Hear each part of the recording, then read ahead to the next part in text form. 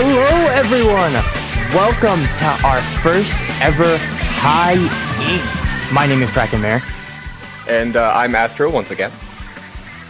And we are here excited for our first High Ink. We will be starting off with two names you may know. A to P, Assault and Pepper versus our West Broadway Grillers. Both teams here that have won, at quite a different time. Recently, West Broadway Grillers, as of July of this year, while A to P was all the way back in July of 2019. So a year separated from winning, these two are going to go head-to-head today. Yeah, absolutely. Assault and Pepper, I would say, is definitely kind of a favorite to win this one. They've just had a little bit higher experience, if you will, ever since winning their low ink. They've kind of climbed the ladder just a bit. They've been, if I'm not mistaken, as high as Div 2 in Ludi.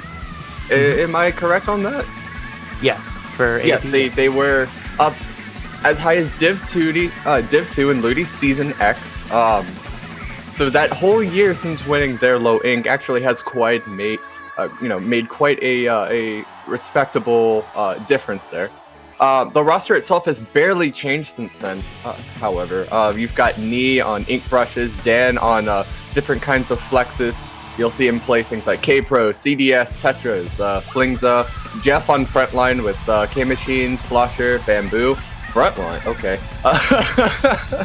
Soren is kind of a front mid with a T-Tech K-Shot, L3D, K-Pro as well. And you've still got Tim on the back line, like always, with that heavy remix and the heavy, because JPEG isn't playing. Yeah, we have to call out our TO here, JPEG, but you know what? He's doing a bunch of great work on the TO side. So we'll give him a pass today, JPEG. Today. Only but yeah, we'd love to see him out there, but he's been focusing on TOing here at IPL, so give him lots of credit for what he's done. Anyway, so looking at West Broadway Grillers, they have Sam, Devi, Cookie, and Gem playing for them in this set. So Devi's, of course, their backliner. They have Gem and Cookie for frontlining, and they will be bringing as well Sam, who's kind of is probably going to play their support role for their team in this set. Based on their roster that they're going to be having. I believe our first set is going to be on Rainmaker Anchovy Games, if I'm looking at this correct. Yes, it will. You are absolutely correct. So, what do you think is the biggest key position on this map here, Astro? Well, frankly, because it's a pretty fast mode, you have to understand that both teams are going to hit a bottleneck trying to push through the street. You've actually seen in high-level play teams start to push the right side just a little bit more nowadays, just because there's such a massive bottleneck that at this point you might as well go for it. But if you can make it through that bottleneck, even just a little bit further than the bottleneck, you have a very, very safe lead, unless of course you really, really screw up. But we're not gonna go there.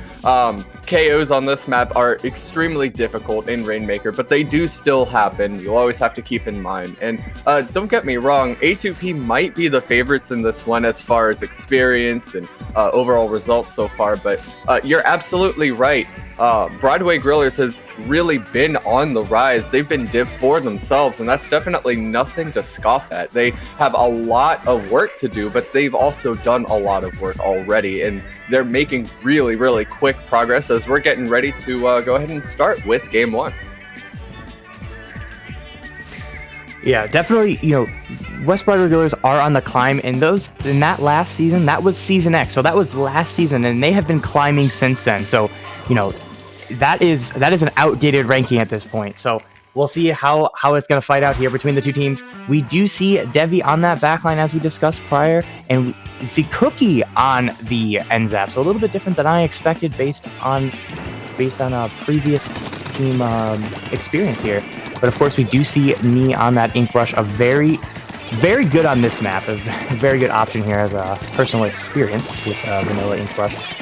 Rainmaker, a great mode with those splashdown and bomb combos. And we already see a splashdown coming out here from me, unable to successfully pick off anybody, and a member of Assault and Pepper going down.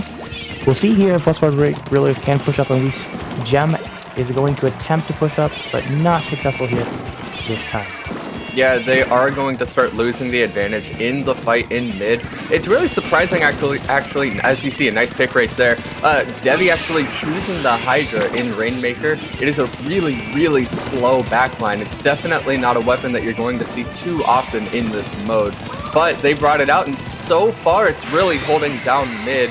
Unfortunately for the Hydra, Stingray is kind of the bane of its existence as they do go down, and that is going to be a really defensive position, but the Booyah comes out. Oh, and they miss with it. That's going to be absolutely huge as now Assault and Pepper has their Splat, has their Screed, and they're starting to push up. They stopped the flank just long enough to keep the Rainmaker going a little bit longer, and then they get the pick out of it. So it is going to be a 4v3 situation once again, but the Rainmaker's in hot water. Can they make anything? No, Sam comes in and gets the sweep in, stops the push.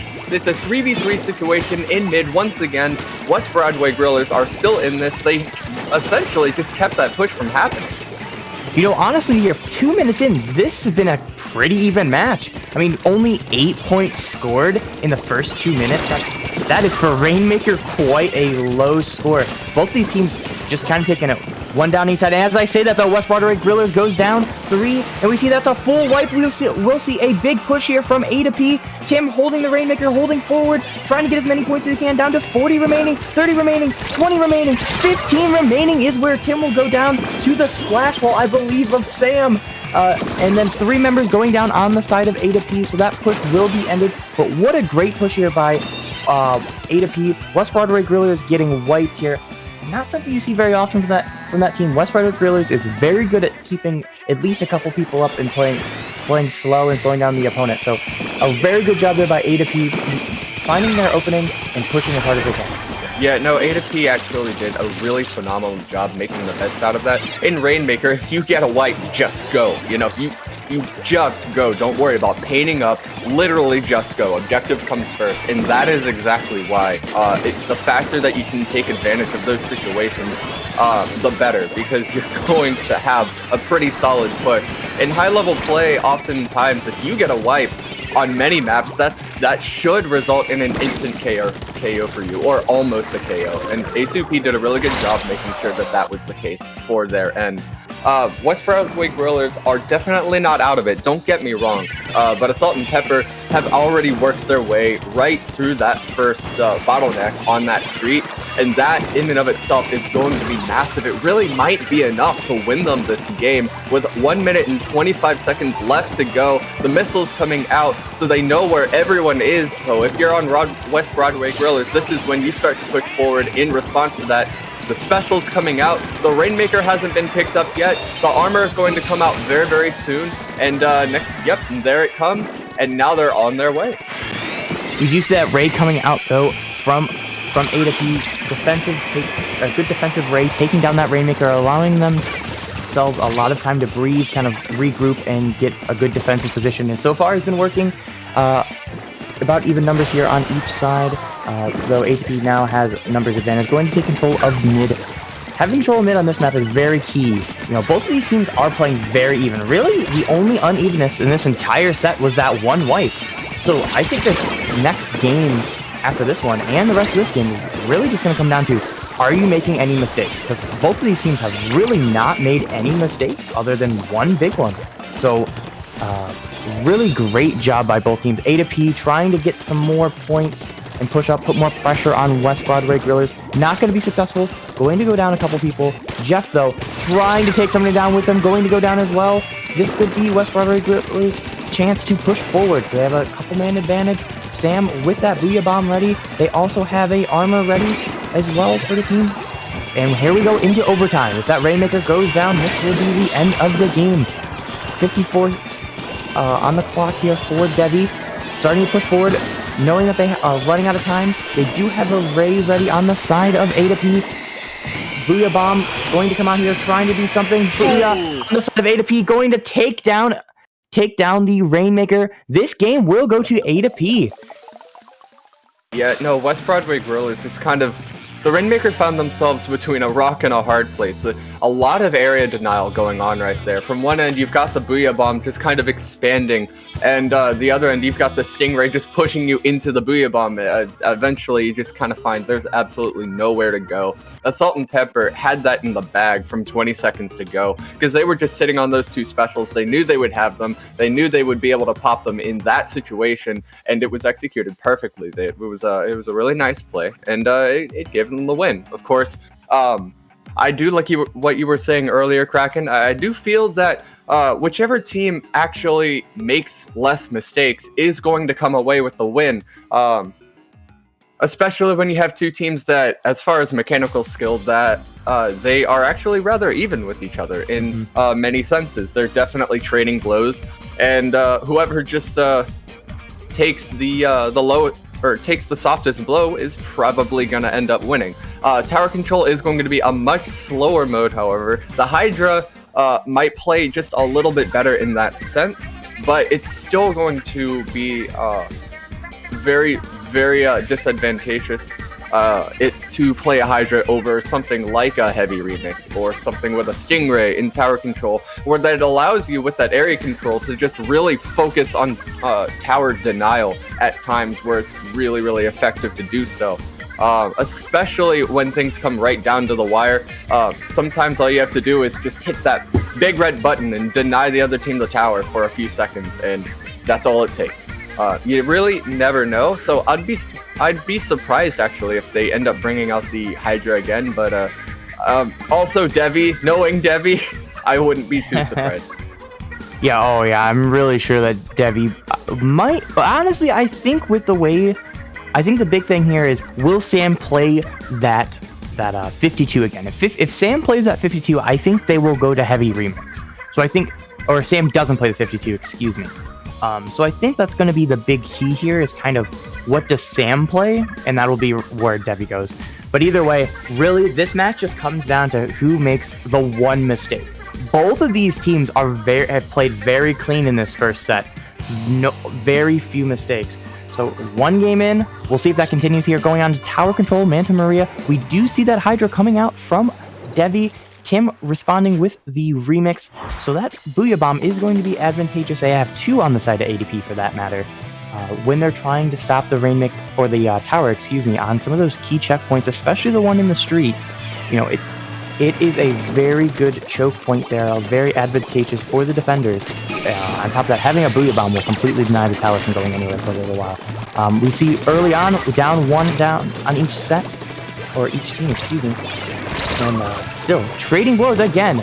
Both teams down to 3 people as the other one responds. So no team really getting an early advantage here in this first 30 seconds or so. ADP finally, I think, getting a slight edge, but not really a huge edge here. Just getting Devi down on that Hydra is going to be reduce a lot of pressure for ADP to try to get through this first checkpoint. Yeah, no, they kind of clean sweep right through that first checkpoint. The Booyah Bomb coming out, trying to help their teammate over on that left side. Unfortunately, it's not quite enough. The splashdown does also go down. That's one thing that I do want to mention, by the way, as West Broadway Grillers go ahead and get the cleanup on that push and stop it at 52. Is that the machine actually is really the big difference in the comp for Assault and Pepper this time around. So you've got a Perma Brush for armor and a K machine. So they don't have too many pushing specials here. They have a Booyah, they have what is essentially a double Booyah armor and splashdown comp. So they actually might find themselves in a little bit of hot water at times. I do feel those double Booyahs are clearly going to be focused more often than not on defense on tower. So it makes me wonder if Assault and Pepper this time around, what they're really trying to do is try to be a little bit more defensive, but they don't have any specials whose real mojo is to get those picks and kind of pierce their way forward. Specials like Inkjet or to some extent, even at times Bubbles, though Bubbles are best used in a completely different way, of course, more often than not. They still, however, are outplaying the West Broadway Grillers during this push, getting their picks nice and clean, just being where they need to be at the right times, and it looks like they might actually be able to push through this last checkpoint The tower is moving backwards. It's a 4v4 situation on the map. It looks like Knee jumps right back in, gets that pick. A nice pick right there on that ink brush. That is going to be a huge difference maker as they are 2 down on that scene. And another pick for the ink brush. Knee on fire. Can they get the third? No, they're going to find themselves in hot water and just have to focus on trying to get as... Oh, you know, I take that back. This might be a KO situation. They're all the way past that last checkpoint. Down to 2, down to 1, and it's a KO for Assault and Pepper. Nice push. What a great job there by A2P. When they got into a neutral scenario, they just kind of kept the tower in a forward position for them. That's the best thing you can do in tower control. If you find yourself in a neutral position, don't continue to push it. Get yourself together, find those picks, and then start to move forward. Great job there by A2P. Also consistently jumping in, giving themselves the numbers advantage as well in that set. So good job for them. Me, got to give you credit as an ink brush main myself. Good thumbs up on that one. Good play there, staying alive, getting those picks out of ink there for a little while in very hot water. But A2P so far up 2-0 on West Broadway Grillers, going into our third and potential final match of this set. Splat zones on Black Belly Skate Park. Yeah, so this is going to be a much slower mode. It's really interesting. We see what is essentially a pretty somewhat decently fast map, followed by 2 really slow map modes here. Splat zones is, I mean, everything kind of centers around the 2 zones in mid, but you kind of have to divert resources, if you will, and split them between 2 parts of mid. So essentially at times, because you have this massive pillar in the center, you could have some situations where you have 2 neutrals going on, where you have neutral in 2 different places in the map. But I like what you were saying before, you know, keeping the tower control from moving backwards, because what that does is it keeps neutral from moving backwards, so it allows you to continue to keep the fight forward in the other team's face. As you see that slosher coming out once again, a tri-slosher coming out from Jeff this time on A2P. So the comps are just a little bit different this time. The ink brush coming out this time is the baller brush as well. Going to be a little bit of a survival technique, if you will. The baller coming out already. I say survival, but this is all about offense. And it is going to be a bit unsuccessful to a certain point, but the teammates will clean up, and that's going to be a nice early pick to start off. That is 2 down already for the side of West Broadway Grillers. They are starting to struggle just a little bit on this opening. Yeah, good job here by A2P, starting off very well, using their specials smartly, not necessarily, getting all the picks or, the specials alone, but the big thing is the team was there to work together, and so far that's been successful for A2P. West Broadway just trying to keep 1 zone neutral, that's all you need to do, and in the end, though, they are going to get that cap, which puts a 34-point penalty on the side of A2P, which gives them a chance to continue to push forward. So the big difference here that I saw, going into the weapons that we talked about previously, Devi on the Dynamo, a little bit of a unexpected pick here. If they can get on the top, though, that's a hugely advantaged position for the Dynamo. So far, though, A2P has kept West Broadway Grillers from really controlling the top. And we see a flank from Soren, unable to get one, but is distracting, and one of the team members are able to follow up and get Devi on the Dynamo. Cookie able to clean up Soren, though. 2v2 scenario in this match. Cookie working with Gem, going to take a trade. 1v1 scenario in mid. Gem and me, both teams getting one to jump in. Soren coming in, working with me to take one down. West Broadway Grillers fighting to keep at least their own zone right now. Flank from Soren again, gonna get one. We see multiple members of West Broadway Grillers trying to take that top section, unable to consistently hold it right now with A2P's pressure, and 2 more members of West Broadway Grillers going down, and even 2-2 right now in the middle. Yeah, no, if I was the last member on West Broadway Grillers at the moment, I would just kind of jump out, fall back. That's a really bad situation, and that's exactly what they do. Perfect timing, so you kind of say, hey, I've got to hit the reset button and start to push together. Just push again. 30 seconds is a lot of time to put together a couple team pushes and really make things happen. As we see the specials coming out already, the BLs coming out, the missiles coming out from the other side, the ink mines are going to do a little bit of work in zone, but it's not going to be likely enough, a zone is going to be capped, so they at the very least have a neutral situation in zone, but now they have to focus with diverting resources to the other zone. That Ink Rush is going to prevent that from happening, and next thing you know, it looks like Assault to Pepper might be able to just keep this zone without ever actually letting West Broadway Grillers get a cap out of it. But this fight isn't over yet. Another goes down on the side of West Broadway Grillers, but they haven't given up. It is a Tri-Slosher still left alive. He's doing everything that he can, but West Broadway Grillers have everything on the table right now, and they finally get themselves in and have a nice safe cap. That far zone is going to be a little bit difficult for them to hold on to, however, and that zone stalling is going to make a big difference. It's going to make their climb a heck of a lot taller if they're going to try to play some catch up here, and that's exactly what's going to happen. They're just going to keep stalling that zone until they're ready to push in. They're coming in with those ballers right now. They're focusing the baller on a perfect position. A nice double right there from me. Is it going to be a triple? No, they're in hot water. They've got to back up, and indeed they do go down, but not before they get help from their teammate. That is an effective wipe on the board as the other two were respawning. Assault to Pepper are right back in this with dominant control of the zones currently. I'm not gonna lie, knee is making me miss playing the game. It's been a little while since I've played here. But anywho, we see that A2P is starting to push up on West Broadway Village, trying to solidify themselves in the last 40 seconds, maybe even trying to get a KO out of this. But you know what? Just getting the victory is good enough. Does not have to be a KO. Sam fighting every inch right now, trying to take control. 2 members down on us. A2P right now. That's Cookie fighting for another one, getting another one down. That is massive. 3 down. We're going to see here a quick or a cap here by West Broadway Grillers. Finally, a good position here by Devi, having a nice high position with that Dynamo, able to call out enemy members along with fire upon them with the rain down of that Dynamo roller. 9 seconds left on the clock.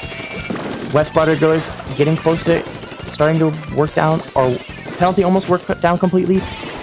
Overtime, here we go. All A2P has to do is just get themselves together and cap both zones. 45 remaining on the clock here. Baller from you trying to get to that other zone, not going to be successful. West Broadway Grillers seeing the flank, trying to take care of it. 2 down on each side. 35 remaining for West Broadway Grillers. Knee goes down. That is an effective wipe. West Broadway Grillers with the advantageous position. They need to cap both zones right now. They do get both zones. They get both zones. They're working overtime down to 30, down past 30, but the zone is stalled once again. But another member down on the side of Assault and Pepper, and another member down on the side of Assault and Pepper. That is a 2-down situation. Now it's a 2v2 situation. The counter down to 12. And it looks like West Broadway Grillers are going to hold on in overtime and take the lead barely. Whew, what a play there by West Broadway Grillers in a game which they were... I'm not gonna lie, A2P had the advantage most of that game. Cookie and the rest of the team coming to life though, right at that end, right at the perfect position to get that victory though. And this will go to game 4. Great job there by West Broadway Grillers extending this set. Whew. Is it time for a reverse sweep? I think it might be time for a reverse sweep. We're gonna have to see. Yeah, we're definitely gonna have to see. But Assault to Pepper did an excellent job during that match of pushing up and really securing those zones, and it made all the difference during the first half of that map. West Broadway Grillers didn't really do near as good a job really pushing up to secure those zones. They had situations where they absolutely could have advanced the neutral fight quite a bit forward, and that's kind of the problem of sticking something like a Dynamo up in mid and up on top of that tower in the center of the map, is that if the Dynamo stays there, you're losing, you're basically putting your team in a 3v4 situation if they were to kind of push up that neutral fight. So that's very likely why they didn't do so. They kind of had to play to their strengths, and it didn't really come in and play to their strengths until the very, very end, where Assault to Pepper just found themselves at the wrong places at the wrong times, and they just, one at a time, kind of just lost their fights and started panicking just a little bit, and it lost them the match. That being said, you can hit the reset button and just start fresh with the next match every time. A lot of this really is all about mind games and how people are playing. It is affected by how well they're feeling, you know, what they're thinking at the time. It makes a big difference. So if they're really, really focused and if they're feeling at 100%, they're going to play at 100%, and it's going to make a huge, huge difference. I think that's what's going to be the really big difference maker here for West Broadway Grillers as they try to get the reverse sweep. You know, that win has to feel good. Oh, definitely. On being down 2-0, and especially that tower control green being such a dominant victory for A to P. Good comeback here. I think the big key here, we see Knee on the baller yet again. No baller for the side of West Broadway Grillers. You know, and this map, baller isn't necessarily the biggest thing in the world because there is some nice choke points to kind of choke out a baller. But if baller can get past those key choke points, they're in for the score, guaranteed at that point. So we see Soren here on that. On the pro. Already, though, they're A to P looking to score. Going to get that score already here with 30 seconds remaining. Booyah Bomb coming out of Soren. A to P not going to play this game. After losing one, they want to show a dominant performance here. Already scoring multiple additional clams here in the first minute. And it looks like here the push is still going. Going to get another one down. 44 remaining for A to P. But it looks like they have one clam remaining. And it looks like Tim's going to go back, but able to score that last clam. So 41 remaining, a total of 59 points scored there by the opening push by A to P. Very good start here, and Clamblitz, that's the kind of message you want to send after losing that last game, I'll tell you. Yeah, absolutely. That was a phenomenal opener. I would love to see the overheads of that, frankly, because I'm absolutely sure you'd be able to see the way the pincers worked on that opener and the way they kind of just swept into that situation. They caught West Broadway Grillers kind of sleeping. This map, oftentimes, it really is just most effective to do things like pack hunting in groups of 4s to frankly just kind of prevent that, because the way that this map is designed, you have these massive walls keeping even teammates from being able to help each other, and it's made a big, big difference on that opener. But it looks like West Broadway Grillers are going to get a power clan in of their own, but not before Soren's going to come in and get a little bit of a cleanup and force a third to jump out. So that is effectively 3 down, but not before the backline actually takes one as a little bit of a punishment. So they're still in this, and this neutral game in mid is actually going to be quite a bit slower than otherwise possible. We do see A to P, though, with 2 power clams right now. Cookie trying to bait a member of A to P, unfortunately going to only get a trade out of it, and actually going to go down 2 in the additional fights leading up to that. So Knee going to push up here. We see Tim with a power clam going to jump in. Knee with a few little extra clams as well. Tim deciding not to jump in. Probably better for them long term that they didn't jump in. You know, they're not going to score any points off just a solo power clam here. So smart job here by A to P, recognizing the situation, backing off, just holding the neutral right now, knowing that they'll find an opening eventually if they can keep up this neutral game, having the massive amount of paint that they have. Finally, though, Tim is going to jump in. We do see multiple clams ready for the rest of the team. 7 additional ones. Knee going down, though. That is going to reduce the amount of clams they can score. Very good defense here on the side of West Broadway Grillers. Now going to have 2 power clams of their own. Not enough alone, though, to take that lead, but a good way to get that lead down pretty low, though, if they can get both of those in. So they'll have to do an additional little bit of a follow-up here than just those 2 power clams. We do see Sam kind of creeping on that left side. Both Soren and Sam kind of fighting. Sam going to get the victory here. 1 down on the side of A to P. Sam pushing up, has that Booyah Bomb ready, forces a baller out of Knee. Knee going to have to baller. Can't run just quite yet. Pincered in. Teammates coming in to support. Not going to be able to get that pick, though, in the end. Great job there by Knee, the Ink Rush, evading the enemy team.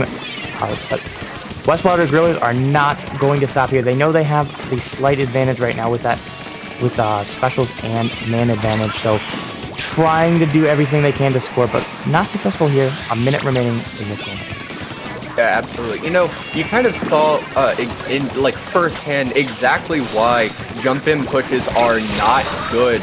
If you're trying to make a very large push, you know, jump-in pushes absolutely have their use in comp. Don't get me wrong. They absolutely have their use. They are a really safe way to get a few clams in. If you just need like 1 or 2 power clams, it's a great way to push.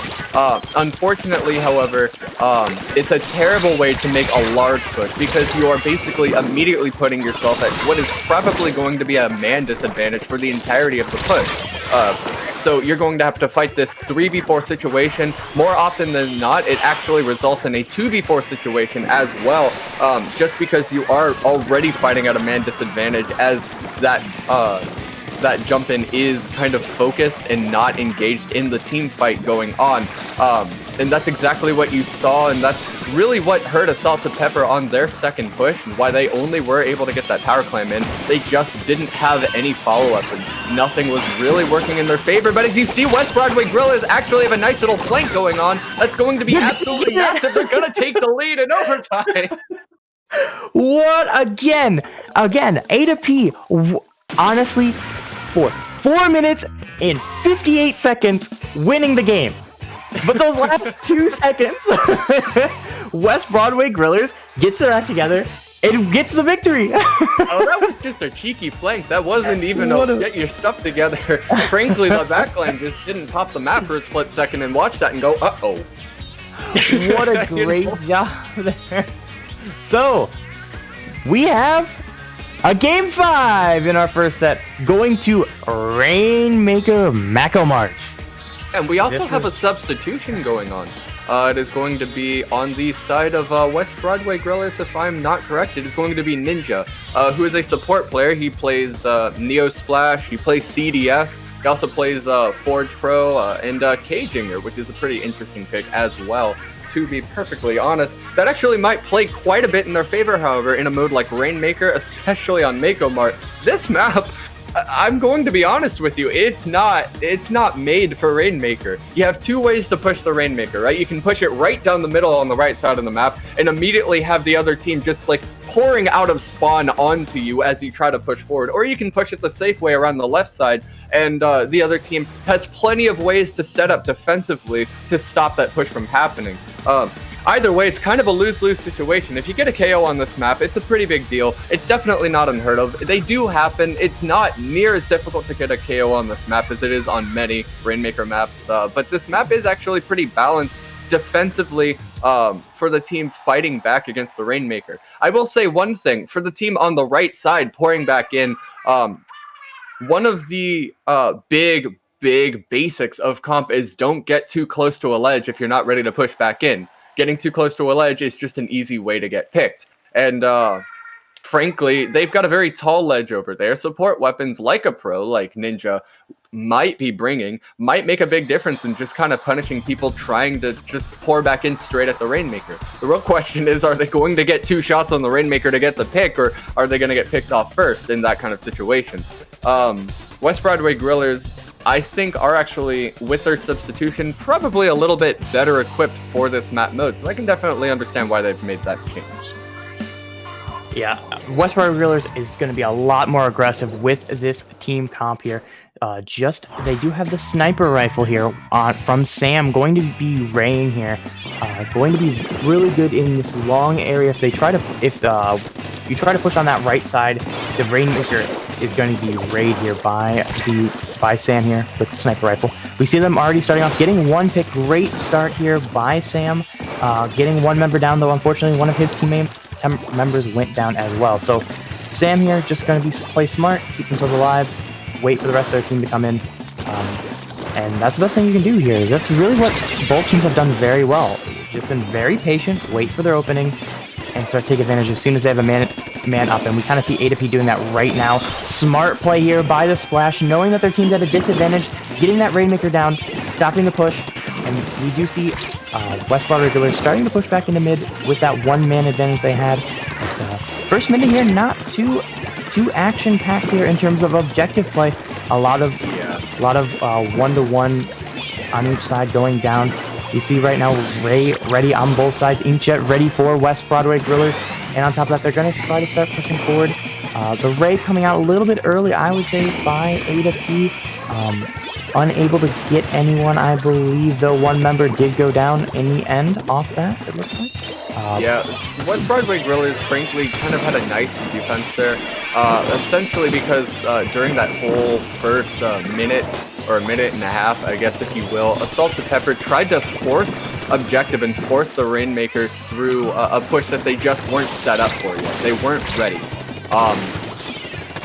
They just weren't equipped for it. As they get a nice pick on the West Broadway Grillers Rainmaker, they are going to push it through the tough side of the map in order to get kind of pincered and set up and completely surrounded from every direction. It's not going to work in their favor. And next thing you know, Assault Pepper actually has a nice little counter push going. That's going to be absolutely massive. This time around, they are set up for it. The Ray is coming out, though. The Ink Fresh Jeff isn't going to be able to do enough to make this happen. So Assault Pepper is once again going to have their push snuffed away, and that is going to be huge in buying time in this map. West Broadway Grillers, frankly, are looking like they're playing just a lot cleaner so far. Yeah, this game has been a lot better, but they played a lot more aggressively in this set, and I think it's kind of countering the way A to P has been playing. This time, though, not going to work out in their advantage. They're going to go 3 down. A to P just penning up that map, knowing that they can push here. Not a big lead for the side of West Broadway Grillers. Just play patiently here, get their opening, and try to push. Soren trying to make something happen here with that inkjet. Going to get sniped here by Sam. Sam trying to take down that Rainmaker. Rainmaker gets taken down after missing the jump. What a denial from moving away here. The Ray 50% ready for Sam. Sam the only one left though. A to P going to have an opportunity to push. Jeff trying to make something happen.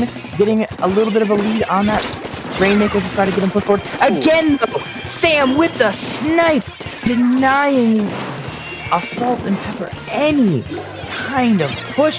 Here they go though. They're going under Sam. Going to be denied again by West Broadway Grillers. 2 up on each side. Gem going down. This will be a push by Knee. Knee getting the lead. Down to 22 remaining. What a cheeky little push there. With a minute and a half remaining, West Broadway Grillers has to move immediately. Need to get control of mid and start their own push. Another little 2 points there by A to P. Little sneak there by Soren. Those 2 points might make the difference here in this game. Those are very key points once you start getting down below 30 on this map. Yeah, those few seconds might also make a huge difference as well. That's time that West Broadway Grillers doesn't have to kind of regroup and start making counter pushes themselves. That was an amazing couple stops right there by Devi on West Broadway Grillers on that charger. That kind of goes to show you just how effective a charger can be in the right situations with that 1 frame kill time. You know, it's just kind of, you get hit by the laser and you're done. You are out. You gotta just kind of wait to respawn. This time, however, the charger is going to go down. That's gonna kind of that's really gonna put them at a severe disadvantage. Assault to Pepper is just kind of sitting pretty in this situation, but the bomb rush is gonna go out. Oh, and the bomb rush is actually gonna catch them in a 2 down situation. The Rainmaker might be able to set up, but you can't make that jump off that stool in miss, and they know that. That's a huge denial situation, and it's going to make all the difference. Sam has to just sit there and wait the entire time. The mist is still there. They can't push it through this left side as long as that mist continues to come out. Finally, the mist is gone, but the Stingray is coming out. Beautiful stop work by Assault to Pepper, but Sam is going to start pushing forward just a little bit. They have a long way to go to make it happen. The brush is going to go down, but the splash goes down in response. A 3v3 situation. That's effectively a 2v3 situation with Sam kind of having to push forward, but it's between a rock and a hard place. Assault to Pepper is going to come away with the win in that scenario, but not before West Broadway Grillers really put up a nice final push. Man, Assault to Pepper did a phenomenal job just stalling that push for as long as they could with the mist, with the Stingray, just making sure that push just hit a brick wall, had absolutely nowhere to go. That was almost 3 overtime victories in a row by West Broadway Grillers, but their luck ends up running out there in Rainmaker on Mako. That set goes to A to P in the end, getting that victory in Rainmaker. Whew, that one. My heart is racing. That was one of the funnest sets to watch here in a long time. I wish we could see more of them fighting it out. Can we just schedule them for like a best of 17 or something right now? Can we change the rules? No, we're not having SOS 1 grand finals all over again. Please no. We're definitely not doing that. All right, but I digress. No, it definitely goes to show you West Broadway Grillers really is on the uptick, playing really well, almost dead even, kind of dead set, dead match with a pretty established, strong team in Assault and Peppers, so definitely nothing to scoff at. You know, we got to keep them on our radar as they continue to move forward and make forward progress, because they're definitely playing well. Alrighty, though, we will be moving on to our round 2 set here. What a great showing, though, by both of these teams. That's a great way to start it. Even in the loss there by West Broadway Grillers, that is a great showing and something you can actually keep that momentum on.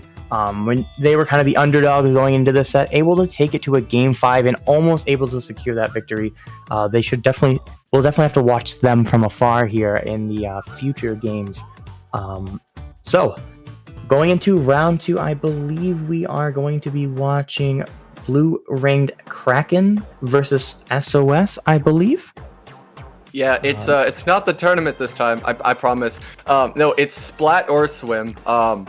Splat or Swim, there you go. Speaking of SOS and Splat or Swim, we have actually made a little bit of a deal with Splat or Swim that if they win High Ink, then I'm going to rename Swimmer Sync to Splatter Swim for a week and get them all on the mic for commentary. And we're going to change our logo to the Splatter Swim logo. It'll be fun. If they pull through with this, just a little bit of a hey, if you win this, our names are similar, you know, wink wink, nudge nudge. That being said, they are one of our little bet. Yeah, that being said, they are one of our more recent low ink winners. They won in October 2020, so really recent actually.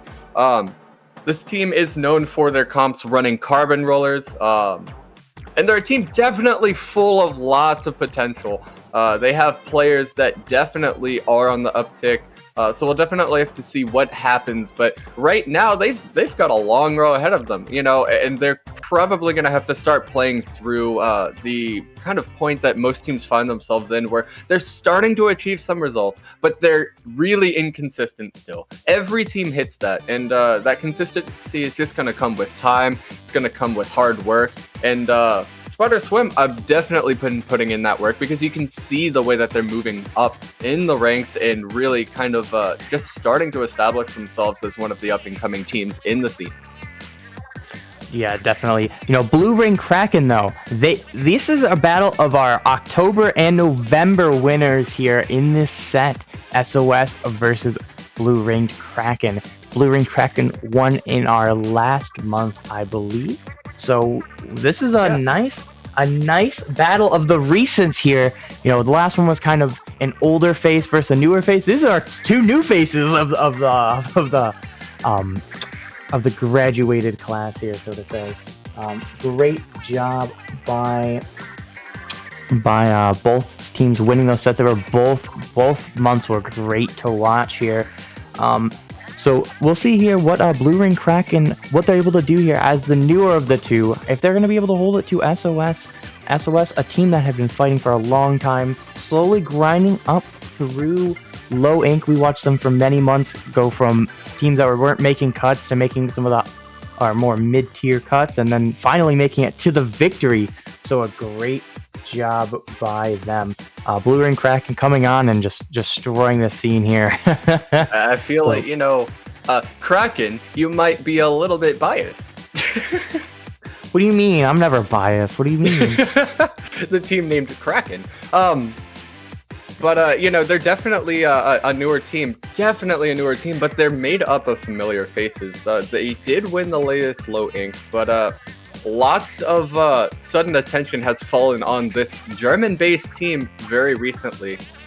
They've earned themselves a DSB Div 1 ranking within Season 2 of the German League, actually. So they're definitely on the rise, and they're making a lot of forward progress, and they're playing really well in their region. We'll have to see how it translates, or continues to translate, towards playing in High Ink and playing against these North American teams on the rise. But until this set starts, we kind of have to wait and see. This match is, however, about to start right now. So let's find out together, folks. All right, tower control on Starfish main stage here. 2 big key checkpoints in this map, and we'll see how each team is going to address each of them. We do see 2 different ideals here. Blue Ring Kraken's in the blue, going to have those those Booyah Bombs as their kind of last resort for these different checkpoints, while we see SOS pulling out the classic Ray here. So both of them going to have a couple different ideas on how to stop the tower when it's being pushed on these checkpoints. We see so far right though, SOS going to have that advantage, going to get 2 down, 2 members down of Blue Ring Kraken, and already going to push that tower here in the first 30 seconds. Great job here by SOS. Going to make another one jump out, go onto that first checkpoint already. Another member going down. Absolute great start here by SOS. Going to get this first checkpoint, it looks like, basically uncontested, which is pretty difficult to do here on this map. Going to work on this second checkpoint. A quick checkpoint, but a very difficult one to get, and we already see members going down on the side of SOS. Just 1 person left on the tower. Getting it down to 38, though, is a definitely respectable first push in the first minute. Yeah, that was just a really, really unfortunate mistake right there. The heavy Splatland going down to those missiles. That push actually very likely could have gone all the way through that checkpoint. Unfortunately for them, sometimes you just kind of get caught between missiles. They're in front of you, they're behind you, you just find nowhere to go. That's kind of what makes missiles so good when you are actually pushing forward on them in offensive situations, is that they deny area.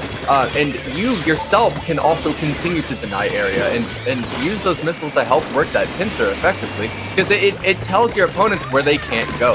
As you see Kippy getting a nice double, and that's a full wipe actually to stop any sort of push that Blue Ring Krakens were putting together. But don't get me wrong, they've got a lot of map to paint up, and they've got a lot of work to do to start moving forward. We actually have a little bit of a left lane. It looks like the whole point of it is to really just kind of bide their time and be a thorn in the side of Blue Ring Krakens as you see them kind of converging all on the right side there. Is it going to be enough? There is actually going to be a situation here that is 2 down on the side of Splatter Swim, but now it's 2 down on the side of Blue Ring Krakens. This is going to be absolutely massive. Blue Ring Krakens haven't had this much of an advantage all match so far. We'll have to see what they're able to do with it. They're able to push up as far as they like right now, effectively. Great job there by the backline of Blue Ring Kraken, able to take multiple members down of SOS, and this basically is going to secure them that first checkpoint, putting Splatter Swim on their back or on their heels right now. Trying to get some sort of momentum, and the Ray is the only thing left for SOS. This is going to be an extended push here. Great job right now by Blue Ring Kraken making it to that second checkpoint. Are they going to be able to stop it? Oh, the Carbon says no! Taking 2 members down of BK here, or BRK, excuse me. Getting hungry here after some Burger King, I guess. But we do see members of Blue Ring Kraken pushing up, still pushing that tower. Just 1 member of SOS left. They're able to push to that second checkpoint. Every member of SOS kind of trying to get some sort of footing here before this game is over. Booyah Bomb coming out from the backline. 5 points remaining. 4, 3, 2, 1, and 0 points out is a KO for Blue Ring Kraken. Going to take this first game over SOS. What a great game there by Blue Ring Kraken once they got their footing. Yeah, no, absolutely. A phenomenal job. They made a few mistakes and then definitely did a really good job of cleaning up on those mistakes. And it definitely showed with the rest of that push. They found themselves on that second checkpoint in a situation where they didn't actually push forward enough and deny those ledges like you have to do. And that allowed the Carbon Roller to be able to just kind of sweep right back in immediately and get a couple picks on that tower and stop Objective from moving forward any further. Unfortunately, that Carbon found themselves in hot water after that, but that was just good team play on Blue Ring Kraken's part. They definitely made that counter push stick, and it really, really showed. But they definitely had a few mistakes that they can definitely learn from as well. That's going to be something that all of these teams are going to be looking out for to try to learn and grow. It's things that they can really, changes that they can make to the way that they play, the way they handle situations, the way that they can build situational awareness so that they can actually kind of grow as a team, because mechanical skill really only goes so far, Oh yeah, mechanical skill can only go so far. Honestly, team play is much bigger than mechanical skill. Once you have that team skill, that team down, you can go a lot further than you could with just based on mechanical skill. I think we kind of saw that in our last set there. Both of those teams were really good on the team side. I think that they're not saying they're not mechanically skilled, but I'll tell you what, they both specialize in that team skill, and that's why that was such a great set to watch in that last one. Oh, yeah. But focusing on this one here, we definitely saw some great individual plays in this one, especially by Thorboy here with those great picks from the backline position, really getting that push started and finishing that push here. So yeah, front line heavy, guys. Front line heavy, yes. Next thing you know, they'll pull out a frontline Hydra, get some Astro energy in them. Maybe. Maybe. That would be deadly of anyone. I think in this entire tournament that can potentially pull that out. We see the heavy. Oh, we see the Hydra. Let's go. All right, frontline Hydra. Zones on Albacore. We see the frontline heavy. We also see a Luna, a weapon we haven't seen in a little while here in any tournament that I have commentated. And we also see a Bamboozler. So we have a nice amount of fizzy bombs on the side of SOS. A very good idea on this map. A nice long range bomb, and we see just the Hydra left. But unfortunately, the zone is for SOS. Yeah, the Hydra is actually going to be a really big difference maker in that backline matchup. Frankly, Bamboos just don't have much of a favorable matchup when the Hydra can just shred them from range before the Bamboo can ever get to them. In this sense, it actually is very likely on this map going to play into the favor quite a bit. Once they can actually manage to get some control, this is a two-sided map. As the splashdown comes in to try to counter any sort of push that Splat or Swim is putting together, but it is going to be to no avail. A wonderful job stalling zone and then pushing right back in on that, limiting the damage to only 3 points. Blue Ring Krakens have had their work cut out for them so far. What a great year. The Fizzy Bomb comp is doing absolute great work for SOS. And you don't have to, with the Fizzy Bombs, the way they're structured, you don't really need to be super close to really paint a lot of area. You can see all those bombs just boom, boom, boom, boom, boom, boom. And then it just leaves an opening for the rest of the team to push up. So, and then you throw in bubbles. And then you throw in, a Luna pushing up. And you have to back up if you are Blue Ring Kraken. And, take just a few points. Again, we see them score another 10 points, plus going through a couple point penalties. So really any push that Blue Ring Kraken is trying to get together, SOS is just absolutely denying it with all these fizzy bombs. Though if Blue Ring Krakens do what they're doing now, getting 2 to 3 members down of SOS, it doesn't matter how many fizzy bombs you have, because they'll just paint over the zone faster than those fizzy bombs can do. So great job here by Blue Ring Krakens, taking a good forward position, forcing SOS to not be able to just spam those fizzy bombs on the zone. So it does seem they are trying to do so still, no matter where they are on this map. You can see a flank around here by the Rapid. The Rapid going for the flank, trying to take 1 member down of SOS. Have to pop that baller. We'll see if they can get Omega here. Omega hiding. Going to get the pick in the end, but either way, that distracted SOS from being able to really cap that zone for a long period of time. Blue Ring Kraken's now going to eat up all of their penalty and start eating up some of that the difference here between the two teams. Yeah, absolutely. Splat or Swim are going to have their backs against this wall in this situation. Blue Ring Krakens are finally going to be able to take the lead, and with only 1 minute and 55 seconds left to go in this match, this is the big difference maker. This map is absolutely huge. Splat or Swim trying to push right back in this situation. They are going to force a jump out, but that jump out isn't going to help them if they're jumping right back to zone. It's still going to be a 4v4 situation in zone, but the counter all the way down to 10. The bubbles coming out. The insta-pop might make the difference. It might save the game. It might not, but this is a really bad situation. The rain coming out as well. Who's going to win the fight for the zone? And it's going to be Splat or Swim. They're going to save the match, but not before Blue Ring Krakens starts to continue to do their damage. They immediately take back zone. This is going to be the real big difference maker in this match. Can Splat or Swim really make anything out of this situation, or are they going to be able to fall back? and really come back in this. Relying on those fizzy bombs to do all the work for them, unfortunately, it's just proving to be a little bit too slow to allow them to effectively push back in. But it's also been really effective when they've been the ones in control. In this situation, I really do think that the Hydra is just gonna sit there and watch them slowly speed back in because they really don't have much of anything else to fight against it. So yeah, really that Hydra can just kind of sit back and relax and take a nice advantage position on those grates. But we see right now, though, SOS has the advantage, has control of zone. Look at those fizzy bombs coming out a couple times there. I had to laugh when you see 4 or 5 fizzy bombs all exploding on the zone at the same time. And then what Blue Ring Kraken has started to do successfully in this match, though, with their little bit of range, they've just kind of stayed away from taking hits from the fizzy bomb, but at the same time can kind of paint over it. So kind of a successful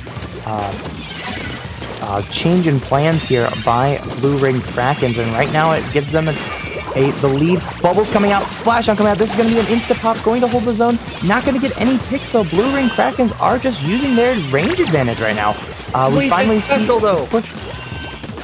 Gonna get in the Luna, not able to get one down through only one member of Blue Ring Krakens. That is a complete wipe. This is going to go into overtime. Penalty is going to go down here by SOS. The Hydra just trying to paint something, trying to make it neutral, because if they can get the rest of their team in, they might have a shot. 15. Down to 10 remaining. This is going to be a neutral zone. No, it's just going to be the Hydra, and that will be the game for SOS. Going to make it a 1-1 set going into game 3.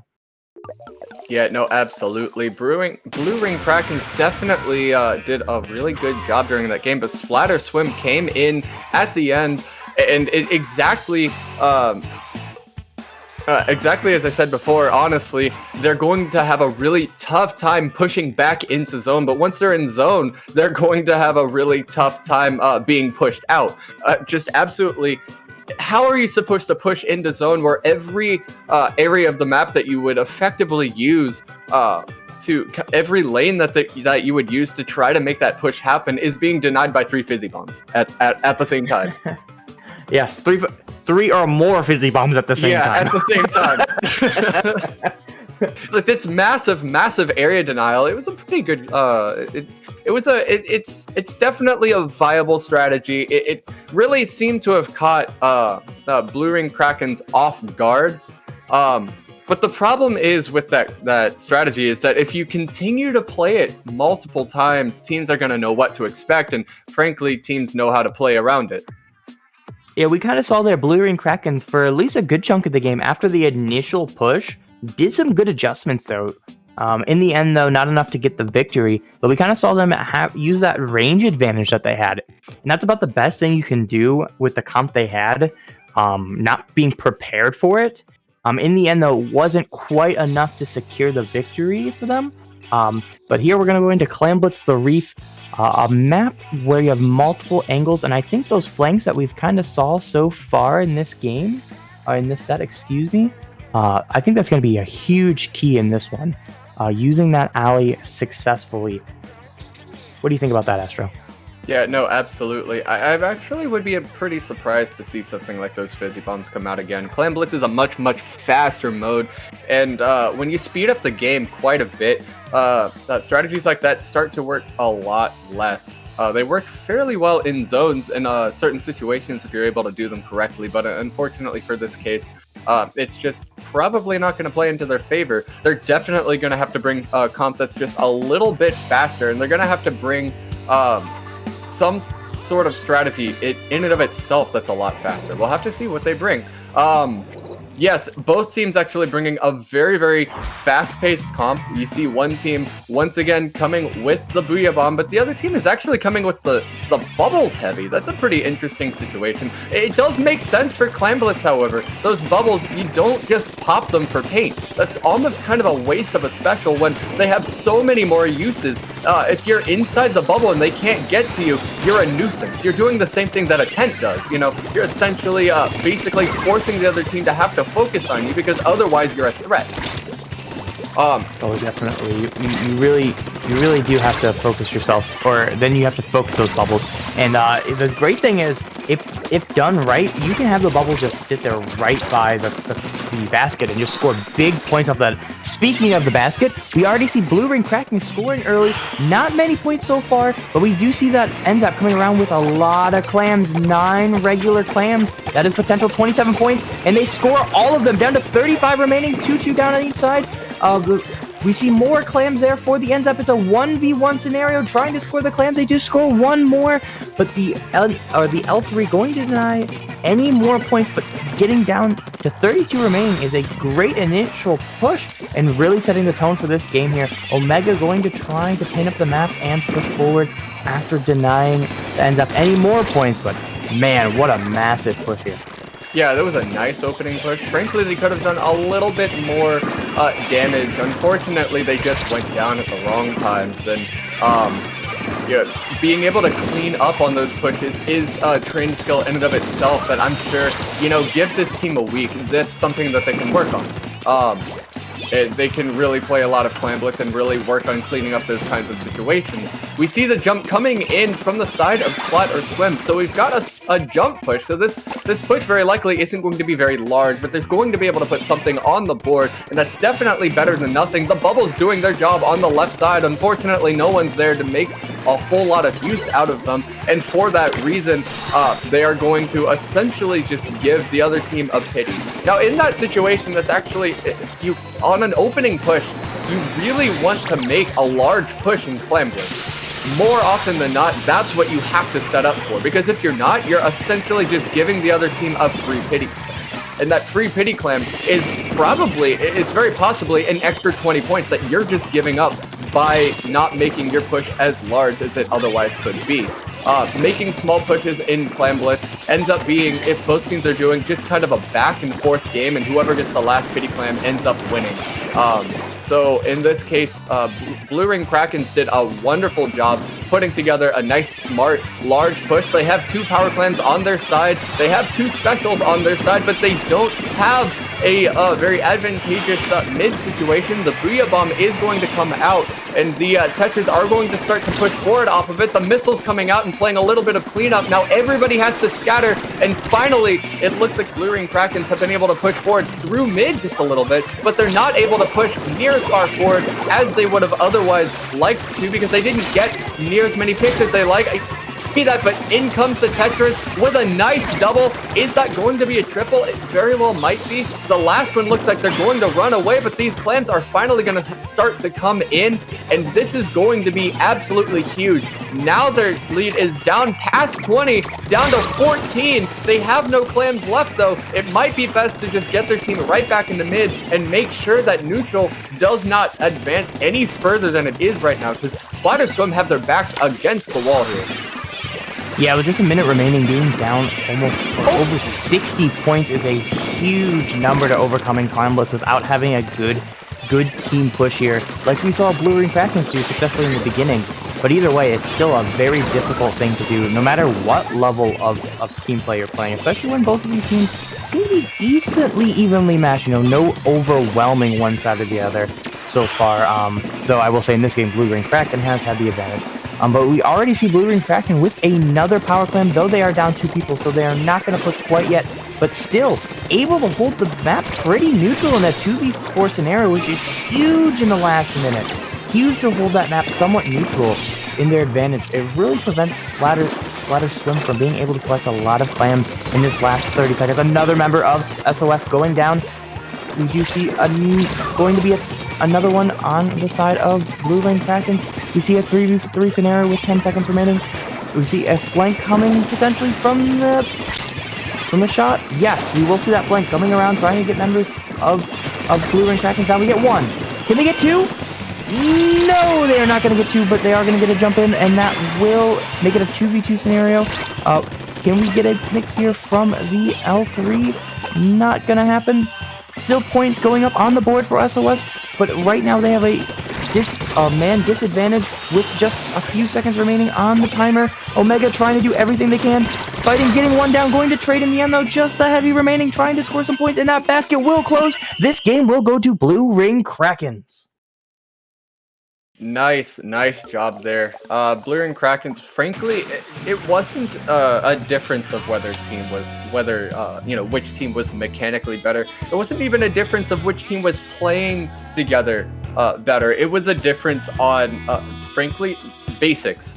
It was a difference on understanding the mode and how it works, and the real big difference maker in this case was just that team that put together a large, extensive push. That's what they set up for. They didn't rely on those jump pushes to really put points on the board, and rely on those small pushes to kind of chip away, because that's frankly the worst way to play the mode. It punishes you for doing that with power climbs freely given to the other team. Yeah, definitely here. Going into Rainmaker and Manta Maria, just talk about here some of the key points on this map. I think the biggest key point is actually holding the bunker of the enemy team, and of course your own bunker. I think those bunkers here, what they really do is they give you a nice positioning into the street and allow you, if you control the bunkers here, I really think controlling those, like I said, control the street, and if you really want to, it gives you an advantageous position to shoot off to the left side if you want to try a different route in this map. What do you think is the most advantageous position here on this map mode, Astro?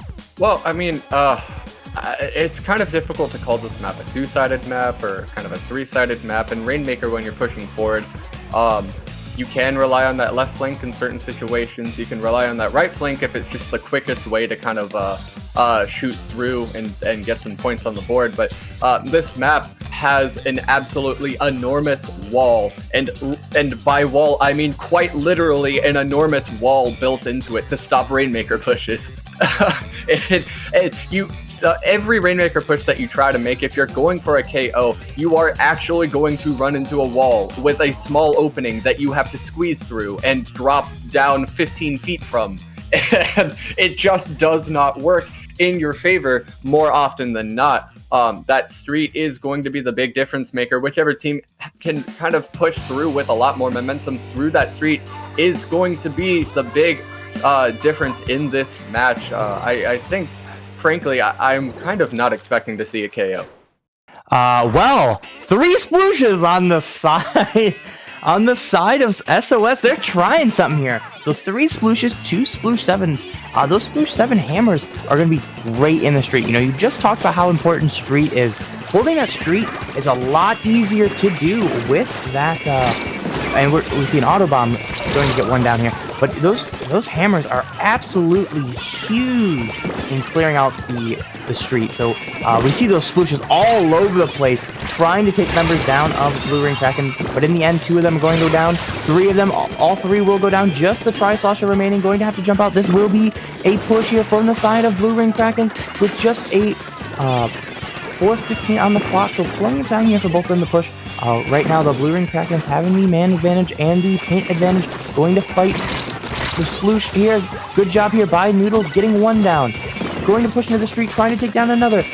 Having that range advantage here is absolutely key here for Noodles in these fights. Going to get 3 down. In the end, it's going to be a huge push for Blue Ring Kraken. Going to the left side here after Noodles getting 3 members down of the opposing team here.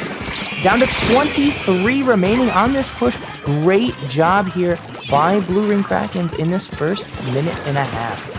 You don't usually see too many successful pushes through that side of the map.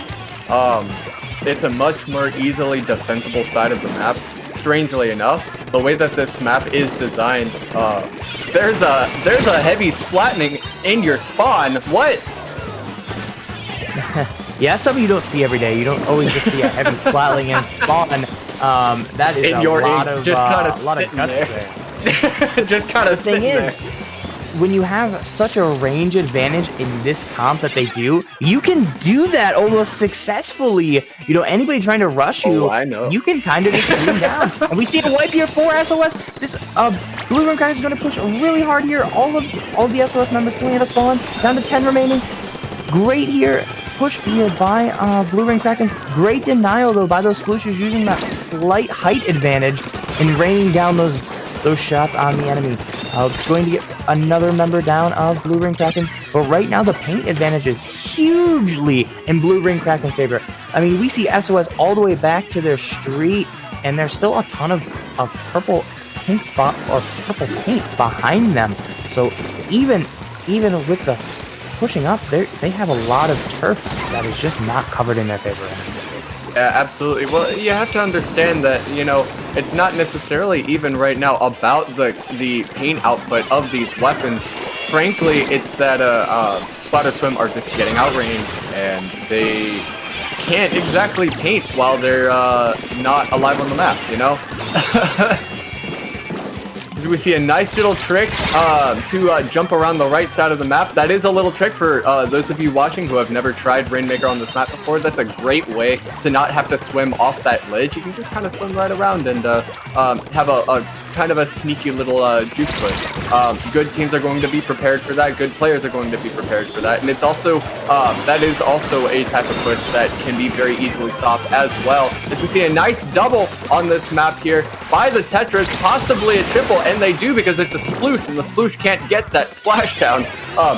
Once again, the sploosh just doesn't have enough range to make anything happen.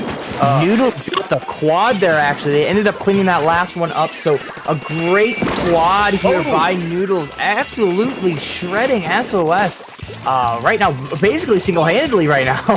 We saw that in the last game, too. Noodles putting up big numbers on SOS, so great job here by these Tetras. And these splooshes really have a big disadvantage against the Tetras, and it's really showing right now. So you see here with a minute remaining, Blue Ring Kraken's right now in thorough control of this game, and it looks like potentially the set here. 45 seconds remaining. Both teams trying to push into mid. Stingray is ready for Blue Ring Kraken as a safety net. One member going down on the side of SOS. Noodles trying to deny any push forward. Going to rush the Rainmaker, going to get the pick on top of getting another member to fall off the map. So that will be a two picks there by Noodles.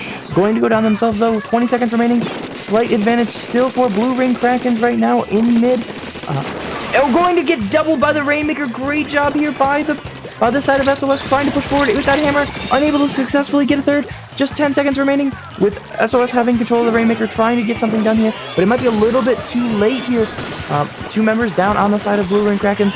But will that be enough here? It doesn't look like you see Noodles coming out of nowhere, trying to get the pick. Not going to get it. Still three members up on the side of Blue Ring Krakens, denying the push right now. Rushing forward, going to get the trade. The hammer coming in just a hair too late. Great job there by the K-shot of Blue Ring Krakens, able to successfully get that trade and deny the push of SOS and getting them that set win. Yeah, absolutely. Splat or Swim, they finally had a nice push going. Unfortunately for them, however, they kind of ran into what they frankly could have been expecting, was to have all the long-range weapons firing down at them as they had to drop off that massive ledge, and then they found themselves in a corner with the hammer right in their face. There was absolutely nothing they could do to push through that. It makes me wonder what their plan actually was to pierce through that. If they actually had a plan, or if they were just having fun playing splooshes and just doing what they want to do to play what they have the most fun with. There's absolutely nothing wrong with that as well. Yeah, this group stage right now is a little bit more about having fun. This is all about seeding. So you are guaranteed, all the teams that you're seeing now are guaranteed to move on to our bracket. So how many games they play in the bracket, that is to be determined, but based on how well they do. But each team here is guaranteed to move on to the bracket. This is more about seeding and having a little bit of fun. So I think right now SOS is just having a little bit of fun with it. And, there's nothing wrong with that. At the end of the day, this game is all about having fun, no matter if you're playing at the top level or you're just a casual. At the end, tournaments are about having fun here. And, winning is a great thing, but the people you meet, the fun you have with them, that to me is what matters most. We've been there, us two together here at Sigma have had some success here and there, but at the end of the day, the time that we had together means so much more to me than the tournament success. Oh yeah, or no, failures honestly, or mediocre. let me put it this way. I haven't played comp in a very, very long time. Right now, I could care less about any sort of tournament results that I used to have at one point. You know, I just want to have fun playing the game. And playing comp was one of the many ways of doing that. And it's like if you're playing any game, you know, if you play a music game, playing the game at insane difficulties, if that's your thing and you love grinding those out, heck yeah, it's the same deal. You're playing comp, and whatever difficulty you like to play the game at, essentially, is just reflective of what you want to put into it, and what you put into it is reflective of how much fun you're having. If you're not having fun, just don't play the game. Find something you have fun with. If you're having fun, heck yeah, that's what this is all about. You know, not even necessarily that you have to stop playing the game. What you're doing, and maybe the approach you're doing, or something like the people, maybe even the people with, you know, sometimes you just don't have that click with the people. You know, sometimes I've had that in my experience too. You know, I've been very lucky. I've been very, very lucky in comp. Almost every team that I've been on, I have communication with at least almost everyone that has stayed in comp, at least to some extent. I mean, literally my first team, we still chat here and there occasionally, all the way back, you know, we're talking 5 years at this point, you know, it's such a long time. It's great to see them. It's great to talk to them, you know, and the majority of them don't play comp anymore. You know, that was a long time ago, but the few that do, you know, we chat here and there. And then even the ones that don't play comp anymore, we still chat because, you know what, at the end of the day, your brother in arms, brothers and sisters in arms, playing together and having fun. And that's, to me, the most important thing. Oh yeah, it's about making friends and, frankly, just spending time with good people. That's all it is at the end of the day. That being said, it looks like we are going to get ready for our next set. This time around, we actually have, it looks like Luau, actually, versus, let me see if I got this right. White Wolves. We're facing White Wolves versus Luau here. So, White Wolves, that's an interesting team to actually see right now.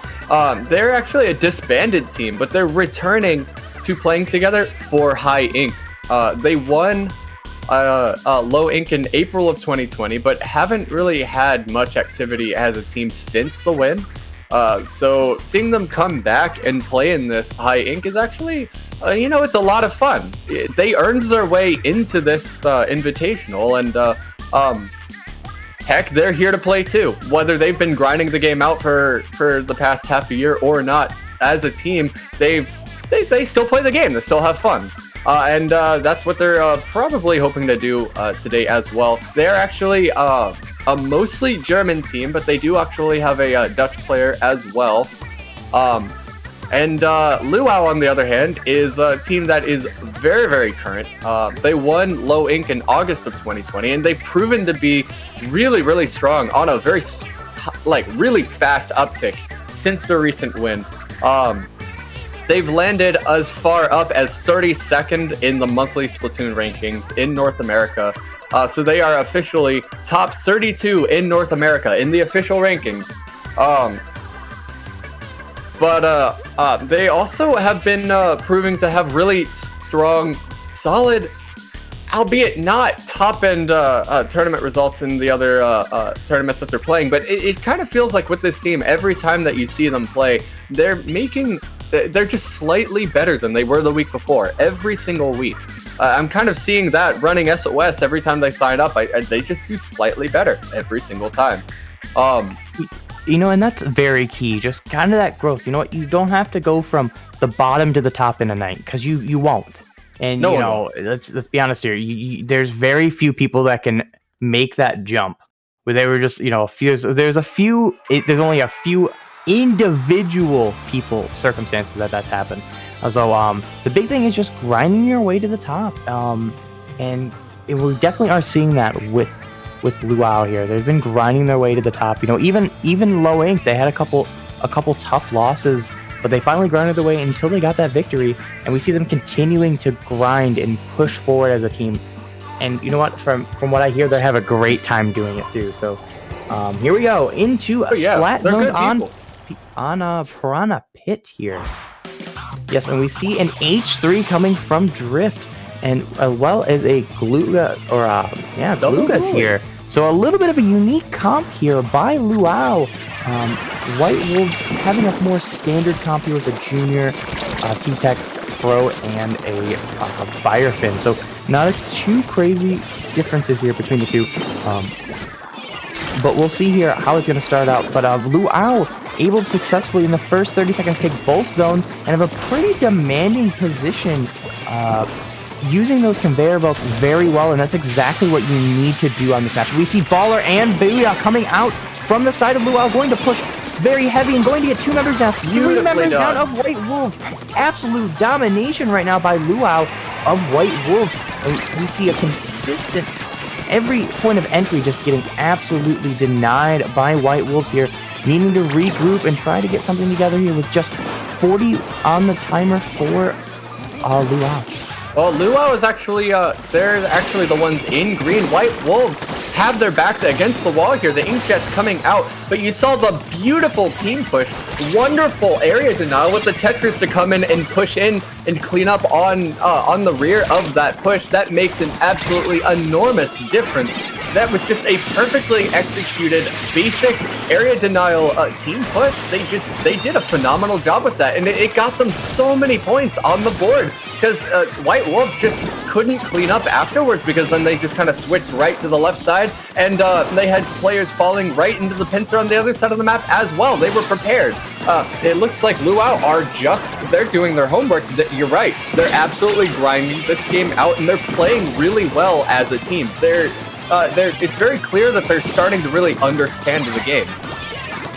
Oh yeah, definitely, and that's a key thing here. Even though White Wolves managed to take the zone for a little bit of time here, just 5 ticks, plus a little bit of neutral, Luau didn't give up, and they still have control. As much as they didn't keep control of the zone, they have control of this match. And you know what? Sometimes you've got to lose control of the zone. Can't always just get a quick KO. But just that dominating victory right now, Luau is really showing that how great they are playing together as a team. You have a couple people on that left side denying anybody from pushing in. You have the Dynamo and the H3 on the other side. We finally see some work here by White Wolves, getting one down. Can they get a second one? The Pro shooting the orb there instead of the enemy player. Orb here getting into the action.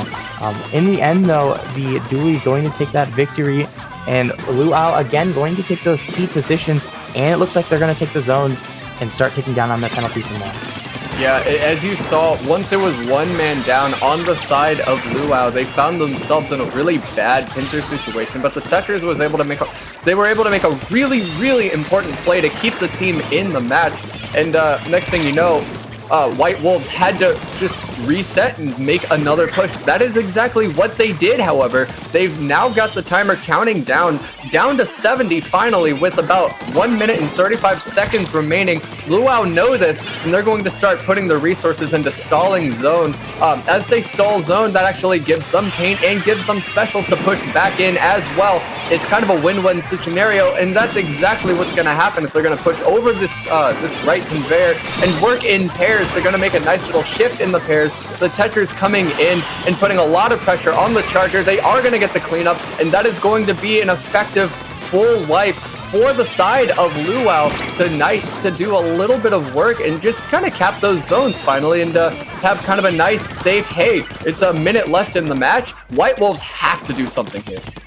They really do. I think the big thing, I would like to see them push in here from the left side and just absolutely, as one group, try to overtake one of these pairs. And it looks like they kind of successfully did it. It looks like they had 3 people come together, and the 4th one kind of came in out of spawn. And it looks like it's going to be somewhat successful at holding neutral. Right now, though, they have a 1-person advantage, and that 1 person that was down is going to respawn quicker than Luau is. So it's going to be a good bit of points here for White Wolves, needing to take that control of all of the map here with 30 seconds remaining. They're going to need one big push here to get the victory. And Luau, all they have to really do is get one good denial here. Just keep things neutral for a little while, and they'll be able to get this wins under their belt. They have a nice advantage with 10 seconds remaining. 2 members down on each side. White Wolves trying to do everything they can to hold the zone. 5 seconds remaining. Junior getting one down. Just the Dynamo remaining on the side. Are they going to get the job? The Junior Monkey going in clutch, trying to get their team the victory. Unfortunately, though, Luau was able to successfully cap the zone for just a second, giving them a huge 20-point plus penalty for the side of White Wolves. Another member down of Luau, 2 down. The penalty is gone for White Wolves. Schuber pushing up hard here with the Inkjet, trying to take members down of Luau, keeping them in their spawn. And it looks like right now Luau is all over the place. No members kind of working together. They're kind of panicking. I know they can do it. They're pushing up though. Baller coming in. They're trying to pop it on the zone. It's gonna come out here. Not enough to complete the full zone. Oh, still neutral.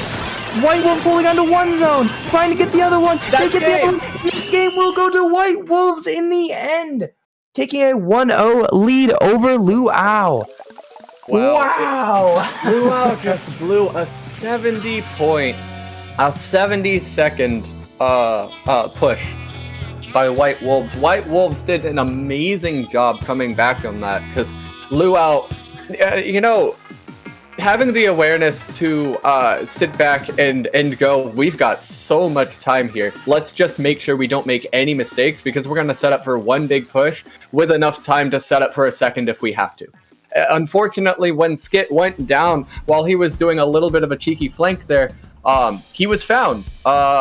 And that made all the difference. That effectively put the rest of his team in kind of a losing situation as they fought a 3v4 from the other side of the map. It just wasn't going to work out in their favor. They did a great job stalling zone, especially at the very end there, barely making ends meet, but unfortunately it just wasn't quite enough. One little mistake cost them a massive push, and it cost them a lot of time as well because they continued to push at the right time, just with the wrong situation.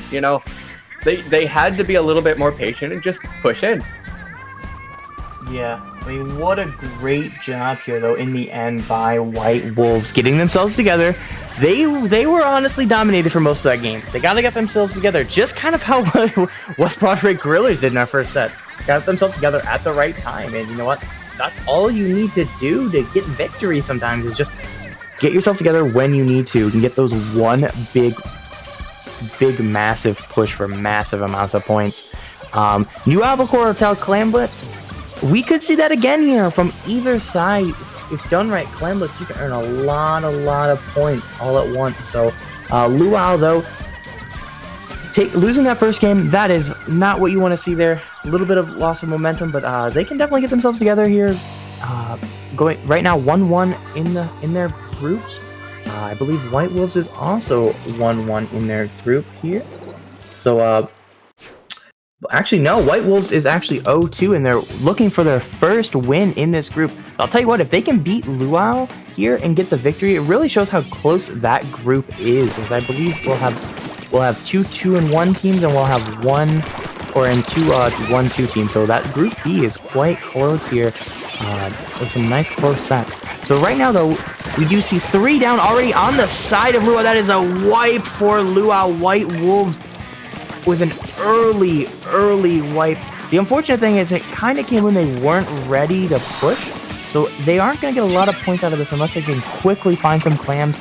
Getting 23 points right now. Still holding the basket open. In the end, though, it does look like that White Wolf push is over with just 23 points. Very unfortunate timing for that wipe, but a great opener from White Wolves. We'll see if Luau can respond here in the coming minutes.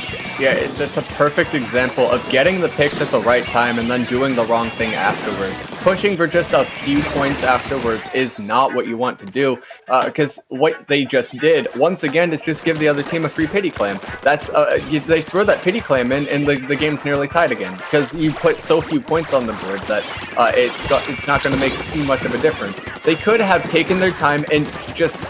They got that wipe, that essential wipe, and they could have just taken that space, those few seconds, to really set up and make it that much harder for Luau to push back in to a much further neutral situation. That way, they actually could really set up to put a lot more points on the board. But there just weren't that many clams spawned on that map. You don't see pushes in Clam Blitz happening within the first 10 seconds of the map.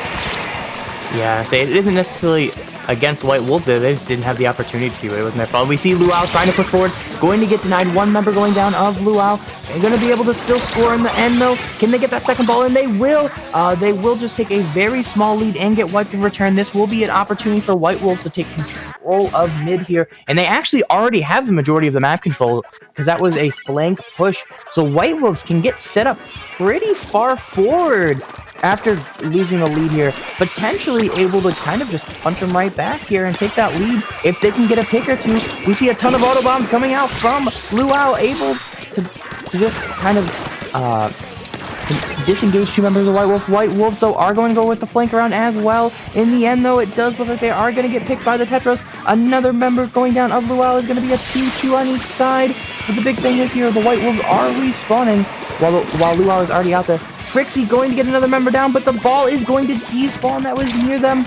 Nice. White Wolves going to try to do what they can to kind of keep this forward position and kind of collect clams. It looks like a couple members from behind are collecting clams. A great shot there by the pro. Another great kill by the pro. We see the Inkjet coming out. This is the opportunity for White Wolves to score big. The Dynamo going down on the side of Luau. White Wolves finally get that ball in.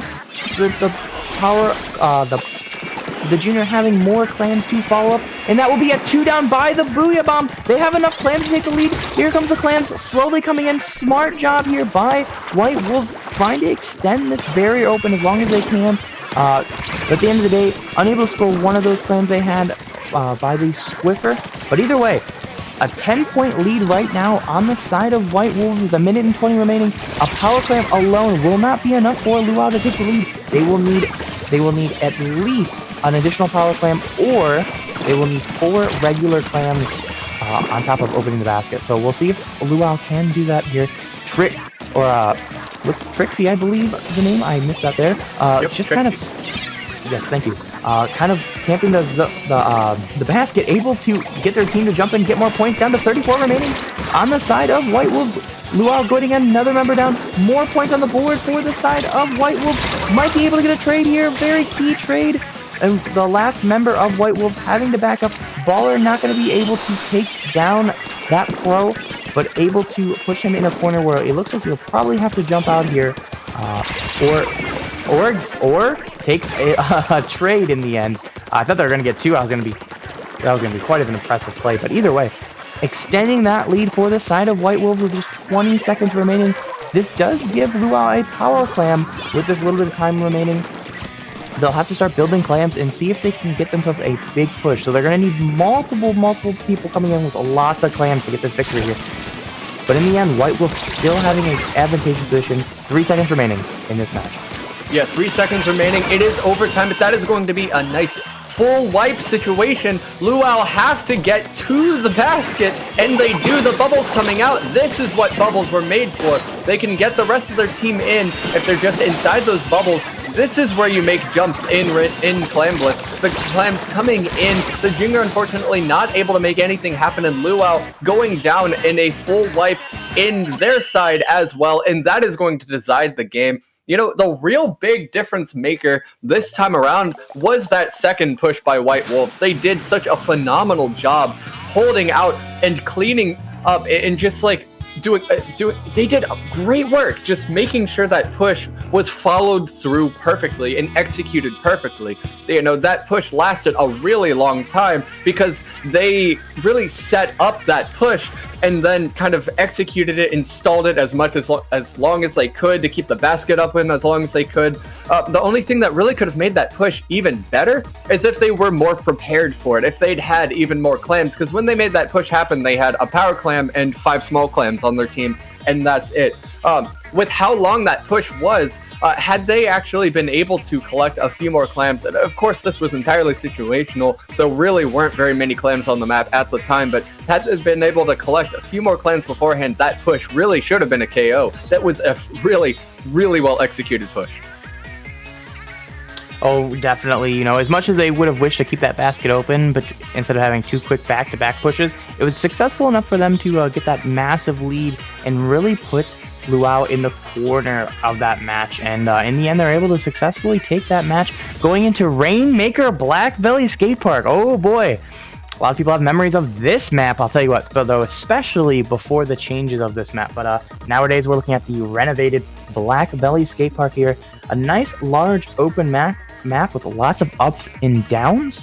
So it kind of benefits a lot of the more shorter range weaponry in this one. So I think we're going to have a lot of fast-paced gameplay, just like we've been seeing so far with this set. It really benefits both of these teams here. What do you think about this map here, Astro? Rainmaker Black Belly is like, you are never safe. No lead that you have is ever safe on this map. A full wipe is a KO. A 3 down is possibly a KO. It's just... this map, you're kind of constantly teetering over the edge is what's happening. Rainmaker on this map is mayhem, and it's going to be a lot of fun because both teams are going to have to play really, really fast. It'd be interesting to see if one team actually opts for a Stingray to try to slow down the match and make it a little bit more manageable. We'll have to see what happens here. As we see both teams actually going for about as fast of a comp as you could possibly imagine. That Dynamo might actually be a big difference maker in stopping pushes, but also be something that slows them down on the side of Luau trying to push forward. That flank is going to come out. It is going to get a trade. The Gluga's going down instead of the Tetris, so it is an important pick. But in response to this, the pop is going to go towards White Wolves, so that was an advantageous flank nonetheless. The Rainmaker, however, grabbing it just a little bit too early. It was just not quite... They just weren't quite ready to grab it. If I were them, I would just have run there. I wouldn't have even turned around because they could get a few more points on the map. But, I kind of respect the decision here to turn around and get what you can because this map, they only had 97 on the board. You kind of have to cut your losses whenever you go down and just try to get in as fast as you can.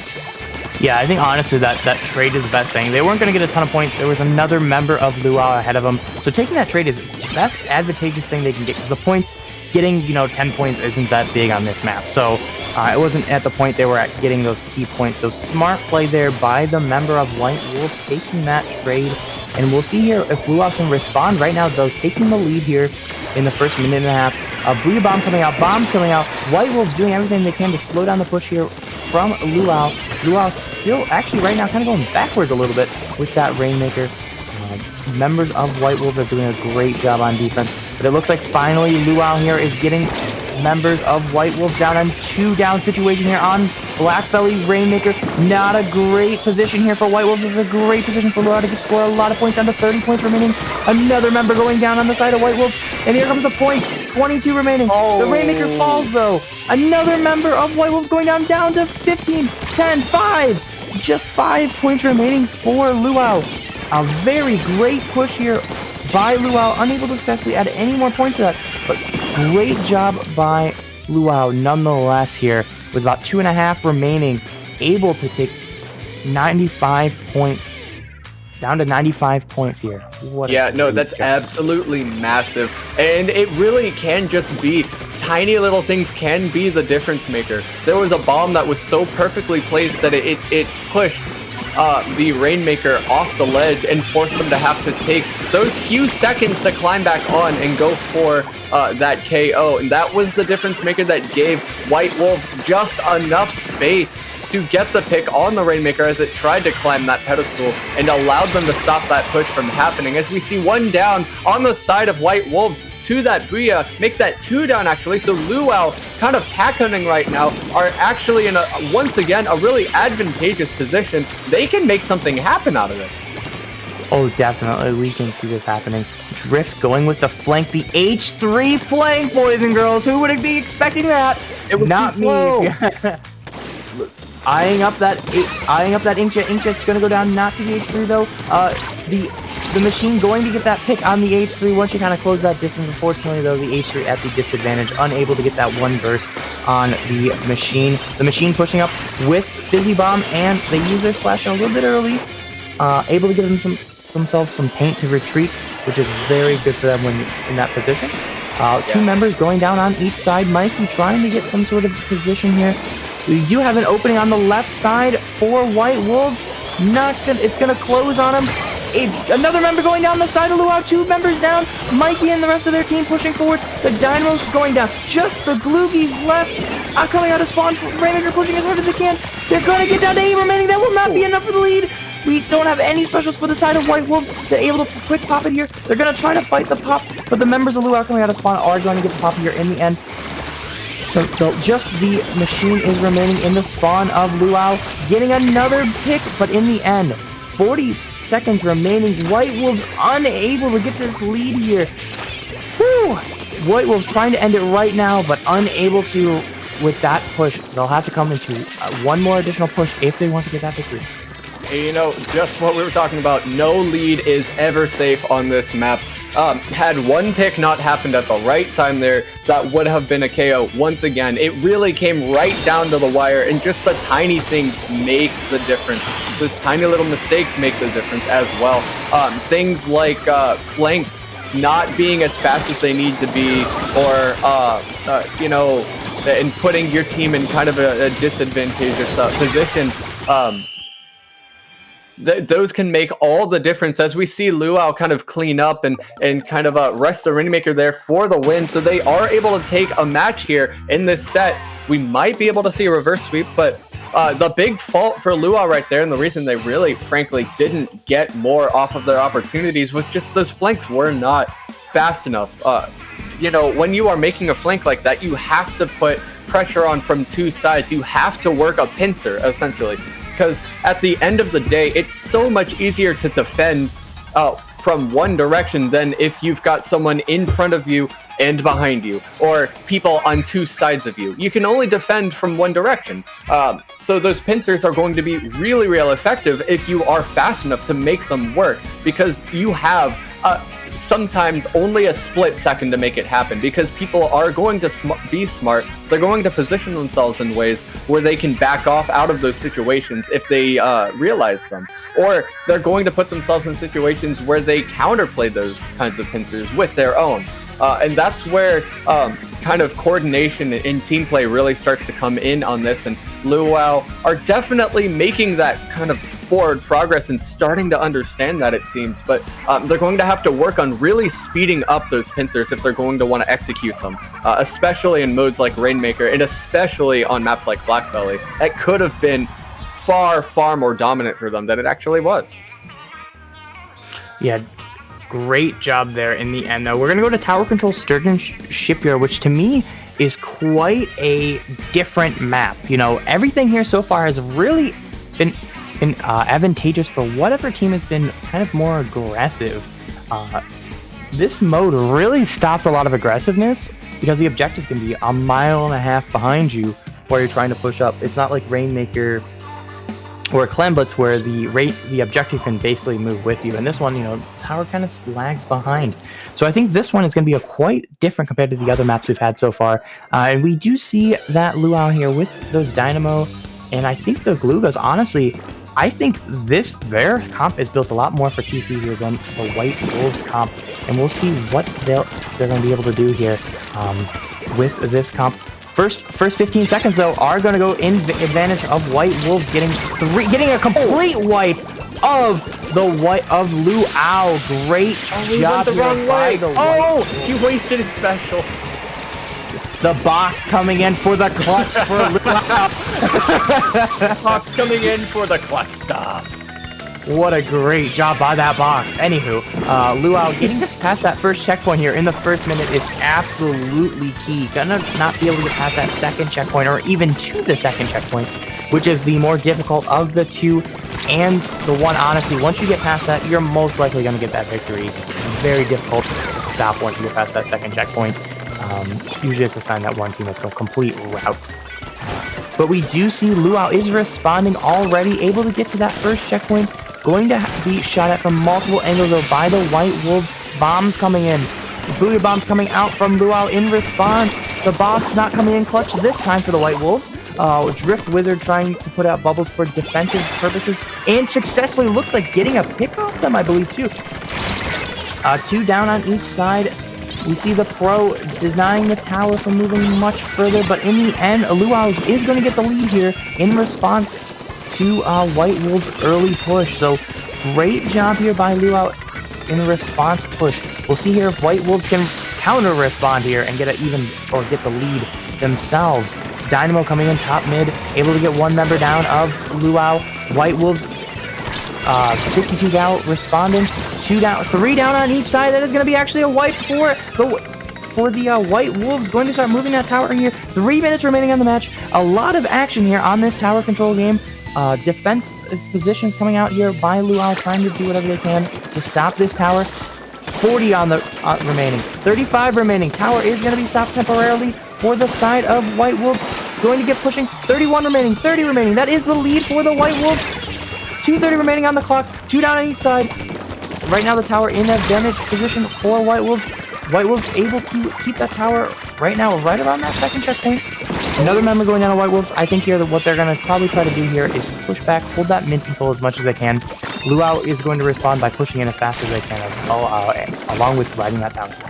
Yeah, no, absolutely. They don't have any checkpoints keeping them from just pushing straight to 27 themselves, or possibly even beyond.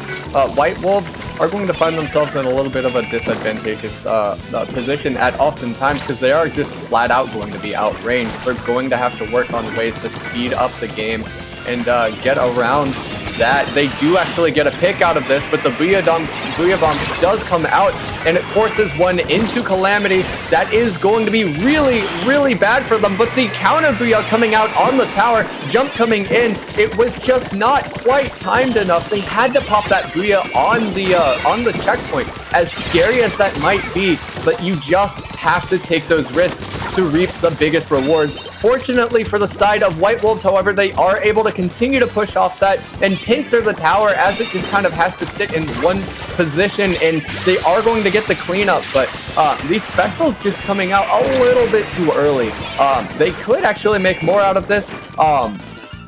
When going down on the side of White Wolves in response of the special just being a little bit out of place, Luau now have a chance to push right back into mid, and that's exactly what they're going to do. The Booyah Bomb is being saved on the side of Luau right now, so they cannot lose their Dynamo, but the Dynamo has to be effective during this time. He's going to be flanked from all sides, and he's popping the Booyah in response, so that is a really beautiful job actually on the side of White Wolves to force that Booyah to come out early and be wasted. It really is going to make all the big difference maker in the later portion of this match. However, we are going to see the pro go down to those dualies. Sir Skit on those Glugas, putting in some work, getting a second with 25 seconds left to go. A baller ready, waiting to deny somebody some area. The bubbles coming out to protect the tower. They actually get popped on accident by the Booyah Bomb. That is going to be a small mistake, but I don't think it is going to make too much of a big difference, as they are able to push all the way to 29. Are Luau going to make anything out of this? No. White Wolves are actually going to be able to stop this push in its tracks, and they are going to come away with the set win. Luau with a wonderful showing, but White Wolves with the dominant showing. They are going to come away with the win. What a great job there by the White Wolves, coming in clutch to deny the victory by Luau. They try to come in at the end. Luau pushing so great, keeping it down to just 2 points difference between the two. But in the end, White Wolves going to get this victory in 4 games. And what a great job here by White Wolves, able to get some momentum going into the bracket. Starting next match, we will be in our brackets. Great job here by all teams through our first 3 rounds in our round robin set. A lot of fun matches, a lot of close sets here. You know, we had some great ones here on stream. Every set going to at least a game 4. A lot of fun ones here to commentate today. Yeah, absolutely. And while it's also been a pleasure, before we go, I would absolutely love to kind of update you guys on our standings for our groups just a little bit. So we have Priority winning Group A decisively. It looks like they got a nice clean 3-0 in all of their sets so far. So that is going to be quite scary to have to go up against for a lot of these teams. We'll have to see what teams can take it to them, because in Group B, Seishin and Chitai also came away with a nice clean 3-0 for all of their sets as well. Blue-Range Krakens, however, winning their group. We saw them on stream, so they actually have a 3-0 in their favor as well. But, you know, it's interesting. We saw them playing Splatter Swim earlier, and Splatter Swim they ended up finishing last in their group so far, with a 4th place finish, but they really were not far off from Blue Ring Kraken. So we'll have to see just how close many of these teams end up finishing to each other. A lot of these teams really are super close to each other. Destiny Troops and Assault and Pepper right now are currently tied for 2nd and 3rd in Group A. So that is going to be something that you guys are probably going to want to watch. You guys, if you want to keep watching this, go ahead and spawn the bracket in Twitch chat. And until then, it's been a pleasure. Kraken and I are going to be back very, very shortly. You know what? Actually, I take that back. It's not going to be us back very shortly, but it is going to be Commentators back very shortly. We'll be back with you very shortly from IPL Splatoon. Don't go away. We'll be back soon.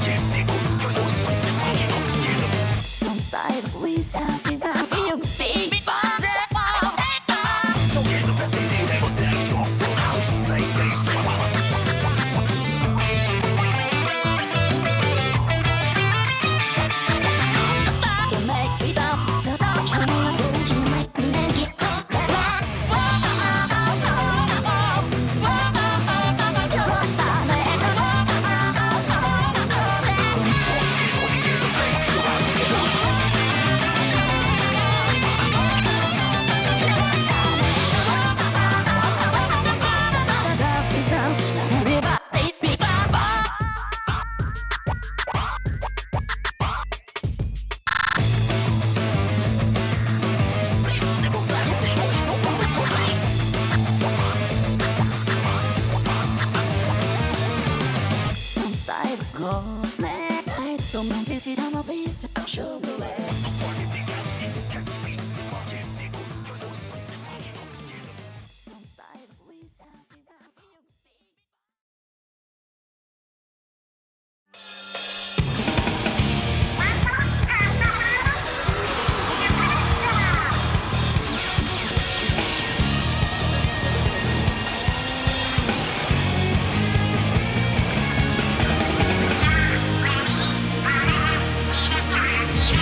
Judy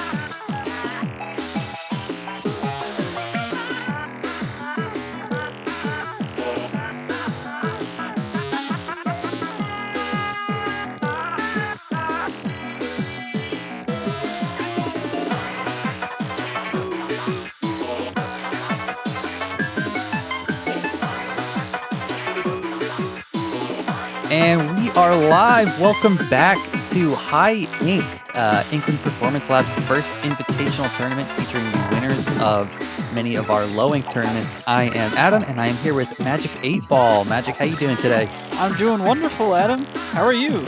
I am doing fantastic. Really good now that we get to commentate on some fantastic matches. I don't know if all of you have been tuned in throughout the day here, but we've already seen a whole lot of awesome matches, a lot of excitement, and I expect to see that going into the elimination round as well. Indeed, we just saw White Wolves pick up a pretty clean win over Luau, and now we see them returning, facing off against West Broadway Grillers in the elimination portion of this tournament. And it should be interesting because Luau was probably one of the higher seeded teams in this tournament. White Wolves was able to clean them off pretty quickly. So let's see if West Broadway Grillers, who I would say is along the same levels of Luau, can put up a fight. Yeah, you're absolutely right. I mean, that was a really impressive performance that we saw earlier from Luau. And it looks like for our first match, we're going to be going into Clam Blitz on Humpback Pump Track, which is a super sort of close range, aggressive map. So this is going to be a fun one to watch. Indeed, especially when we see a lot of aggressive players such as Tixie and Wolf, who is very good on that sloshing machine, which is a great pick here. I expect to see that come out, and I expect to see a lot of scrappy fights like we saw in that last set.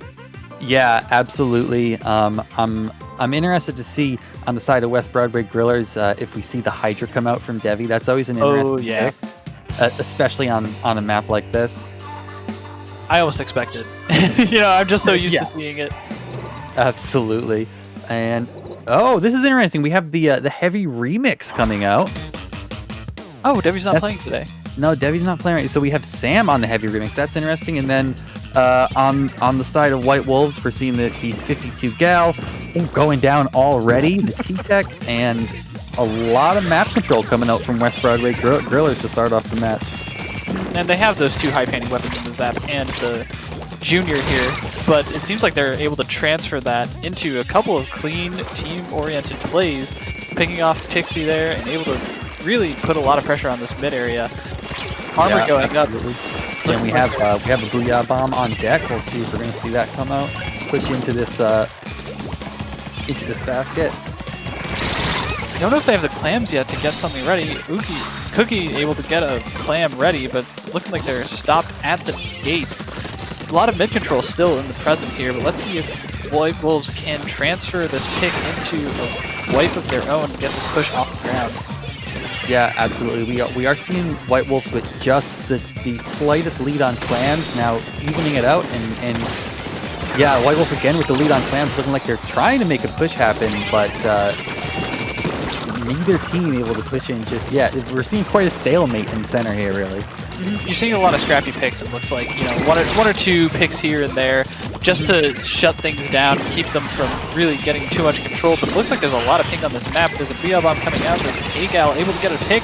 And this looks like it could be the start of a push for White Wolves. Sam able to take down the K-Gal, 2 going down on the side of the Grillers. And here comes the jumps. Jump in the mix! It's too far. Unfortunate. It seems like they really just couldn't get in position there.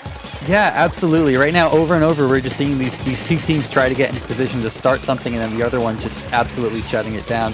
A very unfortunate miss on the clam basket on the side of White Wolves, but they will definitely get another chance. We see now Sam hanging back and gets taken down with no power clam. It looks like, there it is, White Wolves finally scores the first power clam, and is trying to make a push happen here, but they don't really have anything else on the board. No, they didn't have any clams, and so they all kind of dispersed, backed up, and tried to get a couple more, but it just gave time for West Broadway Grillers to come in on top of that ledge near the basket and just take control of that area, shutting down the push. And now they have their specials up to try and make this a counter push. They're already back in mid. Let's see if they can't do something. Yeah. I mean, I think that White Wolf was definitely getting a little bit impatient there after 2 full minutes without either team scoring any clams, but now because of it, we see West Broadway Grillers 15 clams on the board, trying to make a push in, and there they are. Let's see if they can even this up. That was a great passing strat from Sam to Gem there, able to get in that power clamp sneakily, and now they're backing it up with a couple of specials and a lot of good, clean movement. That's a great push this late into the game, and especially since there's so many points on the board for White Wolf to overcome that. That's a great push. Yeah, the push down to 38, I mean, it seemed to happen instantly. That can be how it is sometimes, especially on a map like this that's so small. You build up a few clams and you can all just rush into the basket at once. Now we see White Wolves trying to make up their clam count here up to 18. They're looking like they're gonna start a push in, but hanging back and being patient. Right, after the K-Gull went down there, it seemed like they lost a little bit of that wind. It seemed like they had tried to get some momentum going, but they're really unable to. West Broadway Grillers is a very defensive style team, and even if you get 1 or 2 picks, you really don't open up holes in defense like you would with other teams. Yeah, look at absolutely. this. Yeah, see that again, they come in with a single power clam, but West Broadway able to pretty much prevent them from getting any more points on the board. That second power clam now going away, and again the barrier is back up. It seems like White Wolves isn't really taking care of what they need to when they're prepping for these pushes. They need to take care of the people who are up on that higher ledge area when they're pushing into that basket straight ahead, just like we see West Broadway Grillers doing now as they get 1 clam in, Booyah Bomb coming up, 2 going down, and that's another going down, unable to get the Booyah off. They have a power clam at the ready, and these bubbles are coming out, but it's looking like White Wolves is pushing all the way into mid. It's Booyah ready, but there's already 2 up on the side of West Broadway Grillers. They're trading back and forth. 2 go down. This is the end of the game right here. 20 seconds left. 2 down on either side, and they do have the pity clam, but are they going to be able to make enough clams to back up the rest of this push and win the game from this play? It doesn't look like it. White Wolves not in a great position. Yeah, if White Wolves wants to win this, we're going to have to see them kind of come together and pull a more organized push than they have so far. We do see them now flanking around with 1 power clam and coming in through center with the other, and they go 2 down. Both of those power clams drop now. That's 1 scored in, but Wolf really needs to get this Booyah off. No! Wait, there was a jump! Can Tixie get this? Is it going to happen? Oh my god! What? That was such a great Booyah from Wolf there to get 2 of those players down immediately, Wow. and then the jump, the very last second jump to get that clam in. That was a Hail Mary, and it worked out beautifully. Yeah, we just saw them clear the way there with that Booyah Bomb for their teammate to jump in and have that little bit of paint on the map. I mean, wow, that was phenomenal. A very heads-up play. Like, that's... When you have players who are not willing to give up to the end, to the literal last second where you can throw in a clam, that's when you know you've got a great team on your hands. White Wolves there showing that they are not willing to give up until that timer hits 0. Absolutely, absolutely. And even into overtime, you know, I mean, normally those sort of jump-in pushes aren't amazing, right? Because they'll never net you a lot of points. By the time one person jumps in, the one before them has been splatted. You know, you're never going to win team fights with that. You're never going to get big points with that. But when you need that last 1 power clam to just take the lead and win the game, I mean, that is a brilliant plan, and it worked out so well for them. I really like how they ended up going towards that right side and that very last push. It really drew away some of the fire. And even though 2 of them went down at the end, it opened up the map just enough for them to make that play. And I really like that awareness from White Wolves to change up their play style. And I expect to see a lot of that, an adaptation coming in for the rest of the set. Even if West Broadway Grillers has a strong defense, White Wolves can find a way around it. Yeah, you're absolutely right. And that was a brilliant way to kind of set up for that little push, having the coming in from 2 angles to really just split the attention of West Broadway Grillers. And, you know, that's what they kind of needed to do from the start was get up on that plat and make sure that Sam on the heavy remix was not able to just stand up there and pick off their members as they were trying to, you know, make a push. Mm-hmm. So it looks like next we're going to be going into tower control on the Reef, a map mode combo that you see quite often. Right, and it's one that's very tough. Oh, to absolutely. get control of. There are so many close quarters fights, but also you see backlines can have a very dominant presence here, especially with those raised mid areas and how the tree areas where the tower goes are low compared to the rest of the map. It should be interesting to see what we see, and I see a Squiffer. I see a Swiffer, and I see that Hydra that I've been waiting for. Devi, you know, is a very prominent Hydra player and knows how to play it to its fullest capability. Yeah, absolutely. We do see that the K-52 coming out again on the side of White Wolves. I think that was definitely a fantastic pick, and the Booyah Bomb can do a lot of good here on tower control. I mean, it can, especially, you know, once you get to the last second of the game, that is just a perfect getaway from the tower tool. It's essentially a de facto Stingray at that point, but a little bit more versatile in terms of taking up positions.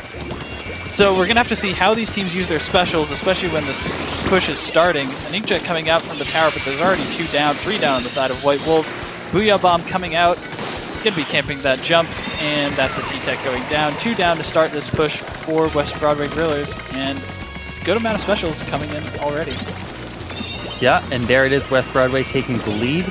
We see Debbie now taking control of this, trying to take control of this bridge here, which is a fantastic vantage point to have. I mean, you can really take care of quite a bit of the map if you can control that bridge. Armor on the side of White Wolves as Tixie is in this alleyway trying to sneak around, maybe find a pick on that tower, maybe put a little pressure, but going down thanks to those Tenta missiles, and 3 going down. This is looking like it's going to be a wipe for West Broadway Grillers, and it is. 30 ticks to go, and this tower is looking like it can push to the end right here. Yeah, we are really seeing West Broadway just organize so well right now. I mean, this is the point in the game where once you've made it down past to like the second checkpoint here, I mean, this is going to be a difficult push to shut down. But of course, just as I say that, White Wolves finally taking the tower and starting to bring it back to center.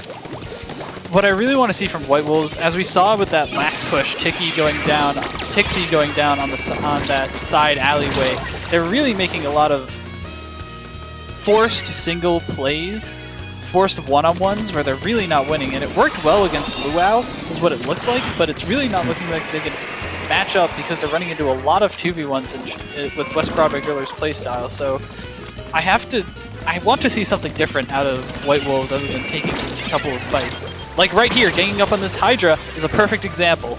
Yep, that is a good move, and we see a jump back to spawn. All right, it looks like White Wolves is starting to get some map control. I see a lot of orange here. I saw 3 go down on the side of West Broadway Grillers from the squids up top, and it's looking like this could be their push. Nobody's on the tower right now, but the OC Special's coming through. Let's see if they can't convert this pressure into a good push to match West Broadway Grillers. Wolf going down, and they are losing a lot of map already. Booyah coming out, able to take on another member of White Wolves. Sam fighting, scrapping with Shooper here, unable to make the play. Wait! That's 3 down inside of West Broadway Grillers! And they're back on the tower. You know, I mean, on a map like this, when you're at such a big deficit like that, you know, one wipe or one team fight is not going to be enough to get you the lead, especially when you have to push all the way down to 4. And we saw, well, Wolves now win 2 team fights, and it looks like that might be enough to get them down to take this lead, pushing down to 20 points now. And again, like we said before, once you get this far, it is really hard to shut down this push. Down to 4, there they are. They take the lead, and is that going to be the knockout? Jim's still alive! Wow, the turnaround from White Wolves now, able to knock out on tower control Reef. That was such a fantastic turnaround. And you saw how together they were playing at the end there. They were really feeding off of each other, feeding off of those specials, and just throwing dismay into West Broadway Grillers. You're absolutely right. And we saw that moment where it all turned around, where they started really ganging up on the members of West Broadway and taking them down. They started when they first took down Devi on the Hydra, and then they just started gaining so much map control, and they organized so well. I mean, that, again, a fantastic last-minute performance from White Wolves. It seems like they're definitely players who play with momentum. You know, once they get the wind in their sails, they're almost unstoppable. That's what it's looking like right here, and on a map mode like Rainmaker Manta Maria, having that momentum behind you and being able to transfer that into a lot of picks and plays, this could be a very quick map. This could be a very quick set. Oh, absolutely, absolutely. And you know, another thing that we're seeing from them is they're just not willing to give up. Even especially in that last game. I mean, that game looked like it was over at the start. Push down to 4 when you don't have any points on the board. It is really hard mentally to pull together and to come back and start playing well, right? It's so easy to just start making mistakes once you start to get frustrated. But I mean, they were really able to pull together to organize and just not give up. And that's an very important mental factor in a game like this. Clutch factor, right? You know, yeah, absolutely. Yeah, that's it's the exactly difference what between it is. two teams that are coming down to the wire. Yeah. So like you said, we're going to be going into Rainmaker on Manta Maria. This is a map that I think we've already seen once today, and it was a close game then. I'm seeing these two teams kind of going neck and neck again and again. I'm hoping for this to be a close game too, and I think it will be. I'm excited to see what both teams come out here. I think they're going to be swinging. I think the Guerrillas really don't want to go into losers without a fight at the very least, and I think they have the capability to put one up. We're not seeing anything too crazy on the side in terms of compositions, so let's see what we get. Yeah, it's nice to see that Nautilus coming out. I think that's a fantastic weapon on a map like this where you have a good amount of kind of wide open space. And right away, White Wolves picking up the Rainmaker, making the first push here. It's looking like they're already getting 2, make that 3 down. These last 2 players, the Nautilus and the Capro, up on the side of White Wolves, but it's looking like they're able to take control of this bunker. And unfortunately going down, they're starting to stagger these spawns. Let's see if they can't reset, because now West Broadway Goes is going to be able to take control of mid. We do see this bomb rush coming out. A smart play there, throwing all those Splat bombs right at the Rainmaker. And West Broadway is going to start to make a little push of their own here. Able to gang up on members of White Wolves, able to take out 2. That was a really great play. Gem able to get a 3rd, and now it's just this Nautilus up on the mast, dropping down into a fight, and Cookie able to take out another. These players are just not winning their fights right now, and it's looking like West Broadway Grillers can't quite turn this into a push yet. But now they are certainly trying. We see them taking quite a bit of map control here, and Cookie going down, the Booyah Bomb coming out. It looks like West Broadway is pushing White Wolves back a little bit, keeping them away from the Rainmaker, but they really need to find some momentum here. Right, and the thing about West Broadway Grillers' play is that they're very used to letting teams come to them, but they're not great at taking up space is what it looks like. And that's exactly what they need to do right now. They need to take up space. They need to force their way into the enemy's street area right around that tall mast, and they're unable to do so right now. They're not forcing their way in. You're absolutely right. Perfectly able to defend mid where that Rainmaker is, but just not pushing up. And now we see White Wolves again picking up the Rainmaker and, doing exactly that, being able to push pretty far in, to push down to 50. I mean, it's not game ending just yet. West Broadway Grillers definitely still have a big opportunity to make a comeback here. Indeed they do, and with 2 down, this Rainmaker could pop it, trying to make a run for it, unable to grab it before getting picked off, unable to reset the Rainmaker. Now look at West Broadway is going to try and force their way back into it. They've got some specials. They should be able to get a couple of good picks, turn this match around. Yeah, we have 4 specials on board now, 2 Ink Armors, which could be what they need to really start pushing in. 1 Ink Armor goes. We see the Booyah Bomb now coming out, but still they're just fighting for mid. They're really unable to do anything with that armor and that Booyah. Debbie up on the mast, not able to really do much, trying to just back away for now, backpedal, and looking like White Wolves is just running at them and not stopping. Yep, not able to extend their lead just yet, but they do at least get that Rainmaker in a really bad position for West Broadway Grillers. Sam trying to get a quick pick, unable to do so, finding one in the Booyah, but it's not the Rainmaker, pushes down to 16. And this is a really good push on the side of White Wolves. With a minute and a half left, there's not much time, not much opportunity for the Grillers to get this one back. Oh, a great bomb that splats Devi. Broadway Grillers is going to dump the Rainmaker, try and reset it back to mid. But they don't have mid control to grab it. No. They're trying to do what they can to prevent the White Wolves from knocking it out. That's what they're most worried about right now. I think they're playing not to lose. Yeah, I think you're absolutely right. And just as we say that, here they are now taking some good mid control, trying to make something happen. Unable to take out the 2 players on the White Wolves. Gem making a smart play, but unable to capitalize on it. Sam trying to take out this junior here. Ink Armor coming out, never able to do so. There's 2 going down to the side of Grillers again. 40 seconds left in this match. They just can't seem to find the right picks and the right positioning. Yeah, we have that Inkjet now just hovering over the Rainmaker, gonna take the Rainmaker down. And just like that, the full team wipe on the side of West Broadway. 24 seconds left. This is looking like this is gonna be White Wolf's set. Looking like it, 20 seconds left. There's nobody even close to mid for Grillers. They're gonna have to try and make a hard dash with this Rainmaker. Debbie trying to maybe paint the way. Unable to find anything. Armor and a lot of specials coming online for White Wolves. Yeah, this is looking like it's going to be it. And again, 3 down, 4 down at the very last second. Another wipe onto West Broadway, and that is going to be game and set on the side of White Wolves.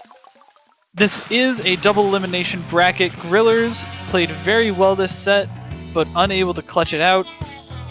They will be having another shot in the losers bracket. But White Wolves moving on in the winner side of this elimination bracket.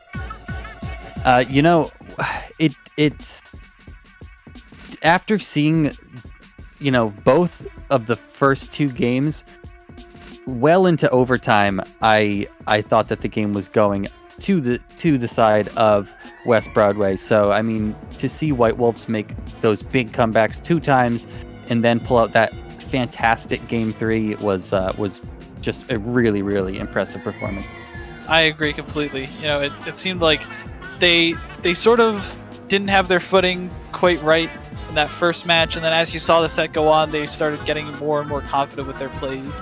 And you like to see it. You like to see a team that's able to, make the adaptations that they need to win those games more confidently. Absolutely. So it looks like now White Wolves is going to be going on to face off against Priority. Elsewhere in the bracket, it looks like we have Assault and Pepper up 2-1 over Xanadu. Stargaze right now has just taken a set 3-0 over Collapsia, and we have Luau up 2-0 over Splat or Swim.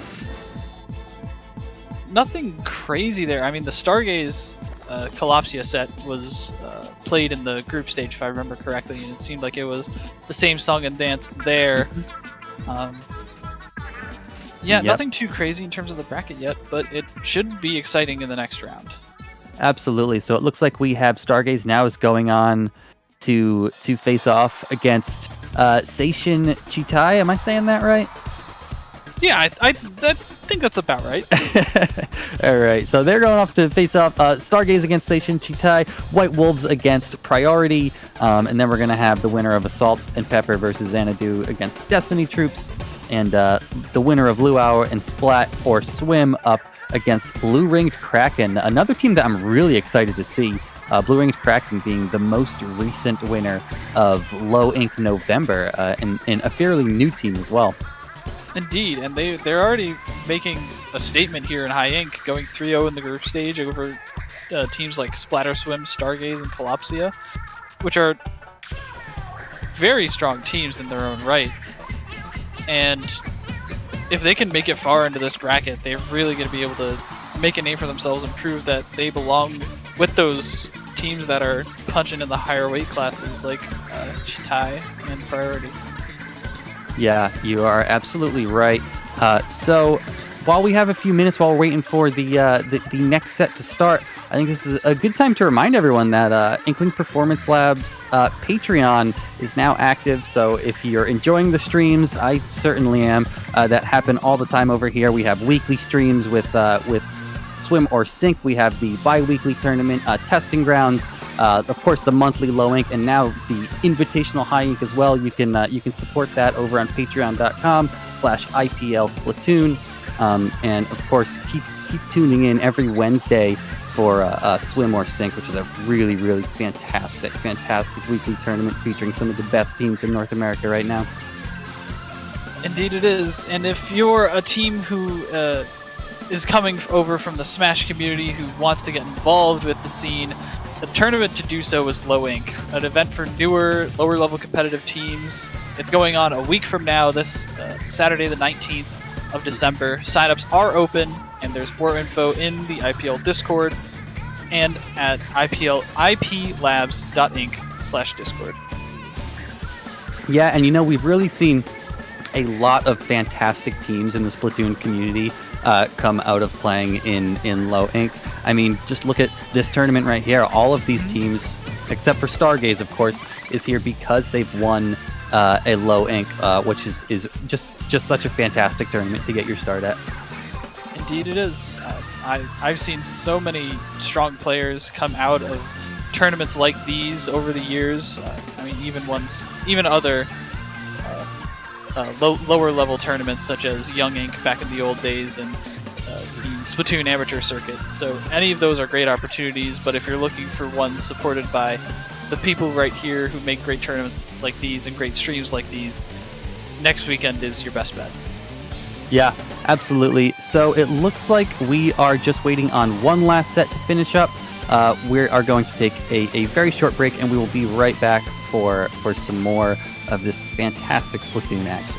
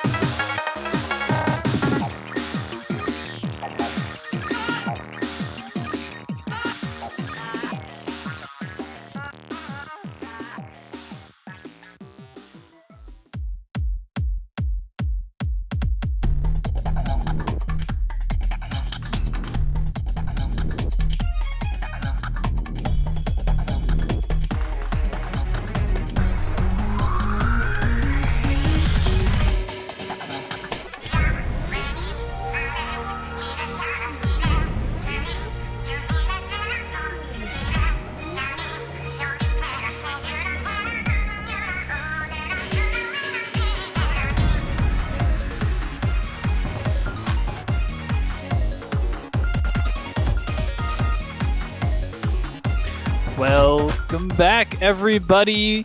This is High Inc., the Inkling Performance Laboratory Invitational of teams that have won or have played well enough to probably have won their Low Inc. tournament series over the years.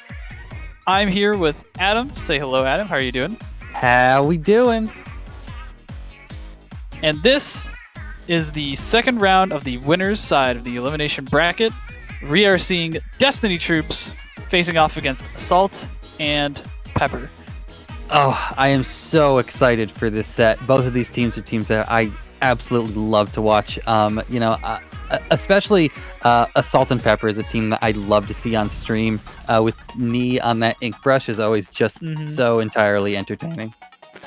Agreed, and I really enjoy Destiny Troops. I've known them for a while. I know a lot of their players and have interacted with a lot of them through my the Midwestern Splatoon server, and so knowing them and getting to know them and seeing them improve at the rate that they have over the years has been incredible for me to see, and I'm excited to see what they can show off today. It seems like they've done very well, and this match, I believe, has been played in the group stage and went to the side of Destiny Troops, but let's see if Salt and Pepper can't turn that around in Tower Control Anchovy.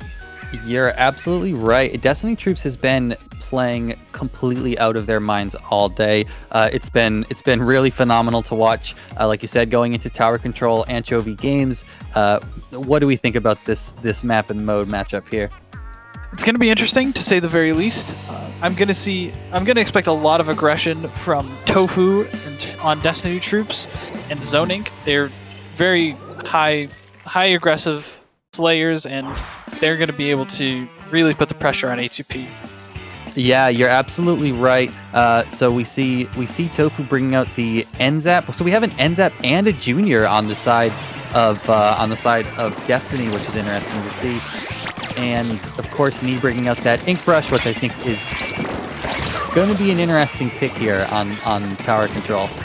Zone Inc. went for a little bit of a cheesy play onto the enemy Splatling, unable to get away with it.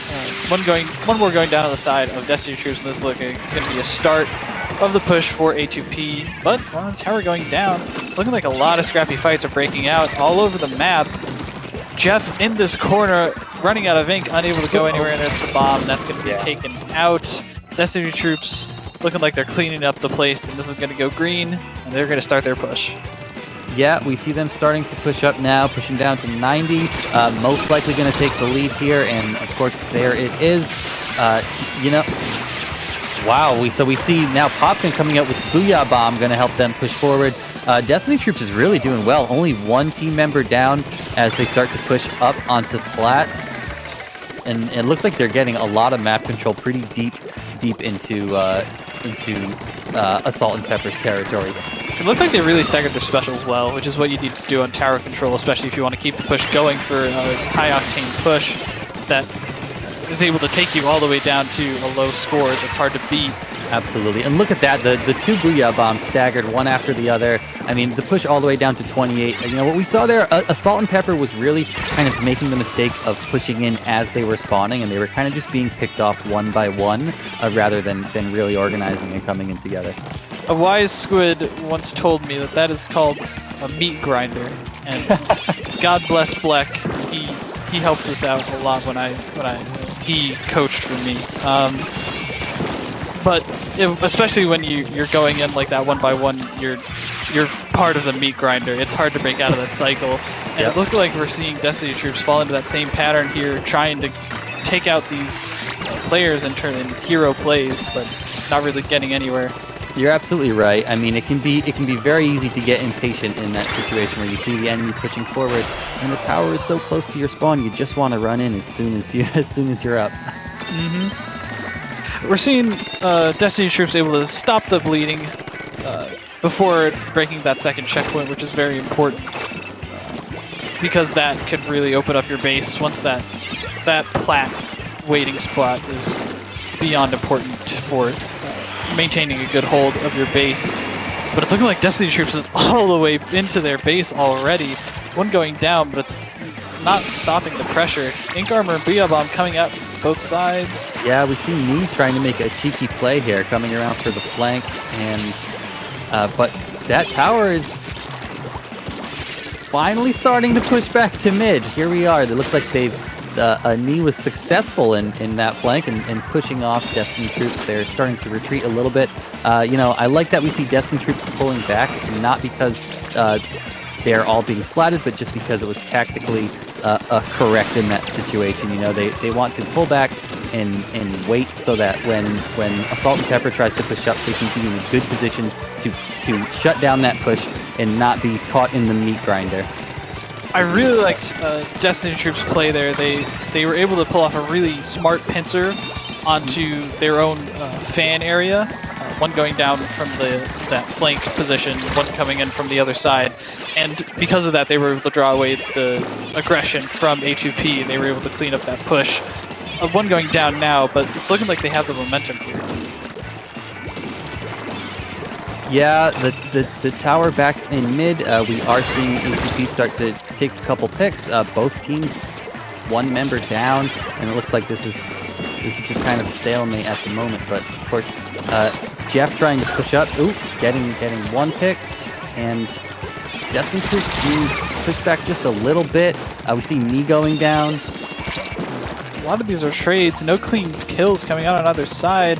It's going to come down to specials, really, as we wind down to the last 30 seconds of this game. A2P still has one checkpoint to go through before they can touch the lead, and it's looking like they're able to start pushing back Destiny Troops. They're able to get in a good position onto the enemy plat. 10 seconds left, and some specials coming out. A flank from Tofu, armor coming out, but Jeff unable to do anything about it. Knee coming down to try and deal with this flank, but there's Booyahs coming up by the tower. It's not looking like there's much guarding the tower. There's a Booyah bomb coming out, and there's 1-2 going down to the side of Destiny Troops. Jeff jumps in, unable to take it out, though. The members of Destiny Troops swarm the tower, and that's the game going to DT. Yeah, a fantastic game. I mean, Destiny Troops managed to put in so much work at the start there, getting that first good push, and then they were really able to just kind of play a little bit more defensively. I mean, obviously we did see them pushing up kind of over and over, but there wasn't that stress on them to have to push really deep into Assault and Pepper's territory. It was a good fight from both sides, but Destiny Troops had the cleaner gameplay, had the cleaner plays at the ready. I know they scrimmed a lot last night, and they were grinding these maps hard. It absolutely shows. That was an incredible game. So it looks like next we're going to be headed into Rainmaker on Blackbelly Skate Park. Ooh, a classic. A classic that a lot of people don't like seeing. But one that can be pretty fun nonetheless. This is definitely going to be an aggressive game between having to push up with that Rainmaker and Blackbelly being the type of map that really promotes that aggression. I think that this is going to really suit Destiny Troops pretty well. Oh, for sure. Tofu loves playing Tri-Slosher here, and I expect to see them going uber aggressive and using that verticality and the Tri-Slosher's ridiculous hitboxes to get a lot of good picks and to help churn out armors. Yeah, absolutely. Weapons like that, Tri-Slosher, Splash Romantics, I mean, you can really, really pop off on a map like this with something like that. Indeed. And especially when it's a very... I don't want to say it's a small map because due to the adjustments made a while ago, it does take a little bit to get to those higher point values, but it is possible for one wipe to really cement a good push in your favor. Yeah, you're absolutely right. I mean, it's an interesting map here because the when you take that right side, it feels like so much more of an efficient way to push up, but you're also, once you get taken down, are putting your enemies in a better place to kind of make a counter push. So it's always interesting to see which avenues each team likes to take on Blackbelly. Well, we're going to see it right now. Let's see what the compositions are. We see a Nautilus, we see a Sloshing Machine, and a Sea-Jet coming out from both sides. Interesting. I'm expecting some race spam. Yeah, we did not see the Tri-Slosher coming out, but I think that K-Machine can serve very much the same sort of purpose here. Seeing Pop go to H2P. Let's see if they can work with this paint, try and get some plays going around. You see Knee over on that right side, looking like they're threatening going through the pipe area, but Destiny Troops already has a way painted. This Ray coming out, able to splat the Rainmaker, stopping the cheesy push from Destiny Troops. We see Knee over by the Rainmaker fighting around Tofu, the sloshing machine. Yeah, and Knee just sharking here, getting ready to ambush that Rainmaker. Ray coming out once again. That was 2 Rays in 40 seconds. Are you kidding me, Tim? You love to see it. You love to see it. Again, look, we see Knee here just sitting and sharking by the Rainmaker. I love that strategy. Zoning here has the Ray charge. You see some specials coming out on either side. This Rainmaker Pop going on the side of H2P, but Zoning putting that Ray to use, able to take down Soren. Jeff and D a little bit weak, but they're fighting for this control of this Rainmaker. I love this. We're just seeing Stingray after Stingray. You know, a special that's normally known for being very good in tower control. We are seeing how useful it can be when played well in Rainmaker as well. Oh, and there's a Ray not up on the side of Destiny Troops, and that's going to put them at the huge disadvantage. Soren squidbagging, trying to get out of enemy ink, trying to make their way into this maze area, and here comes the Ray. Probably going to put a stop to this push immediately. 56, not a huge lead, not a lead that's going to be scary for Destiny Troops to overcome. And it's looking like they're trying to barrel their way down into the enemy pipe. There's not a lot stopping them besides a Ray and a couple of players up on that ledge. 66 points, unable to make a deep enough push to break the lead. Yeah, and Destiny 3 going Troops down for it. Down. So it looks like, I mean, Destiny Troops is now, you know, the nice thing is they pushed up far enough and got that Rainmaker out of the way enough that they really had a good chance to regroup and get in a good position to defend before Assault and Pepper could make anything happen, and that's a good play. Right. You know, it's important to reset to make sure that you're playing with the team. This is a team game, contrary to what a lot of solo queue players believe. And we see a DC coming out on the side of Assault and Pepper, and they're giving it up right now. Unfortunate, but I believe since they stopped playing, it's going to be a replay. I think Waiting so. for some words on high. Yeah. I believe it depends on how far into the game we were as well. Nobody was past 50, and it seemed like it was before the halfway mark.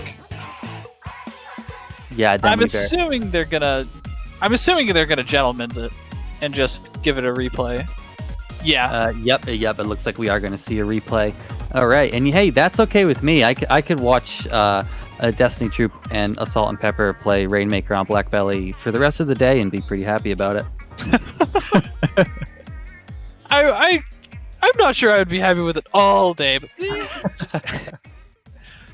once a couple rounds, sure. Yeah, maybe 5 or 6 more times, right?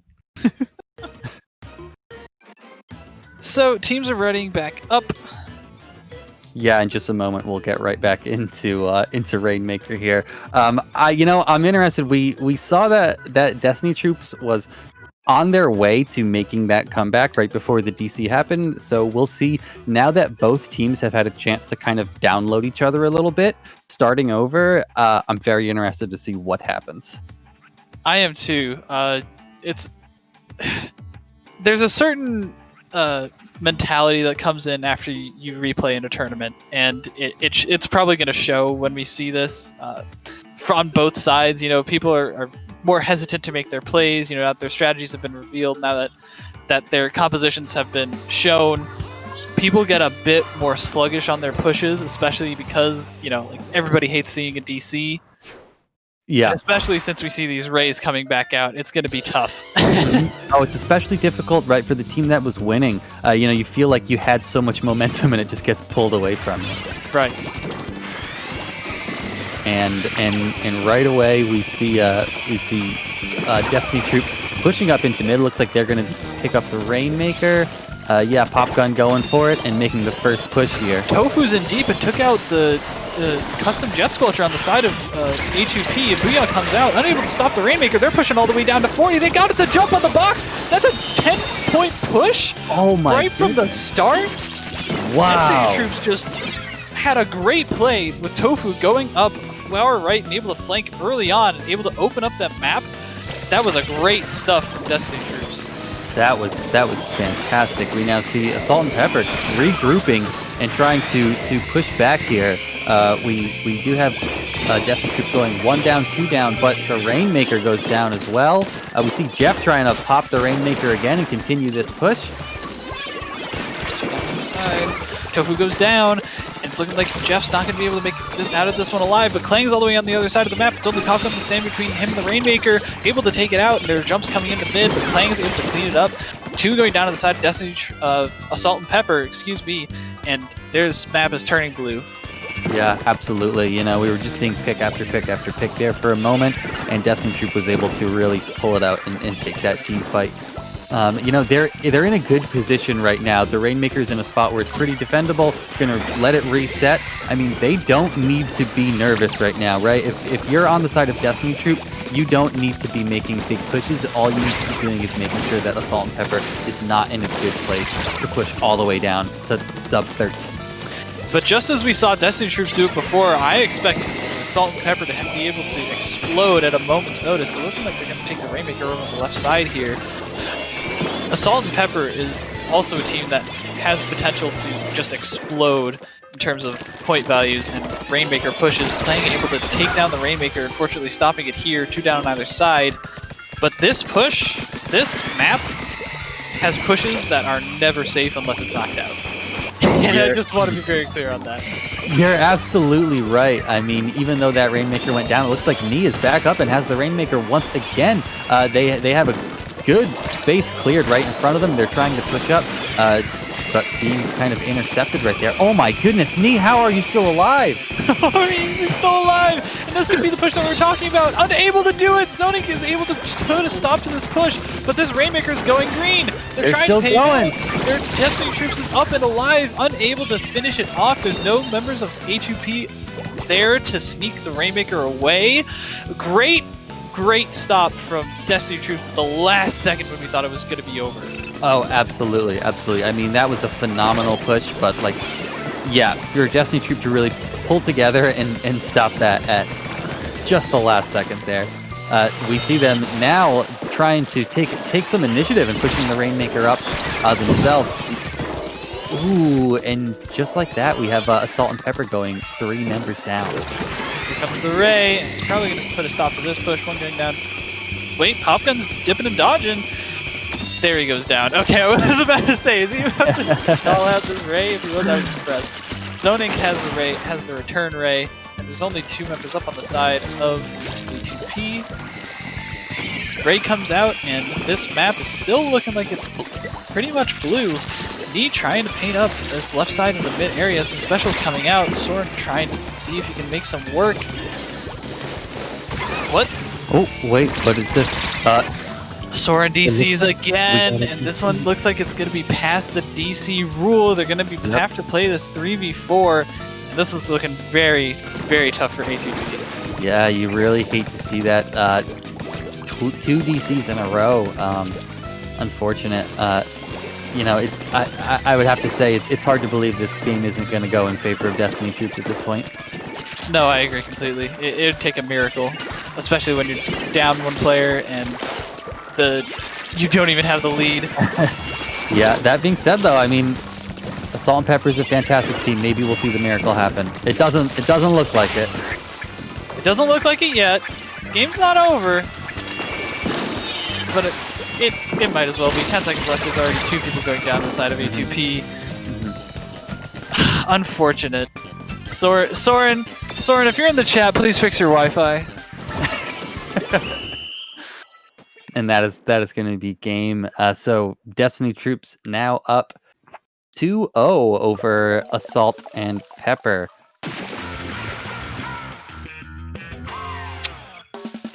I just want everyone to understand that LAN adapters are important. If you're not playing with a LAN adapter, what are you doing with your life? Extremely important, yes. It looks like we don't have Soren back in the lobby just yet. I don't know if they're having some continued internet difficulties. I believe that A2P did have 5 members on their roster, so it could be that they might try and sub in Soren at this point. But let's talk about what's possible on the next map. Because right now we're seeing Destiny Troops having not a convincing wins. I mean, we saw A2P almost take the lead up at the end there before that disconnect happened. Especially on a map mode like Starfish Zones, I think that it could go in favor of A2P.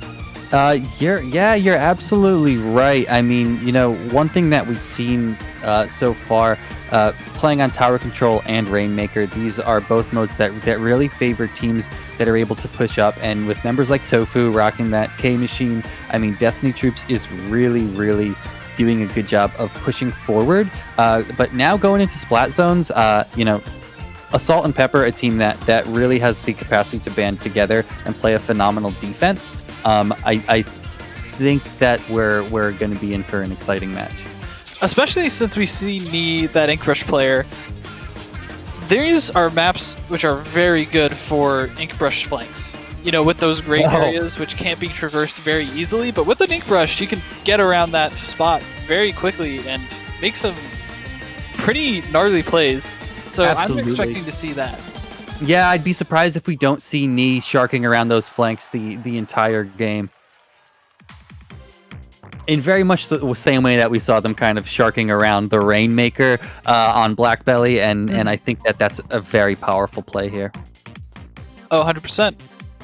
Although, on the side of Destiny Troops, I think they're just going to have to do exactly what they did last game and play together. Make sure they're moving as a unit, make sure they're using their specials in proper coordination, like we saw with the Booyah Bombs and the Ink Armors.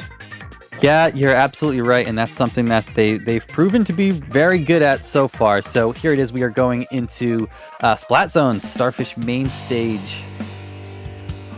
Here we go. This could be loser's bracket for Assault and Pepper. If they don't come out of this one alive, Soren on the Zap, back in the green, Jeff on the Soda, and we see not much of a composition switch from Destiny Troops.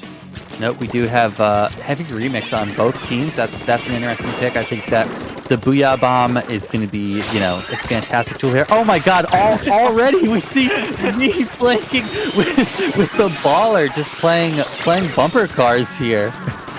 And you saw how it absolutely split the map in the favor of Assault and Pepper. It really cut off Destiny Troops, who were pretty far up into the enemy side of mid, and we saw them take control. Attention away from the zone. Exactly. A2P able to take control of the zone. Lots of specials still coming out. Nee again with a baller in the first minute. Going back to the zone, trying to clean it up. A lot of purple coming out. There's a lot of paint on the side of Destiny Troops, especially with that Booyah Bomb able to cap the zone. Both these teams are playing really scrappy right now. Yeah, absolutely. So that's already 2 ballers from Nee, and we see Nee almost charged up for a third one. We see Soren back in the zone, obviously having a little better luck with that internet connection. He is very much Sendao's in the zone right now. Trying to put on that paint, unfortunately getting taken out by Zoning. Wait a minute, no, I just saw the poof! Not again, Soren! Oh no! And it's looking like A2P stopping. Oh, another DC. And things were going really well for them there. It seemed like they had gotten back on their feet. They had found a composition that worked. And they were really focused on playing on the zone. Yeah, absolutely. Are we gonna get another replay here? I'm not sure because we already had one this set. I think that's what the team is understanding. Wait a minute. Wait! No, A2P, no! They're doing it! I think they just I think that my guess is that somebody in the Battlefly chat just said 1 DC per set. Y'all better keep playing, and they just went in. And this could be the lead for them if they're able to hang on for just a little bit longer. Nee trying to keep the zone painted. Ink Armor coming out for Destiny Troops. That was so dirty. Only able to bring it down to 41. It's looking like that's probably Okay. going to be the set. Oh, if A2P won that game because of that moment, that would have been just fantastic. If they had done it just like a little bit sooner, they would be in the lead right now. Think about that. All right, so it looks like Destiny Troops now back with control of the zone, but we see Knee flanking around again. Wait, just 2 down the side of DT. Yeah, Salt and Pepper is not giving up. I mean, they still could take this. I think they just want to do it for the meme at this point. You know what I mean? Like they understand how hilarious it would be if they won this right now. After all that commotion, Jeff with a great pick, and there's 2 down on either side. Jeff the only one left standing, trying to put paint on the zone, unable to do so, and there's still a little bit of penalty for DT to go through. And then the respawns and the jumps are coming back in on both sides. Yeah, all 4 members of Destiny Troops in the zone now. This is not gonna be an easy comeback. We see Knee flanking around again with the baller, unable to make anything happen though. The Booyah Bomb coming in again, unable to make anything happen. 8 ticks left, and this is gonna be the set in favor of Destiny Troops. That was so dirty. That was so dirty. But I love it. At the same time, I love it. Yeah, it was perfect. So it looks like Destiny Troops is going to be moving on to face off against Priority, and then we also are going to have Stargaze versus Blue Ringed Kraken moving into our next round. Chitai lost? Yeah, Stargaze took it over Seishin Chitai 3-1. Huh. Yep. Let's go, Stargaze. Let's great. go. So Stargaze, for anyone watching who doesn't know, is the only team here playing that hasn't won a low ink simply because they aren't allowed to play in low ink. They're above that level. I think we may have had a team drop, and so they're subbing in, and they are a fantastic team. So I'm excited. I think we might get Stargaze Blue Ring Kraken on stream next, which I think is going to be a absolutely phenomenal set, with Blue Ring Kraken being a newer team and the team that has won the most recent low ink to go up against Stargaze, a team that is above the level of low ink, and see what Blue Ring Kraken can accomplish here will be awesome. And of course, Destiny Troops, the winner of this previous set, is going to go on to face Priority, who is far and away seen by most people as the absolute favorite to win this tourney. Probably not even going to drop a set kind of deal. But we'll see if Destiny Troops can put up a fight, maybe take a few games, maybe take the set if they are able to punch around.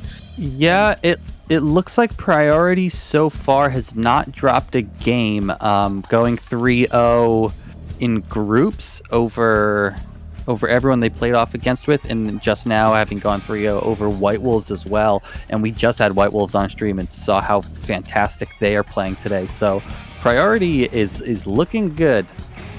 So, word from on high, we are going to be descending into the losers bracket for this next match on stream. Xanadu versus Seishin Chitai. Oh, fantastic. Okay. Chitai. So Xanadu were the winners of Low Ink September. They won very recently, and they are going to be playing off. When did Seishin Chitai win Low Ink?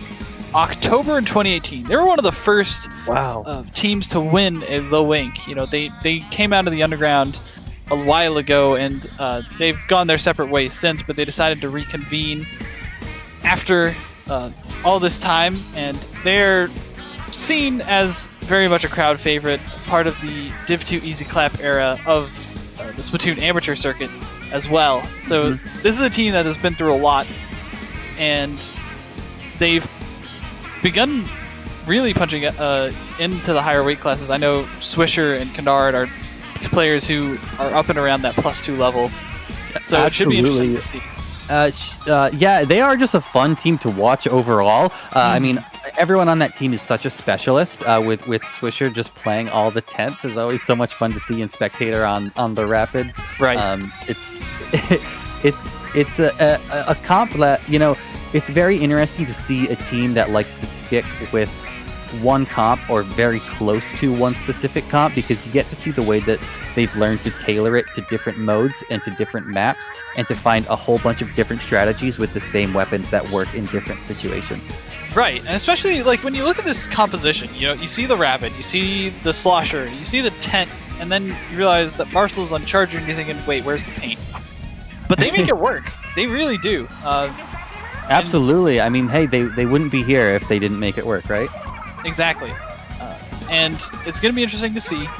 This is a best of 3 set, since we're in the losers bracket. And we're hopping right into Splat Zones on Wahoo World, a tent heaven, really. So I'm excited to see what Chitai brings to the table. Oh, yeah, absolutely. I mean, this is one of those maps where there are so many, overhangs and little avenues where, like you said, that tent is just incredibly powerful. It just makes getting to zone super easy. I mean, you have that little opening area that's like just the size of a tent shield, and it paints so much across that zone, and it provides so much protection, especially with all these walls and coverage. But we do see the Spectator going down on the right side. I believe we have a little mistake on stream here. Xanadu is the team in green, and Seishin Chitai is the team in blue. Oh, there we go. All fixed. So yeah, like you said, we see with that tent and starting to take zone. You have the bubbles over the zone popping, and Seishin Chitai looking like they're making. Oh wait, Leo, a great play. What? Able to so he pushed the bubble out and said instantly, "All right, I'm gonna pop this on you." And the bubble pop was basically on both sides of the shield. It was what it looked like. Otherwise, the bomb would have killed him. And that was a very heads-up play. Fantastic.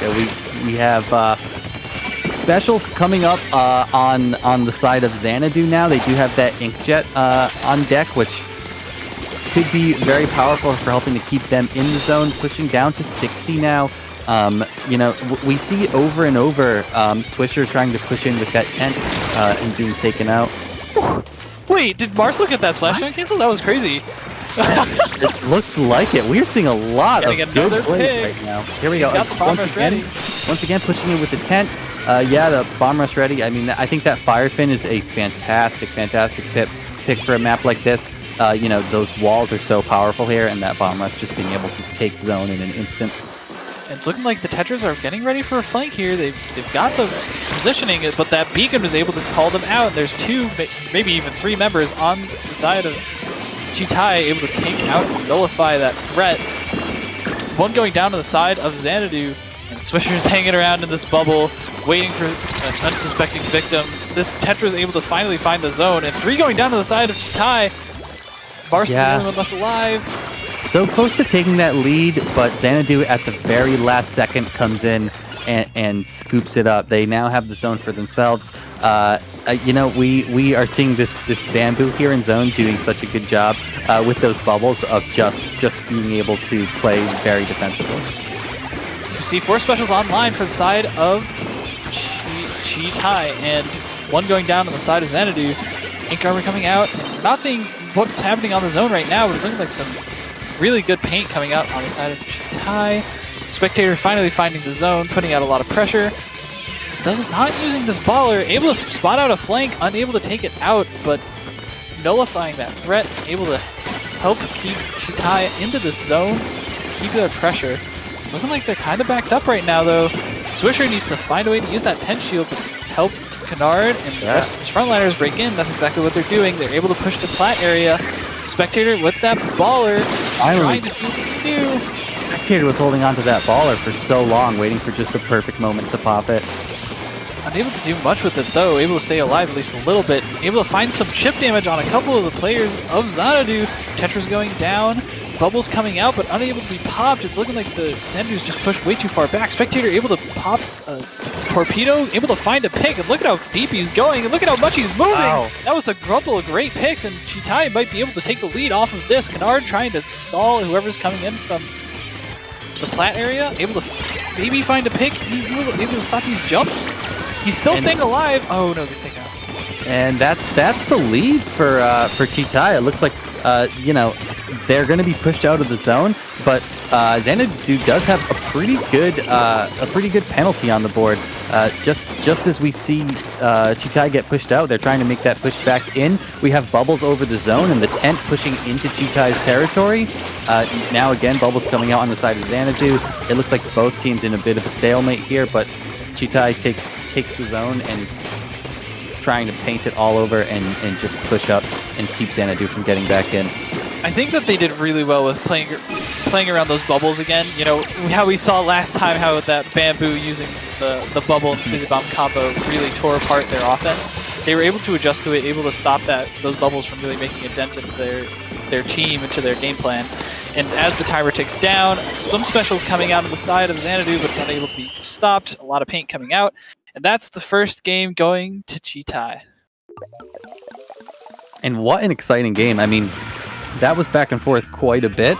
But, we saw that the way that spectator was able to push up and take those few picks before being taken out. So important. Yeah, just their team was able to come behind them and really, really get a good hold on that zone. So next, we're going to be moving to Rainmaker on Humpback Pump Track. I love Rainmaker on Humpback Pump Track. I know a lot of people don't, but I think that the fact that you need to take the Rainmaker in one of two very indirect ways can make for some interesting strategic decisions. No, I agree completely. You know, it forces good special coordination, and it forces teams to not only play around like what specific weapons they have, but if they have a weapon like a slosher, like a dynamo, who's sitting on that lower level, sloshing up and able to really help clear the way from there. Like, there's so much that variability that you can do on this map that a lot of people don't realize, like throwing a bomb rush from mid. You know, different things like that are viable strategies that you can't really pull off elsewhere, and especially with things like a tent shield, which can really pave the way for the Rainmaker. It's very interesting to see what teams do to prevent these kinds of pushes. Yeah, you're absolutely right. I think that this is going to be a map and mode that Chitai can really take advantage of with Kennard, who always plays those sloshers. Look, coming out with the tri-slosher here, I think is such a fantastic weapon for this mode. Like you said, being able to kind of hang back and get a lot of kills up onto these ledges, I think it's going to be very powerful. Pop going out to Xanadu for the first, and seeing Swisher try and push in, see the armor come out, see him get a quick pick onto the Tetras. Lukeski unable to really fight away. Swisher is so good at playing around that tent shield. He can just maneuver in and out as much as he wants to, and it seems like he's just untouchable. Yeah, absolutely. Making it look easy, but it really is not. That is an extremely difficult weapon to play efficiently.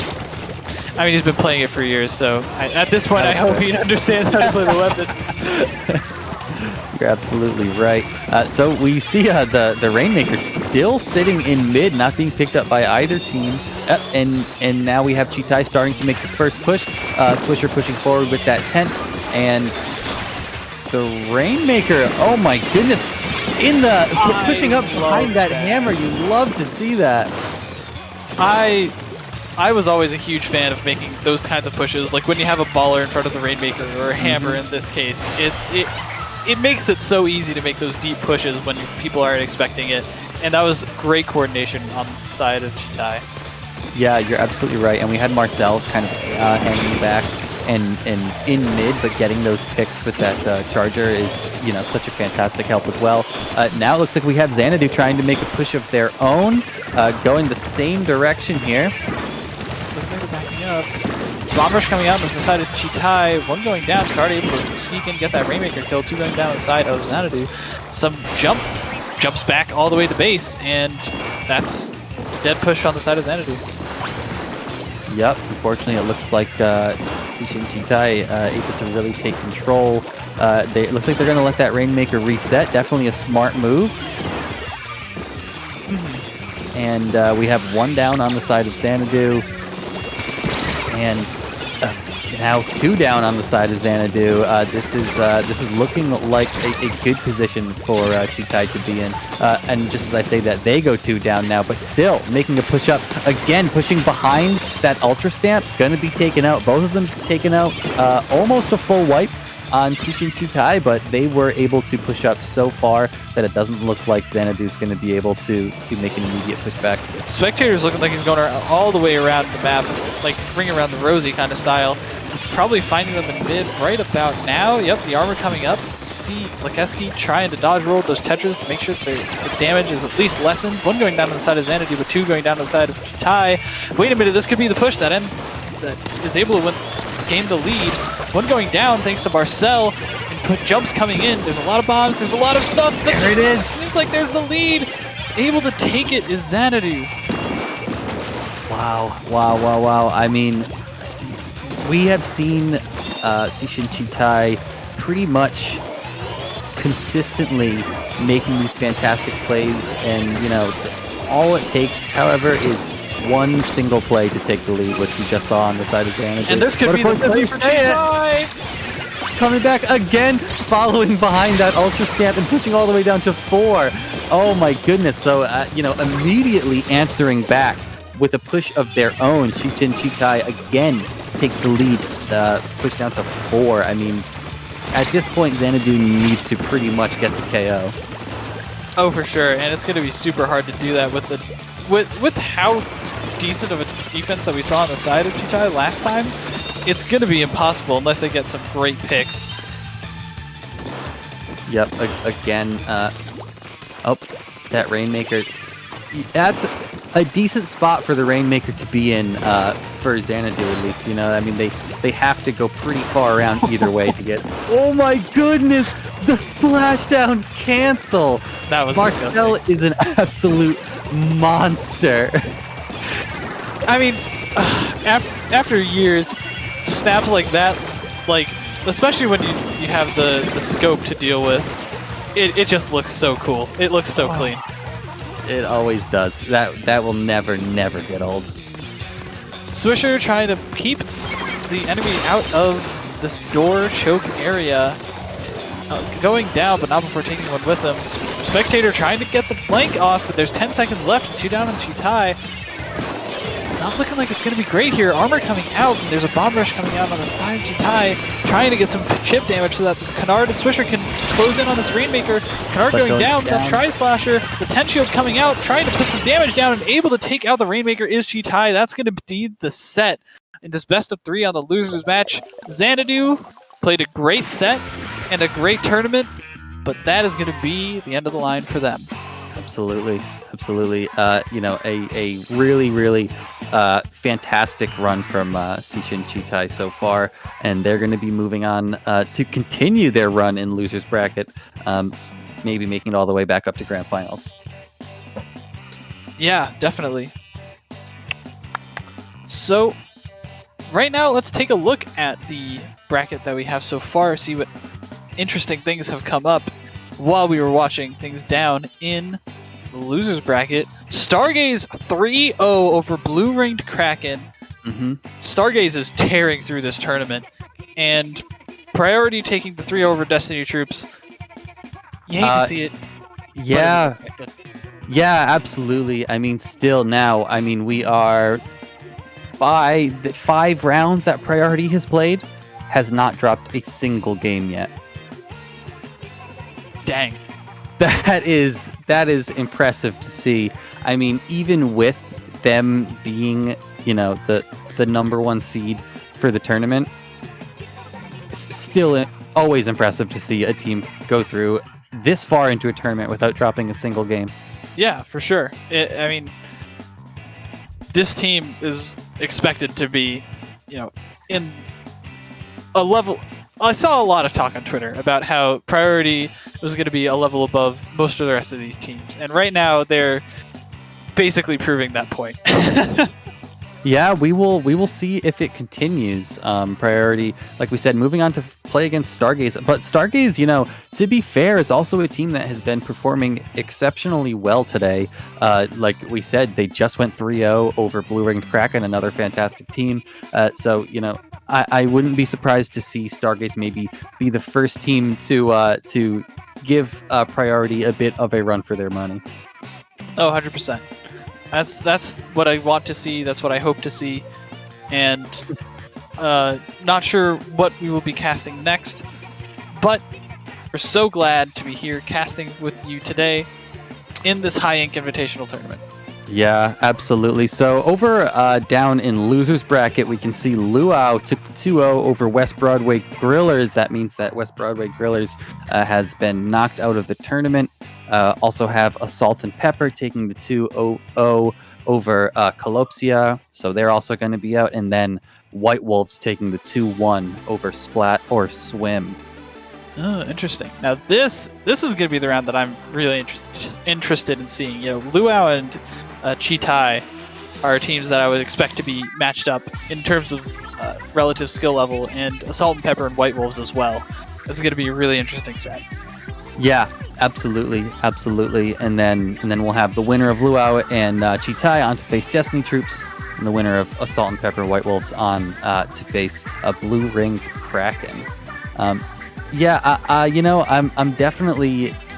definitely interested to see both of those losers matches that are about to happen. Luau and Chitai and Assault and Pepper White Wolves are two rounds that I think are going to be extremely close and interesting to see. 100%.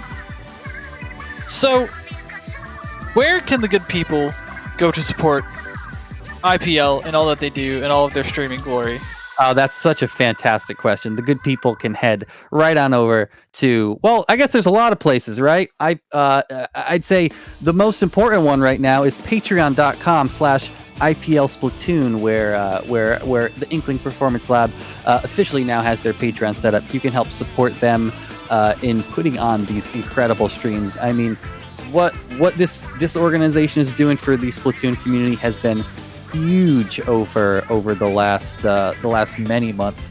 So, I mean, it's if you're enjoying the tournaments, which I'm sure you are, I certainly am. You can tune in every Wednesday here, where you can see Splat or Swim, a weekly tournament featuring some fantastic teams. Every other Friday, we run Testing Grounds, a tournament where you see a lot of pickup teams, which is always really fun. And then, of course, once a month, hosting Low Inc., the premier tournament for low-level and newer teams. And December Low Inc. is happening exactly 1 week from today on December 19th, right here on twitch.tv/IPL Splatoon. And again, go to the IPL Discord to find more information, and especially about the IPL Patreon, so that you can support what these great people are doing, because they do a thankless job, especially all the TOs that pitch in and support, and our wonderful streamer Inky. Absolutely. So it looks like we're gonna be going into Luau versus Seishin Chitai. So getting to see Chitai 2 sets in a row, I'm very excited about. They're such a cool team to watch. And of course Luau, another fantastic team that has been performing very, very well today. Especially coming off of that nice win, that last set, they've got to be feeling themselves. They've got to be feeling good. It looked like they really got their feet on the ground for that last game. And especially going up against a team like Luau, who has some very dynamic players, especially Surskit, who's able to play those Glugas and Drift and Katya, who are able to really bring us out some interesting picks and some interesting play styles. I'm excited to see where this goes. Yeah, absolutely. And it looks like we're going to be starting on a Tower Control on Anchovy Games, a very fun map, and teams are readying up. We're going to be getting into it right now. I'm interested to see how Swisher is going to make use of the tent on something like Anchovy Games Tower Control, a map where there's so much open space. This is something that I think is going to be nothing short of amazing. For sure. I mean, people I've had discussions with Tent players about Tent on tower control, and a lot of them don't like it. But Swisher can make it work. It's not easy, but especially in close quarters like this, like how he's using that tower as kind of like a second cover, as a way for him to push with his Tent shield, like it can work, especially when he's playing around it, when he's playing in these corners, especially with his teammate Kennard, who's able to put some pressure on the people who are pressuring his shield. It works. Yeah, you're absolutely right. We already have a Booyah Bomb coming out on the side of Luau. It looks like they're trying to start up a push, but going one down. And there's just a bit of a stalemate happening in the middle here. We have the Ink Armor on the side of Seishin Chitai, which is going to do them a whole lot of good. The Suction Bomb Rush coming out to take out two more members of Luau, and Chitai is starting to now make their first big push up. Look at how deep Swisher is into the base. I mean, that's the power of what Tent can do, right? He can just carve out space and say, this is mine now. You can't touch me here. I mean, and it's such a good strategy here, moving up and making use of the fact that you can survive for so long, oh my goodness, and just completely taking away your opposing team's attention from the actual objective because they have to deal with you. I mean, we're seeing the power of it right now. Getting double teamed there, unfortunately finally getting taken out, as we see Chitai down in the middle area. Kennard trying to get a shark, unable to do so, as we see Spectator trying to take down the splashdown, unable to find his mark. And now it's looking like Luau is trying to start this push of their own, trying to maybe take the lead. It seems like they cut off this push. Ink Armor and Tetras, you love to see that combination. Rolling around to the speed of sound, taking out the beacon, and Barcel jumps out, and there's two down on the side of Chitai. This push looks like it could go the distance, and they've still got a lot of specials. Yeah, already pushing down to 65. I mean, here it is taking the lead. No, not quite. And there it is. Finally, Luau taking the lead, pushing down to 50. I mean, look at this, how far back all of Seishin Chitai is pushed right now. I mean, we have Marcel standing behind Splat, just trying to survive. Such a good aggression coming out from Luau right now. The Glug is going down. And we do have that splashdown on the side of Dark Tetras. I wouldn't be surprised to see a jump to tower with that. You see some jumps coming out right now for Luau. They haven't given up their position quite yet. Something like Bomb Rush is coming out to try and make space, but Drift is trying to climb up that ladder and say, hey, I'm still here. You can't get rid of me that easily, but Chitai said, yes, we can. Yeah. So Luau went two down and then very smartly decided to retreat. But we have now Chitai setting up, getting some map control in the middle, and it looks like they're gonna make a push of their own happen. No, it got shut down. No. And Kennard going down as well. Spectator, that's three down. And Swisher's on the respawn. This could be a really devastating push if Luau is able to chain their specials correctly and able to keep up this aggression. Marcel already finding a spot on that wall, able to take down Ketcha, I think. That was an incredible snipe. I didn't even realize you could get that snipe from there. That was crazy. Drift going down as well, and it's looking like Luau is falling apart at the seams. Marcel, what a great shot and a great heads-up play. Yeah, doing a fantastic job of shutting down the push, but this game is not over for them. They still have to go ahead and take the lead. We still do have Luau down to 49 points with 58 on the board for Chitai. Marcel, wow, a nice flank. Marcel being taken down. Oh, and that was a great combination with the Booyah, drawing away the attention of the team, and then Drift coming in with that quick flank. That was a great heads-up play. Coordinated play. Spectator doing a fantastic job of playing around these ledges, really using that big explosion of the Rapid Blaster to their advantage. I mean, this is the type of thing that you see when you have a team of all of these sort of one-trick players who really specialize in one weapon. I mean, they can make these weapons work in so many situations and do things that a lot of other players just can't because they are so in tune with their gear. Right, exactly. There's nuances that have to be learned over years of experience, and this is looking like it could be that experience paying off. The lead going to Chitai, bubbles coming out, there's two going down, catch up riding the tower now. but it's looking like it could be a very long road ahead of them to take this tower all the way back through mid. Swisher already there, trying to get some quick picks, going down. Chitai is kind of going in, making a little bit of solo plays. Let's see if they can regroup and stop this push. And Surskit popping the baller, trying to make the push up. I mean, those Belugas are not an easy weapon to really play, in that sort of Slayer role, and you see it happening. But just like that, the push is shut down. That was a great use of a lot of the specials on the side of Luau. That really could have gone the other way if there was just one tick left.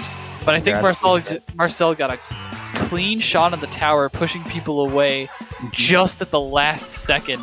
And I mean, it was literally tied before that shot went down. Yeah, you're absolutely right. I mean, Marcel, we've seen time and time again today, like just able to pull off some incredible shots with just at the right time to make good things happen. I mean, that is the result of years of experience with practice, canceling splashdowns.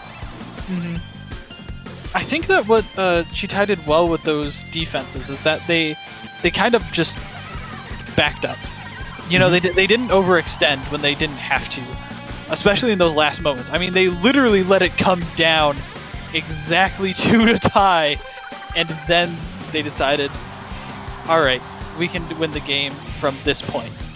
And having that forethought, knowing exactly how far to push, how far to let the enemy team push before you can punish them, is super important.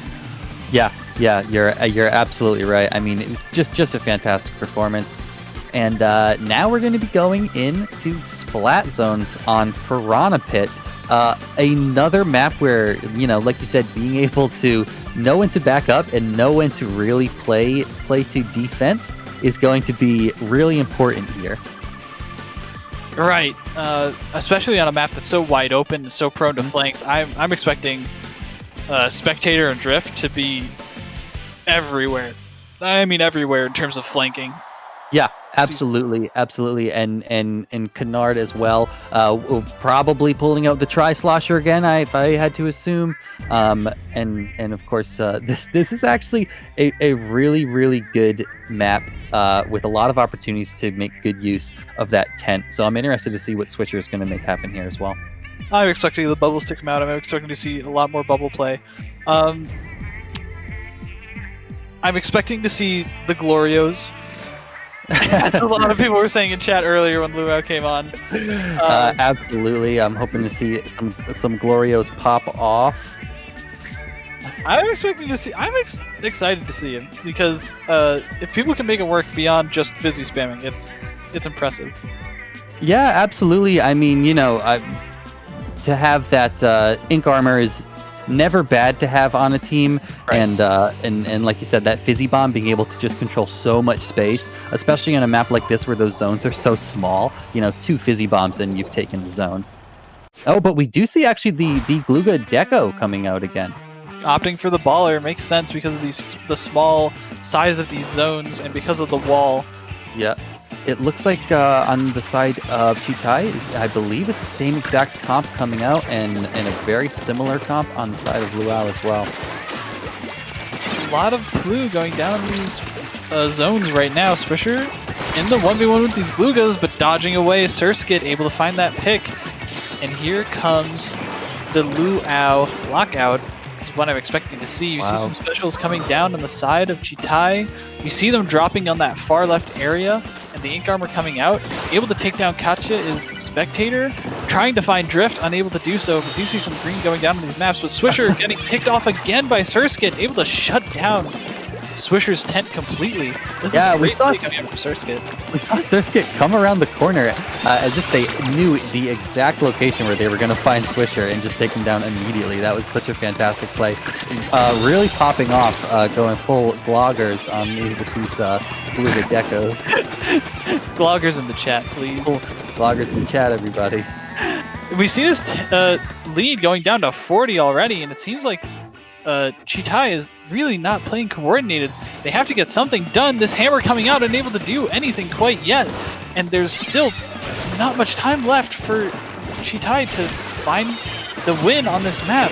Specials coming down, the Spectators going down. Bomb Rush is able to cap at least one of the zones, but they're not able to find the paint on the rest. One going down on the side of Luau, but it's still a lot of blue on these map. This zones, the tent coming out with that hammer, able to find a pick, able to find two, and that could be the zone for Chitai, and it is. Finally, yes, we saw Chitai, winning a lot of individual fights, but not able to really take the entire zone of both zones and take control. Finally, now pushing down to 80. Are they going to be able to make something happen here? Oh my goodness, he's fantastic. That was a nasty shot if he pulled that out. That would have been wild. We see this Charger being so aggressive, and I really like it. I find that Chargers often play a little bit too scared, but really the advantage of Chargers is when they're able to take these aggressive positions. Oh, absolutely. Bomb Rush come out, he's able to really put on a lot of pressure on the zone and able to take out Drift on that belt. What a great shot. Yeah, between the shield, the ink wall that the Firefin can put up, and the shield of the tent, I mean, Chitai has such a fantastic ability to just play defensively, and that can be to such an advantage on something like Splat zones, where once you... Oh my goodness! Oh, we are just seeing so many fantastic moments happen here today. That was... I expect nothing less. I've seen him do it 100 times, but it's still fantastic every time I see it.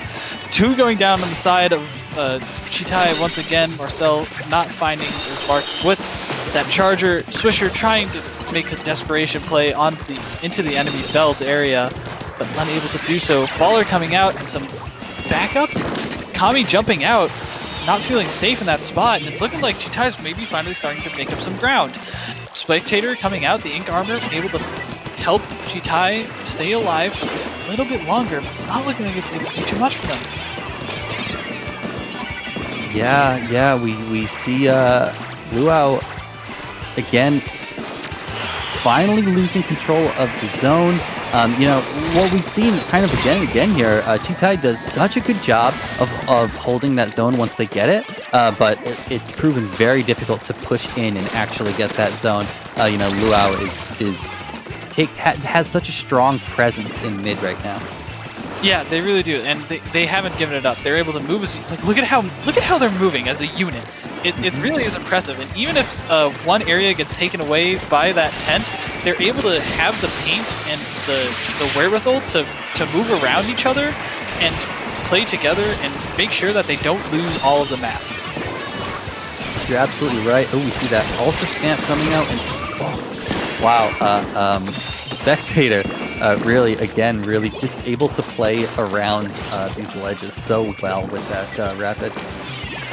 Just as I say that, they all go down because they were found isolated and Chitai was able to pick them off. But that's besides the point. There's 15 seconds left, and Chitai has a lot of penalty to go through. Swisher dancing and dancing around this tent shield, and Kennard is able to find one. Tommy jumping out, and this penalty is finally going down. There's only 25 ticks that they have to burn through, and the timer is now into overtime. 15 ticks left, and they're not making too much mark on the zone yet, able to neutralize it for at least a little bit, but there's two going down in Chitai. This could be the Luau game, and there's three going down. It's only Marcel unable to find it. That was a great load of specials and team play from Luau to pick off Chitai at the very last possible minute. Yeah, absolutely. I mean, Chitai really got themselves into a good position towards the end there. I was certain that we were going to see that game, that lead flip, but really, really, really amazing ability for Luau to just push in and take that zone so quickly at the very last second.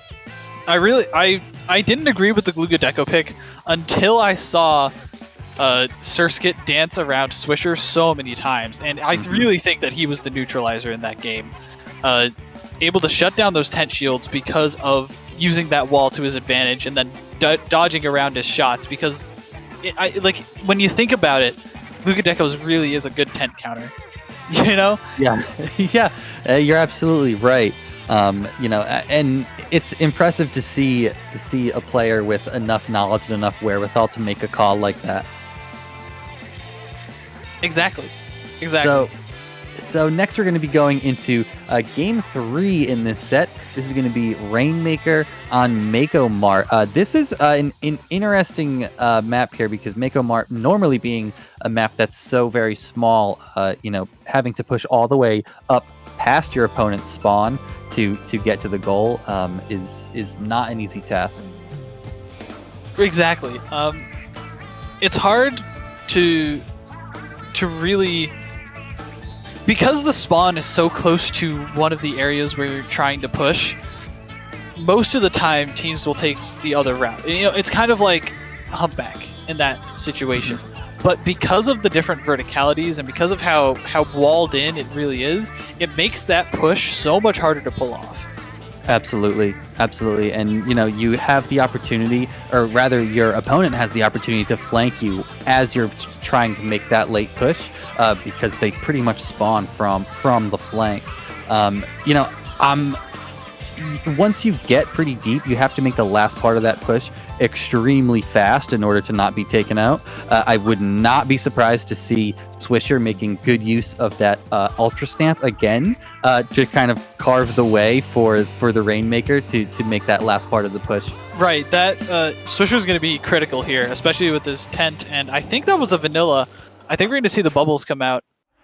Interesting. Okay. No, I was wrong. It is the Ultra Stamp. Yes, but either way, it's going to be critical for him to lead the way of the Rainmaker because those last areas where you need to push in are going to be his stomping ground. Yeah, absolutely. Between that with the Ultra Stamp and also Spectator with the Baller, we do see the Glorios coming out now from Surskit. I think a good pick here. Having those Fizzy Bombs can provide some really, really good mobility as well. And I talked about how that temp was going to be really important, but I mean, he could just take out picks just like he did right there, and as he's doing right now with this hammer, making a huge dent in the Luau defense. And that was a great throw! What are you doing, Swisher? You're in the enemy base, and you're just tearing them apart. Please go home. Please go back to your team. Thank you. Oh, what a fantastic performance! I mean, doing such a good job of keeping Luau occupied long enough for the rest of their team to really get in there and not have to totally give up on that push, right? Without Swisher there, keeping the pressure on, we obviously probably would have seen Luau already starting to make a big push of their own, but because he was there, they're now just barely being able to get anything started. Oh, Drift with a great pick on the Swisher right there, and another armor coming out on the side of Luau. This is a lot of purple on this map, and it looks like these picks could come out. Kami unfortunately going down. Marcel tries to run and grab the Rainmaker. Spectator going down as well. There's 2 down on the side of Chitai. This is a very scrappy game right now. We're seeing a lot of plays that are trying to sneakily take the Rainmaker. We're seeing a lot of flanky picks. This is going to be all about who outmaneuvers the other team. And it's looking like Swisher's trying to do exactly the same thing that Drift did, getting taken out, getting double teamed because of that Booyah Bomb. It's looking like Chitai's on the back foot now. Yeah, I mean, but look at that KA Swisher right now with a 6 KA on the 10, which is not something you expect to see so early on in a game like this. We do have now Luau starting to get some specials on deck. We have an Ink Armor and a Splashdown on deck, and it looks like they're in a good opportunity to make a push. Oh, but just like that, they go 1 down. They were able to use that right side of the map really effectively, and Kennard coming out with that flanky little play. Swisher trying to see if he can find anyone over on this right side of the map, unable to do so. Kami getting taken down by Slosher, coming down from the sky. Swisher trying to find some picks in mid, and now it's looking like Luau's back on the back foot, and Chitai is in control of this game. Even with some specials coming out, they just don't seem to have the footing that they need to get these picks. But what? That was a great pick! Wow. Yeah, Spectator was putting on so much pressure. I mean, that was fantastic. A good opportunity to take a big threat right there. We have Surskit kind of pushing forward, trying to paint a little bit and throwing those Fizzy Bombs to flush out the enemy and make some room for their team to push forward. They've got the armor at the ready. They've got some specials coming down. They're trying to see if they can take out Swisher here. Oh, wait! As he pulled out the hammer, he got stopped. And this could be the push that Luau is looking for. They just need to quickly make this into a decent play. Kennard on the far right flank on this map, able to take out the Rainmaker while Luau's way too pushed up. Kennard with some great sharking once again to prevent Luau from taking a pick, and he gets a pick on the Surskit from the Rainmaker pop. This could be huge as there's only a minute left and Luau needs to get their footing on the ground, but they're unable to do so with some picks like that. Yeah, we see now Luau being pushed back a little bit. A lot of green on this map at this point. This is not going to be easy for them to push back in. So we do have the Booyah Bomb coming out. A minute left to go, and that was a huge mark on the side of that ink mine. Marcel, and they realized that they could probably just try and sneak it away, but that's going to go 3 down to the side of Chitai. They tried to make a sneaky play, but it looked like Luau was ready for it. Swisher going down as well, and this could be the push that Luau was looking for. Spectator dropping, but Kami's sharking. This could be the huge play. Marcel unable to find his picks, and Drift trying to find his way past that lead, unable to do so. Got taken out at the last second. This It's not over yet, though. Kami's Wow. in this pick, and they're fighting for the points. 20 seconds left. I mean, it is not going to be easy for Chitai to push back. Surskit doing such a fantastic job of pushing up and being an absolute nuisance, allowing their team to make a huge push behind them. Drift as well, being such a great Rainmaker carrier, with that wherewithal and that speed. And wait a minute! There was a shark! Drift was able to sharking on that little slick area and is able to take out the Rainmaker in overtime! That's Luau beating Seishin Chitai! Oh wow, that was fantastic. They just an absolutely amazing set from Luau. Great stuff on both sides, but Drift and Surskit being absolutely incredible. Yeah, absolutely. Absolutely. Glogger's in chat. Oh goodness, I'm gonna need a breather after that one. Yeah, me too. And with that is actually going to be the end of our commentary block here. So it looks like we're going to be taking a little break, and then very soon, Stu and Rissa, 2 of the best commentators in the biz, are going to be back on to take you through the rest of losers and then grand finals. Don't go anywhere because this tournament is going to pop off even harder after this. Thank you everyone for coming to support the stream. I've been Magic 8 Ball. And I am Adam. Catch you guys next time at IPL Splatoon.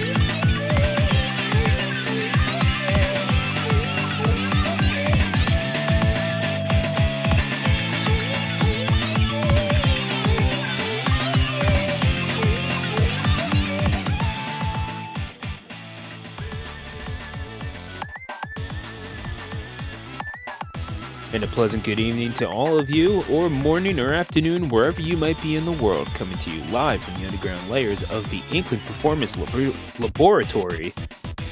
Stu the announcer, rocking out with you here on twitch.tv/IPL Splatoon. I am joined here by Rissa for this edition of High Ink. This invitational featuring past low ink winners. And Rissa, some seriously high quality action so far. A lot of people expecting the number 1 seed Priority to be here in this winners final. But Stargaze, perhaps a little bit more of a surprise. Yeah, this winners final is definitely not something that we were expecting or anticipating to be the 2 teams that are in winners finals. But, of course, Priority seated at number 1 is here in winners finals, and Stargaze actually making it to winners finals is something that we were not expecting, but we're very happy to see.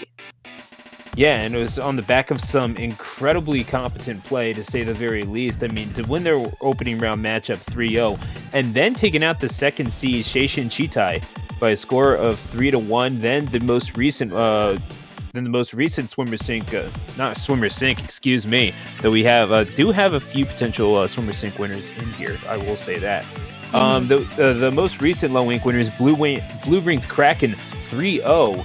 I mean, Stargaze has been on a roll, definitely playing at an incredibly high level, on a level that you really do have to come to when you're in an invitational. But gazing at the stars is not going to be enough. They will be made to reach for them as they face off against the number 1 seed in this tournament, and really one of the better teams in North America at the moment. Priority, Domo on that backliner, ever dangerous on that charger. Taking a look at the compositions, welcome one and all to winners final.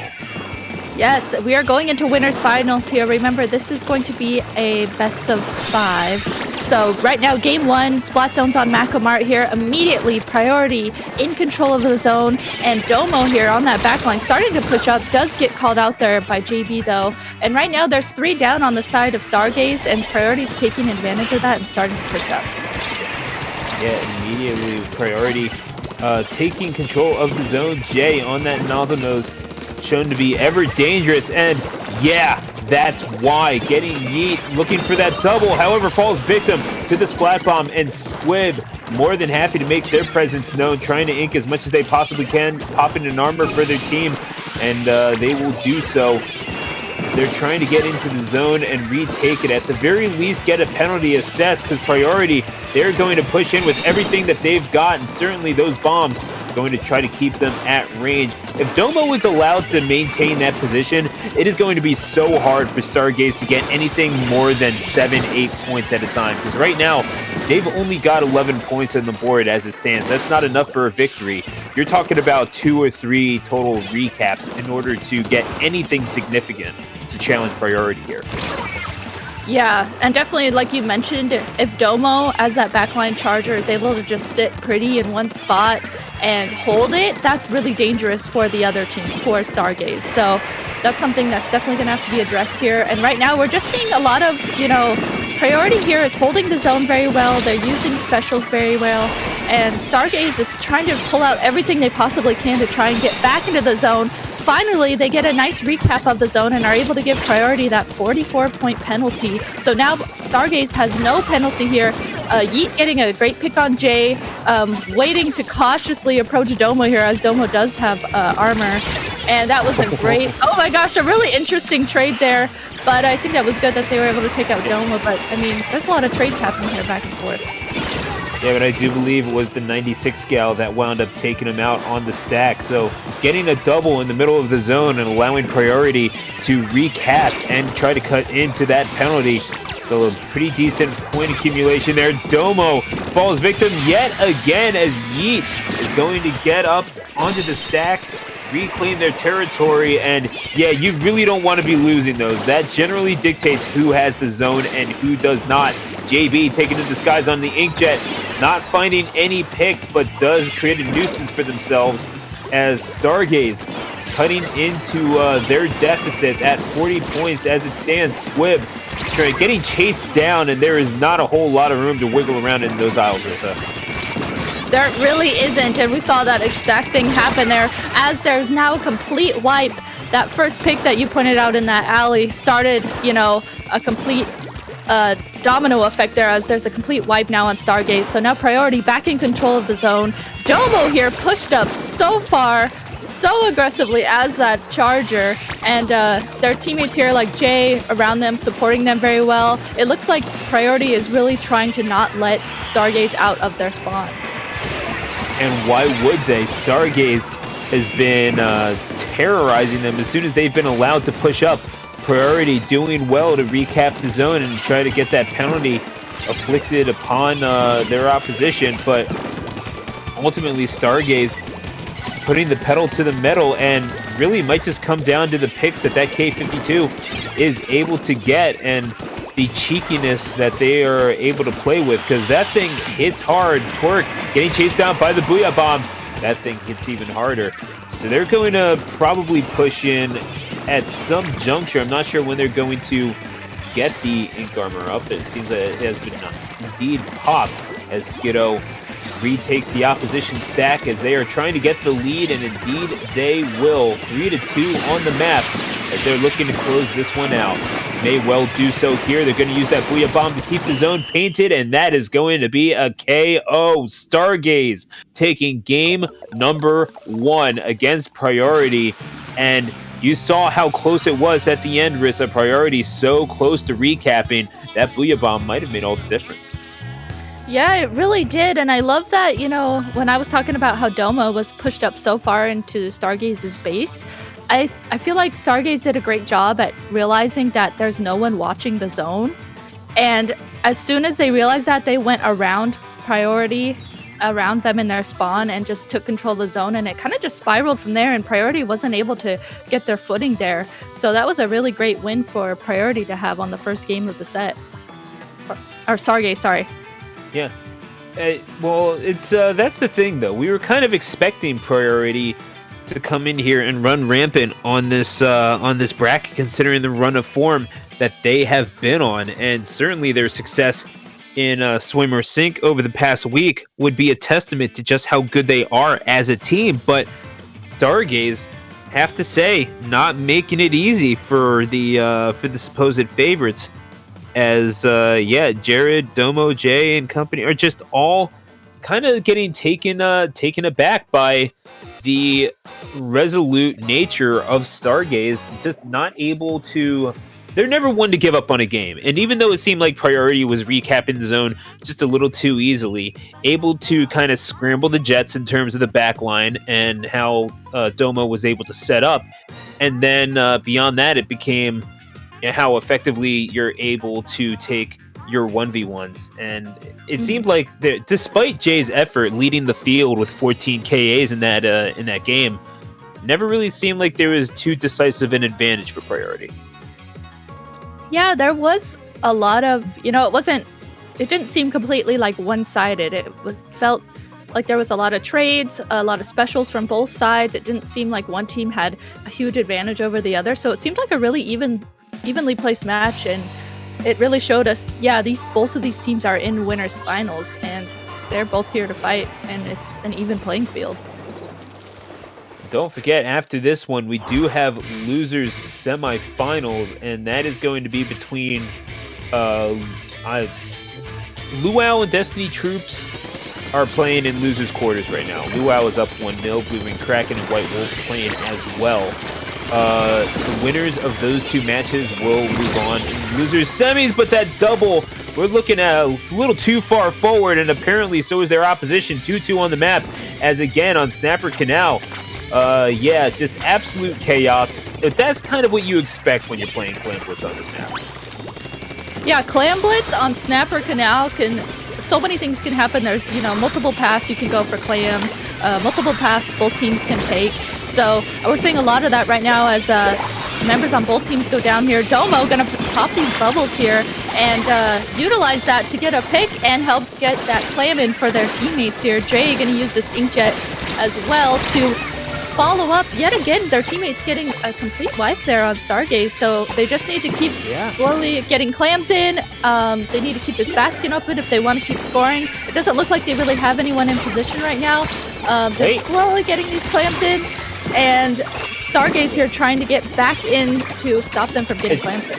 It's a slow bleed, but they are getting these clams in, and eventually they're going to be ganged up on just a little bit. JB able to get the shot on the landing, but wow, that slow push just winds up becoming a big problem for Stargaze, as Priority is able to get 74 points on the board. Quite the deficit to have to make up, but we have seen it happen before, especially on this map. Yes, on this map for Clam Blitz, it's one of those things like anything can happen. Pushes can get really crazy here, so we're seeing Stargaze here trying to regroup, get clams. They have 15 clams, as we see there at the top left right now. Yeet was able to ball into the basket. There is a jump in. Stargaze is able to get one power clam in, but that only leaves Skiddo up here alone, the heavy splatling on Stargaze's team. So Skiddo not in a position to score any more clams. So looks like that push really isn't going to go anywhere. Just 20 points to get on the board for that Stargaze.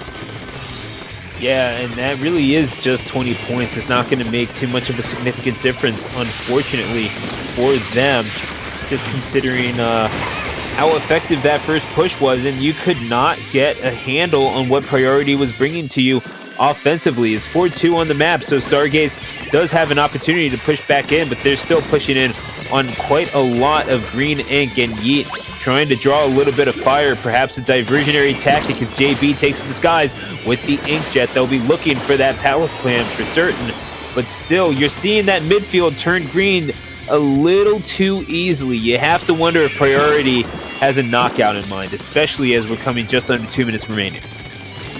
Yeah, right now Priority, they don't have as many clams as Stargaze does, but they do have 12 clams, which definitely is a good start. And they're trying to hold on to this power clam that they have on their side. It looks like they finally made the call to work in, push in together, and get 2 picks on Stargaze, as now they're trying, Priority here, trying to push in. Though one does go down on their side, it looks like they're having to back up here and regroup and rethink about their push as they hold back up in the mid. What is it? Oh, the baller comes out just in time for Yeet to perhaps protect the area around that green power clam. So it looks like they're going to be down one. And wait a second. Oh, Jay comes in just in time to grab it. And they're going to have to go for an all-out push here. Will Stargaze as we come just past the 1 minute remaining mark. Squib trying to ink up as much as they possibly can. There's quite a few ink armors to be accumulated in that midfield area, but again, it's not just about that. It's about how effectively you can push with your teammates, and it seems like a lot of the 1v1s are being won by Priority, and indeed, it's going to come to fruition as the penalty expires, and they are just going to pile in the clams. No more to gather up, and they're just going to throw them all in. It could be a KO, and indeed it is. Priority takes game number 2 as Stargaze sent reeling at the very end, supplemented by that slow, steady, methodical push to 74 points that we saw initially within the first couple of minutes of the match.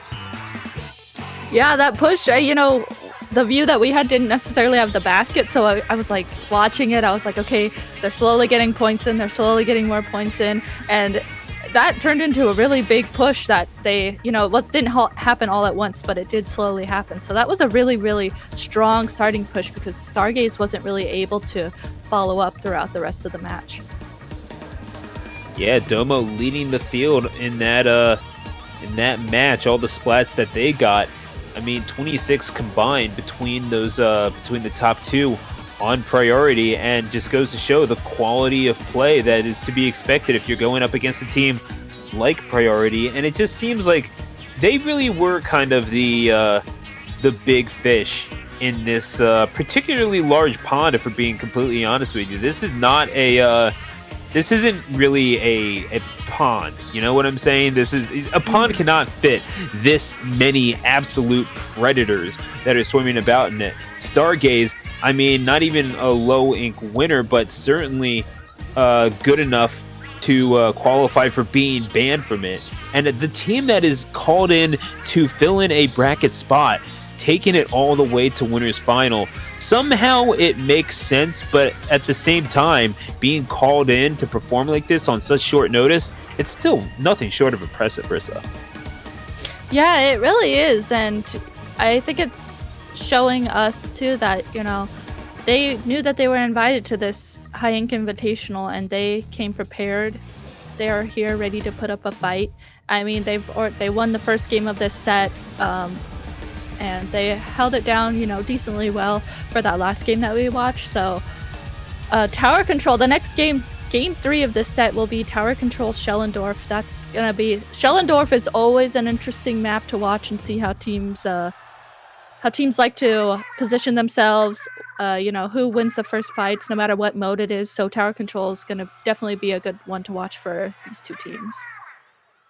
It generally is, and you want to talk about how competently you can push an objective and push a payload. This is where you establish that. So now as we're going to continue on into Tower Control, and it's such a quirky map to play it on, Schellendorf, where you're having to deal with all these threats from up above. You better believe that whoever is on a Charger or Splatling could generally eat that up, and oh my gosh, all the more mouths to eat it with. Out comes the Hydra from Skiddo, as Stargaze going to look to eat up as much as they possibly can in midfield and certainly try to follow along with the tower as effectively as possible.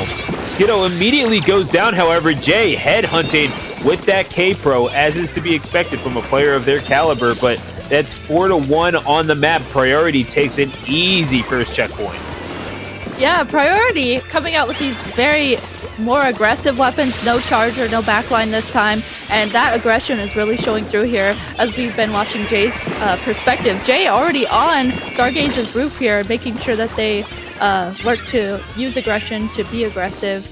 And now it looks like Stargaze here trying to finally get to a point to get to the tower.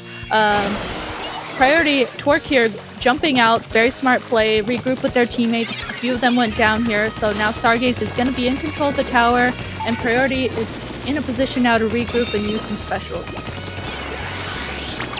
Yeah, not a really good position for either one of for any one of Stargaze's players as they're getting pushed back upon. And really, the Hydra should work in theory, but when you're talking about a composition like Priority is bringing to the table, you really don't need to set up all that much. You just need to prevent your entire backline from getting established. And yeah, Jay with the double immediately, that fall-off shot to connect, and looking for another one. That Booyah Bomb is going to hunt for whoever's around the corner, and that team might well be wiped. Skiddo, indeed they will be. This is a knockout. Priority number 1. Take heads and take game number 3. 2-1 in favor of the Swimwear Sync 10 champions, Priority.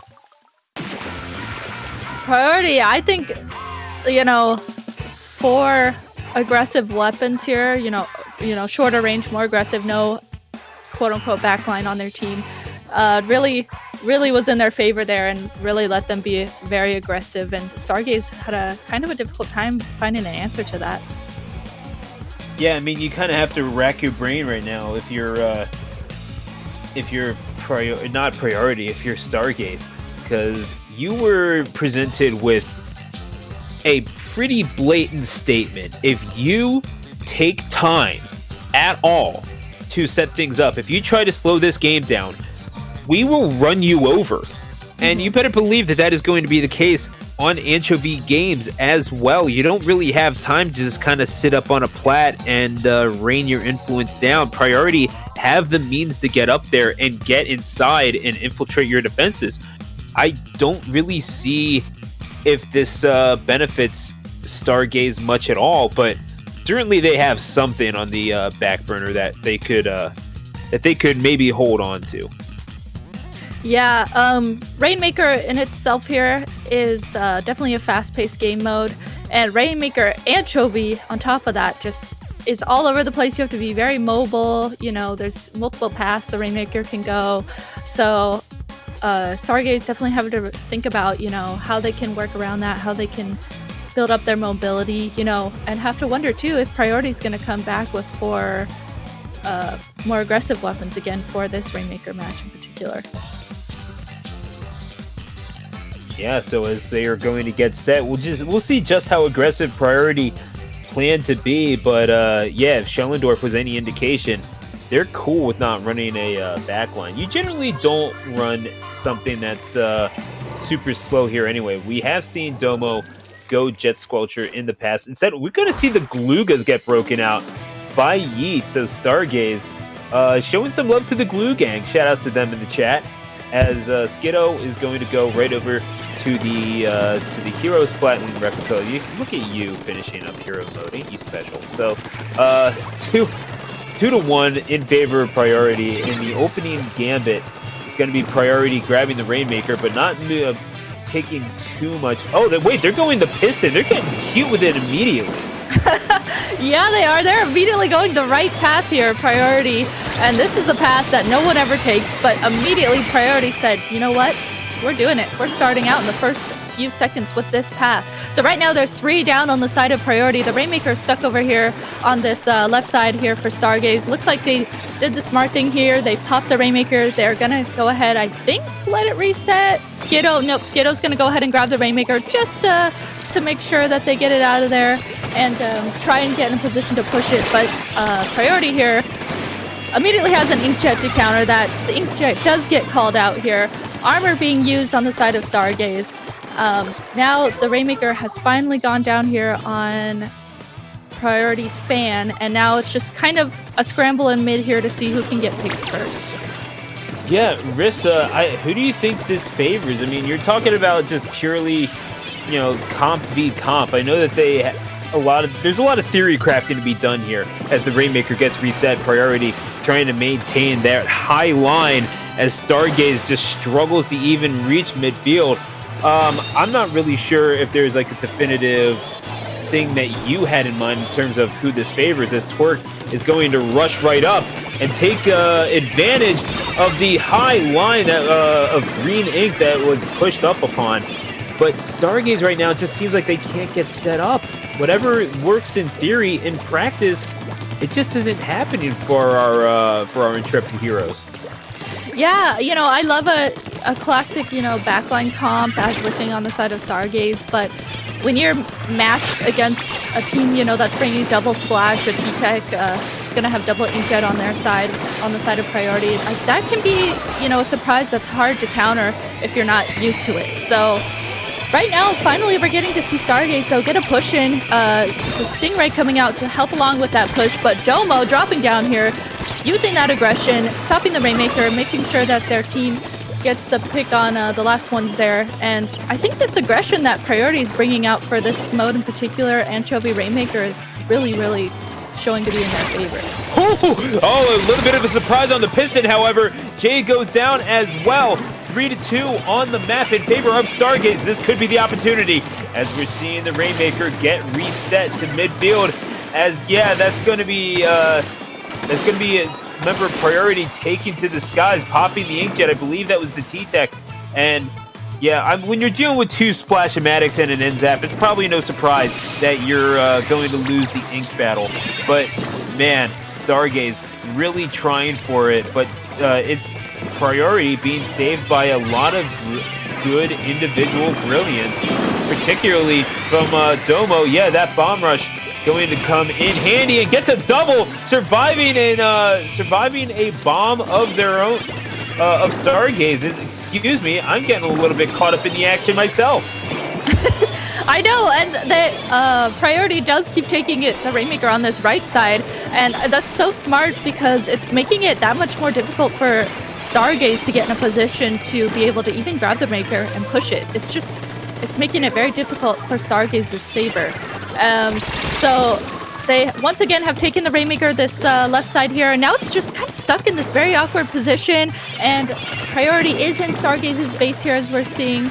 It's just kind of a lot of regrouping that Stargaze would need to do to get a really big push in here, as the Rainmaker is going to finally reset here in the last 40 seconds of this match.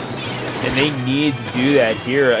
I would think that keeping the Rainmaker on the piston would have benefited Stargaze, or excuse me, Priority, considering the situation. Domo, however, goes down. 42 on the map, and this is what Stargaze need. They absolutely require picks if they want to offset the inking advantage that Priority's composition is bringing to them, and that barrier is looking awful orange. The bomb rush is going to keep them from grabbing it, however, and yet in comes the T-Tech, the Slayer on the front line. Just an absolute thorn in the side of Stargaze. Priority looking to steal this out. Rainmaker 3-1 on the map. That's going to do it. And a wash in a sea of green. Priority 3-1. How about that? That is high quality at high ink. Yes, Priority is going to go ahead and take that set, winning winners final. So that means Priority is going to be moving on to grand finals. So now Priority is going to have to wait a little bit here, as we will be moving the stream down into loser's side of the bracket. So Priority going to be sitting pretty there as we wait to see who they're going to be fighting from loser's side of the bracket. Yeah, and we're taking a look at the loser side right now as Priority, the number 1 seed, does indeed move on. But if low ink is any indication, Rissa, the number 1 seed is not necessarily an automatic winner. In fact, history does work against the 1 seed in a lot of these tournaments. So we'll just have to see what happens when their inevitable opponents reach grand finals. And Stargaze does have a shot at revenge, but it could be a tough ask, especially when you're going to be fighting one of either Luau, who beat Destiny Troops by a score of 2-0, or White Wolves, who beat the most recent low ink winners, Blue Ring Kraken, by a score of 2-1. We're going to go to a quick break. Luau and White Wolves. Winner goes on, loser gets out. Don't go away. You're watching High Ink here on IPL Splatoon.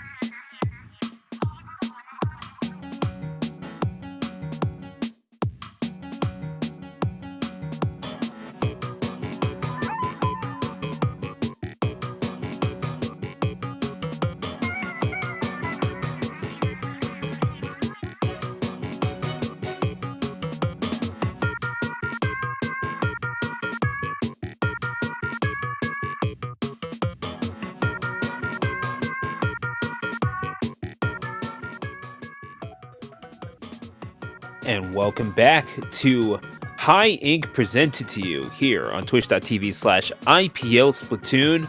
Alongside Rissa, I am Mazer Stu, and if you hear barking in the background, that's just the rallying cry of one of our teams, White Wolves, going up against Luau. And White Wolves, certainly impressive thus far. We actually saw them in the opening contest on stream here, but going up, I believe it was against, the name is not coming to me all. It wasn't Xanadu, was it? Hang on. Wait, White Wolves?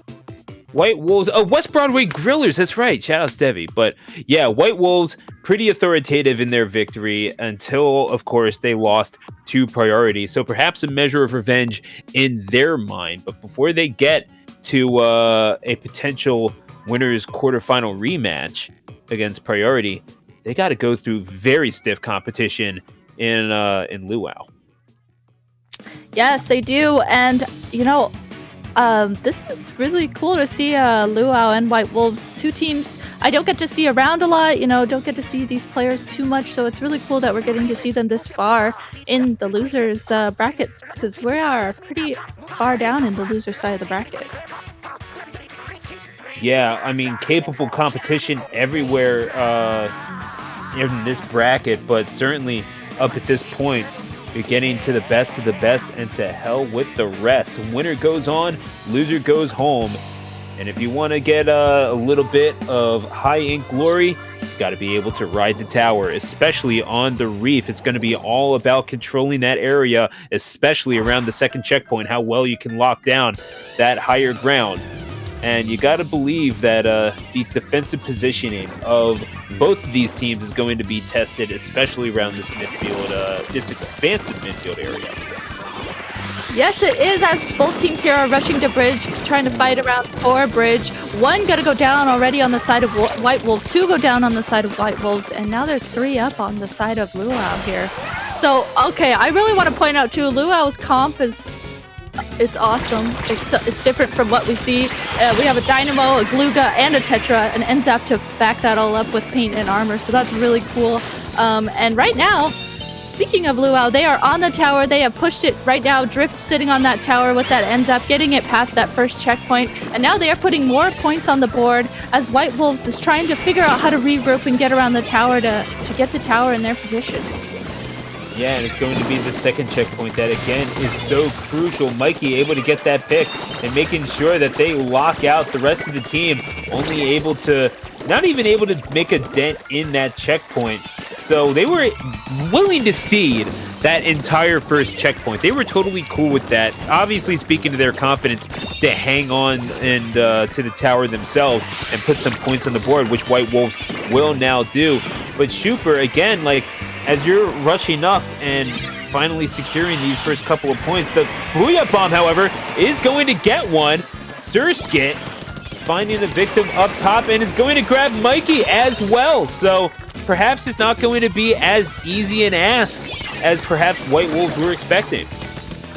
Yeah, I love the way that we're seeing, Surskit, Drift here. They just grouped up together to make sure that they called out that member of White Wolves. Grouping up like that is so important to make sure you can work together to get picks. So right now, though, 2-3 down on the side of Luau. That's a complete wipe, essentially, on the side of Luau, as White Wolves is back on the tower, back to checkpoint 1, and trying to push that tower through checkpoint 1 here. And they have their members of the team starting to push up, taking positions on the left side of the map, on the right side of the map, and working to now get the lead. They are so close, and they have gotten the lead, and now the lead is now on the side of White Wolves, though. A lot of juggling here happened around the tower. Yeah, I mean, everything just to get the tower back into their favor, or at least just get White Wolves the heck off of it. 55-51 as it stands. They had to have known that lead was not going to hold, but again, clearing that second checkpoint could indeed make or break this game, because then you're not being held up around that midfield where really anything can happen Katya is going to be chased down. That Dynamo taken off the board for now. It's a 2v1 situation, and Luau will eventually take advantage up on the bridge. So that is under their control for now. But they're so close, and Luau does take the lead by but 1 point. Looking to clear this tower. They have only one person left on the map, and they are nowhere near the tower. So it is going to go into the advantage of Luau. White Wolves would again be tasked with pushing this up. I think they're able to do it, but Schuper is going to have to get cheeky, especially in a situation like this where they could very easily just be taken out of the play. Yeah, we saw Schuper there watching to try and get a flank, and is going to use that inkjet to capitalize on trying to get that flank and that distraction, and does get a great pickup with that, but was called out there by Drift. It looks like they called out where his inkjet landing was, so looking to have to get in a position to regroup here, as I love that you can tell that people are calling out where everyone is, and we're seeing a lot of from both teams. Both teams are working to group up together and make sure that they can work together. Yeah, I mean, you can be 4 good players, but they're always going to lose to one team. Surskit working alongside their opposition. Not their opposition, excuse me, their teammates as a unit. If you're working alongside your opposition, you are feeding. That is called feeding. And W going to try to claim this checkpoint and push it past, and they do indeed take the lead. A back and forth affair at the reef for this game number 1, as they will clear that second checkpoint. Katya getting the kill with the Dynamo on that little dose flick, and yeah, so that's that is a linear path of death being carved out by the Dynamo, but it comes just a little bit too late, as 72-56 is the score as it stands. Luau looking to put this, keep this one going, but W on the tower right now, no one around. Wait a second, Catch is the only one that can do it. Oh man, just a tussle under the bridge, and that is going to be it. It was not for a lack of effort, but Luau does eventually succumb to the influence of White Wolves. As I said, 72-56, and Surskit and company have a little bit to think about, especially in the face of how effective that K-Pro and K52 was. 27 combined splats between the pair. Wow, that's awesome. And I love, usually you only see like on a team 1 K-Pro or 1 K52, but I love that they brought them both out for the team. And that type of that aggression for weapons like that, like we saw, can be really hard to counter if they're playing right. They're playing together, like we saw. That match was so close. It went back and forth, constant back and forth there. So that's leading me to be really excited again. Us going back to Rainmaker Anchovy, like we saw in the last set that was on the stream, with the way that both of these teams were playing, which we just saw, so much back and forth. It's going to be really fun to see on Rainmaker Anchovy in particular. It's always interesting because when you're a team like Priority, I feel like that piston is there to just kind of tease the option. Because it's not there to be a viable path in. Like, if you let yourself get pushed in on, like, legitimately towards the goal through piston, you've done something wrong. I can fully, and I feel confidently say that, Rissa. Yeah, that, if they are constantly going that way in particular, that's definitely something that you have to learn and watch from, and, make sure you have someone watch that right side, that right flank, because if they just keep going that way, that just makes it that much harder for your team to be able to get in control of the Rainmaker itself. So, and even your team to get a push in. So, and that was really cool that we got to see Priority do that, because I really don't see teams do that ever, really. So that was one of the first times I've ever seen a team just keep pushing it that right path. Well, it's whether it's the right way or the wrong way, I guess it's all a matter of opinion, but we're going to have to go to Anchovy Games to see just what these two teams' take on the entire matter is. And looking at the compositions, you're kind of expecting the same sort of cohesive aggression that you saw from White Wolves last time. And Luau, well, they're going to be challenged just a little bit. And if that shows, if that's any indication, they are certainly up to it. Surskit this time going with the Klugas. Yes, going with the Klugas. So Surskit with those Klugas is going to be the armor for White Wolves, is going to be their armor weapon. So Surskit going to have to make sure that they act more like as a support. They're going to have armor that they're going to need to provide for their team. Right now, in the first few seconds here, one does go down on both sides of, on both teams. And now, you know, again, lots of trades happening. Right here, White Wolves got that great call out there on that last member in mid of, or sorry, Luau got that nice call out of that last member in mid of White Wolves. And now it looks like Luau might be in a position here to be able to grab the Rainmaker and start getting a push in, but they're going to have to, looks like they're being very careful about it, making sure that they might have specials. Just kind of a lot of both teams sitting in mid. I mean, making sure they have numbers right now. They are down a squid as that Dynamo is just coming back in. And will have to take even longer to charge up a Booyah Bomb and potentially help out with that offensive push. White Wolves is going to take advantage of it. I mean, they have, that thing is already at mid. There's nowhere for that thing to reset to. They have all the time in the world. And that initial 5-point push is going to have to suffice for White Wolves now. Not saying that it can't hold Rissa, but it's not going to hold. Yeah, definitely something that they're going to have to be careful about. Looks like right now there's so much orange paint on the map.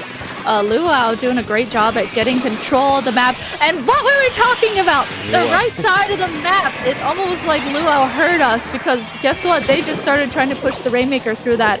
Well, now as we're watching White Wolf side, the left side of the map here. And, you know, they didn't necessarily get any points on the board, but they definitely kept it interesting there, making almost, you know, catching White Wolves off guard here as one goes down on their side. Yeah, but I mean, what did I say? What did I say prior? It didn't exactly work. So it's nothing that can truly be all that sustainable. If you try to get too cute on this map, it will be your undoing. And it's really like more the Pistons is good as a mix-up option. If that's your main road of ingress, you're not doing something correctly. Tixie, however, going to get a double. They absolutely know how to utilize that K-Pro, and they will be tasked to ink with the K-Pro now. That is an unfortunate circumstance, but White Wolves adding on to their lead and pushing past the 50-point mark, looking for the goal, going for everything, all the way to 81 points.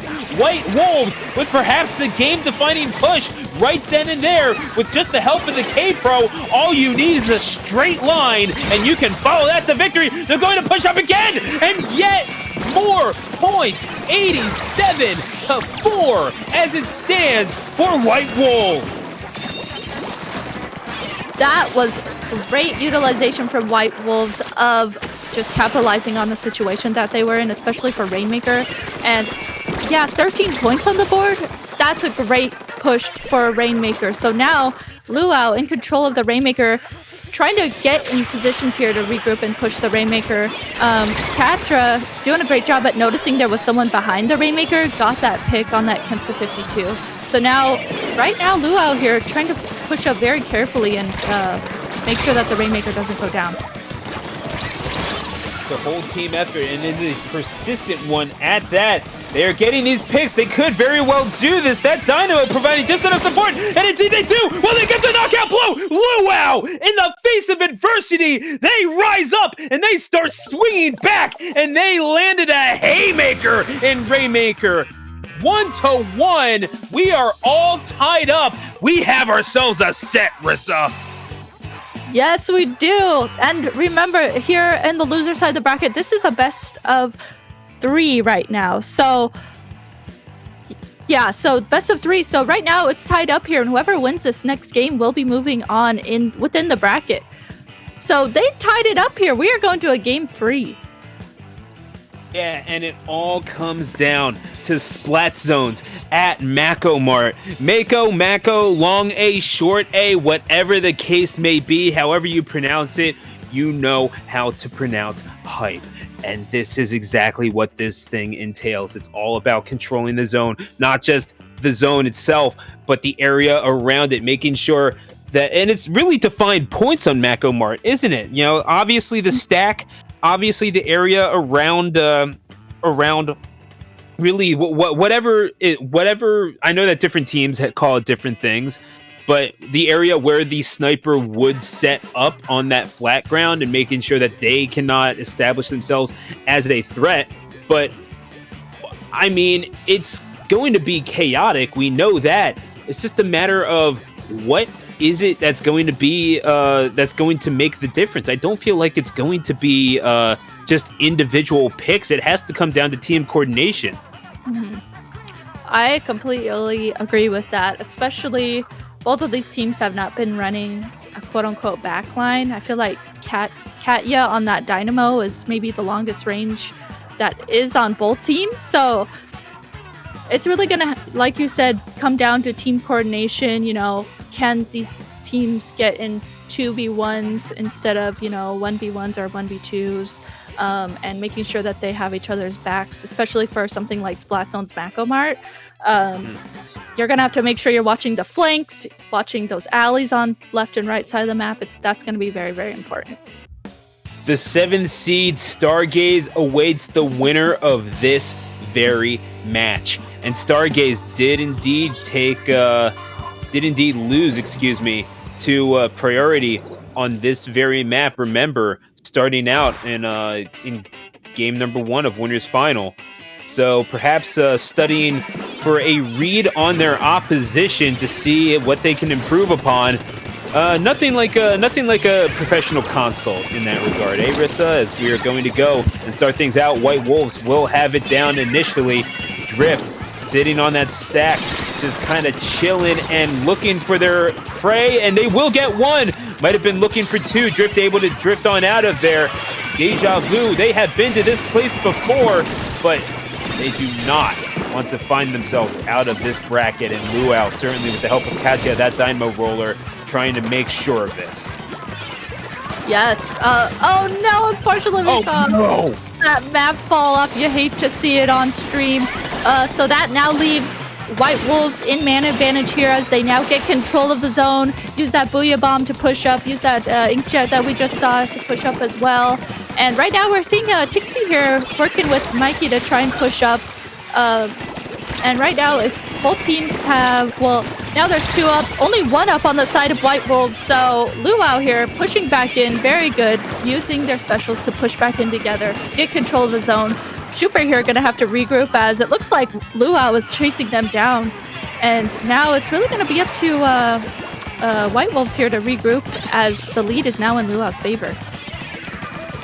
Luau has been doing a decent job of getting in, and certainly, I mean, those Tetras have been doing an amazing job of making themselves a nuisance. And Double Booyah is going to help retake the zone and try to cut in on that penalty, but nothing doing there, Luau. As soon as you see just a little bit of hope, White Wolves, or Luau is there to rip it away. And they are cutting into the penalty themselves, 48-32 as it stands right now. W going to look to make a difference. However, it's the baller that comes in behind the splash wall. That could have been dangerous. It's going to be a couple of suction bombs that make their lives just a little bit more painful in the coming seconds. But they are going to get one as they're closing in and getting in on their penalty. Trying to avoid these Booyah bombs, but there's just nothing doing on that front. 4-3 on the map. Luau looking for yet another opportunity to add points on the board. They are doing so good at holding this zone consistently as we are halfway done with this decisive Game 3. Yeah, Luau is doing a great job at, I think another thing to capitalize that they're doing a great job is they're giving up the zone, but then they do such a good job at retaking the zone together and getting the picks that they need. So that's what I'm seeing a lot from Luau here. Cammy doing a great job with these dualies, making sure that they get the pick that they need there. And right now, again, Luau is in man advantage here. And they just do a really great job at playing defensively and smartly. But 2 go down there with, I think that was from a bomb. Yeah, Splat bomb. Literally two wolves with 1 stone, it looked like, as Surskit trying to hold on to this zone, and they are past the 80-point mark, it seems. And we're just seeing a lot of really good movement until White Wolves are able to retake the zone, cutting in on this penalty. And could very well be doing so successfully, but it's going to be a Booyah Bomb and just a little bit of magic in the corner that makes White Wolves have to delay on those plans a little bit more. Luau are able to get in so effectively and at least contest the zone, but right now, basically 3-1 on the map. Only that Splash-O-Matic is just coming back in. What is it? What's the key for White Wolves here? They are on the verge of retaking this lead, but they are going to be challenged heavily, and it looks like it's coming from right up the missile, Rissa, as we are going to 1 minute remaining. Booyah Bomb is not going to get the job done. It's being contested. The game hangs in the balance here. Luau able to reclaim and putting the penalty on White Wolves. 4-1 on the map. Luau hanging on by a thread, but they do hang on. Wow. That's what I can say right now. Wow. Well, literally, they were 1 point away. White Wolves 1 point away from getting the lead, and Luau played that so smartly. Waited till literally the last second to use all their specials to push in together. But now there are 3 down on the side of Luau. It's just Katya. And Katya is going to get called out as well as we're going into the last 15 seconds here. This is just, I mean, we're seeing specials left and right here. Right now, White Wolves is in control of the zone. There's only 2 up on the side of Luau. They're going to have to figure out how to get the zone here in the last 3 seconds. Oh, this suction bomb rush could very well do it. It is being contested. However, White Wolves, they're not able to recap in time. And would you look at that? Get yourself a plate of pig and some pineapples. We're having ourselves a luau. 2-1 at Mako Mart. And just a double-digit kills across the board for that team. It was a total team effort. Drift leading the way with 12 on the Neo Splash-O-Matic. But what a contest between those two. A war of attrition, Rissa. No one wanted to break in that one. Yeah, and Drift's bomb rush there was like, that saved the game for them. The way that Drift was able to, pretty much there was only 2 up on their team, and they used that bomb rush, and that got the zone, and you know the other team wasn't able to react in time. That was a clutch bomb rush from Drift. And I mean, just a wonderful effort all around. White Wolves did not make that easy, but Luau would eventually move on. They have earned the right to face off against Stargaze, who we saw in Winners Final. It was not easy for Priority to get that victory, but the scoreboard, well, it certainly said otherwise. 3-1 for them. So Stargaze will be looking for their revenge. Luau looking to make quite a name for themselves. They have already taken down some stiff competition. Stargaze may very well be next. It's Losers Final coming up next here on High Ink.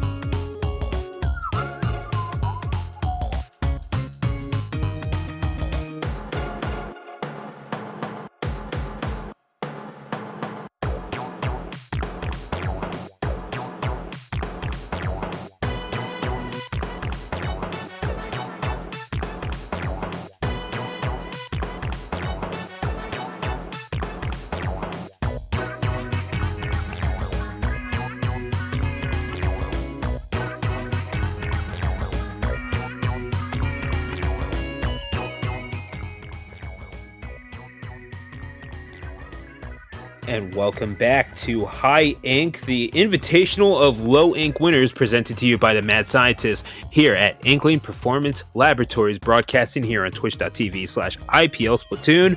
Alongside Rissa, I am Mazer Stu, and getting into losers finals, Stargaze, team invited here, the 7th seed of this whole thing, and playing really well up to this point, having to go up against Luau, who has been, I mean, they've been punching above their weight for quite a long time, but they are endeared to this community, and for good reason, Rissa. It's not just because they're likable, it's because they're pretty darn good at Splatoon. Yeah, they are very good. They are showing us that they have definitely been working hard to play well within the community. And we're definitely seeing that from them as they've gotten this far within the bracket. And as we're going to get into the set soon enough, once again, I'd like to thank you all for joining us here. If you're enjoying this, you're certainly going to enjoy Low Ink. That's happening a couple weeks from now, I believe 2 weeks from now. I'm going to confirm with Inkfarer on that particular fact. Actually, it's next week. Next weekend. Please pardon the error. But yeah, December 19th and 20th. If you think that you have what it takes to join the likes of these two teams, then by all means, shoot your shot and sign up for Low Ink. It will be your time to shine this time next week. But as a friend of mine is fond of saying, that's then, this is now. Winner goes on, loser gets out. That's the name of the game in Elimination Bracket. Welcome to Losers Final. Time to make it rain on Blackbelly Skate Park. It's Stargaze, and it's Luau. Here we go for game number 1. Yes, game number 1 of Losers Final. And we're seeing from both of these teams, okay, first of all, I'd like to point out that both teams have a Gluga. That's awesome. That's something we never get to see. I didn't want to say it. I'm glad you did. I had to say it. I never get to see it, so I think that's really cool that we're seeing that. And both teams actually coming out with very similar comps that we've been used to. Though on the side of Luau, they have double armor as they bring out an H3. So right now, 2 down on the side of Stargaze. Luau did try and looks like someone tried to pick up the Rainmaker, but it did go down. So just a kind of a lot of battle for mid here. Luau gonna work to pop the Rainmaker and work to try and get some picks.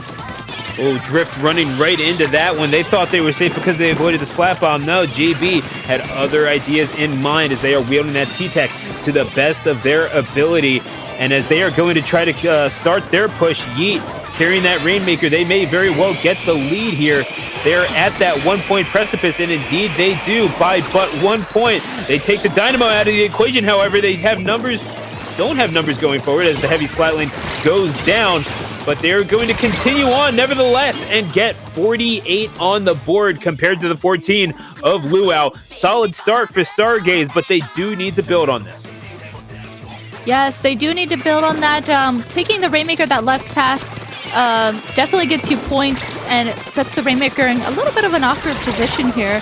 So right now, looks like one does go down. The Tetra's on the side of Luau, and the Rainmaker is going to go ahead and reset. That was a great move from Luau to let the Rainmaker reset, so that way they can regroup and try and get some specials ready. It looks like they used their Booyah Bomb, they used one of their armors, and they're painting around here to try and paint around and get into mid. Katya gonna go ahead and pick up that Rainmaker and start trying to push it straight, but specials are coming out from Stargaze to try and stop that Rainmaker. Yeah, Katya, you would think that they'd be the designated Dynamo holder, but they are indeed going to get the lead, and it looks like they are not done. They do have numbers going forward. However, it is going to be Katya going down. Plenty of places to jump back into, however, as they are going to get the barrier pop. Surskit with a Fizzy Bomb to provide themselves a pass forward, perhaps. Rift is going to go down to that Inkjet. That's a full wipe. Raining death from above is Stargaze. And even though it was an effective push, 66-48 is the score as it stands in favor of Luau. Stargaze may well have a point in, and it's going to come down to how well Squib is able to carry themselves in the half pipe. Yeah, with that initial pick that we just saw, another one, it looks like the Gluga's on the side of Stargaze goes down as well. So now it's kind of turned tables here. Luau doing a great job at controlling mid, painting mid, making sure that they are keeping control of the Rainmaker. That can be really important too, because even if you already have the lead, you're still in control of the Rainmaker. It makes it that much harder for the other team to get a push in themselves. So looks like they did. Luau did try and start to push the Rainmaker there, holding the Rainmaker, though they did go down. There are 2 down on the side of Luau now. So Stargaze having to figure out once again how to regroup here and figure out how they can get a push in for this match. Yeah, that is the $64,000 question. It really was.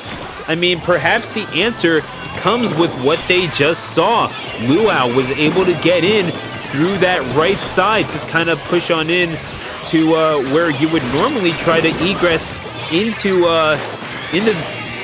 mid. Excuse me. I'm sorry. I saw that splat kill, that splat bomb kill on Kami.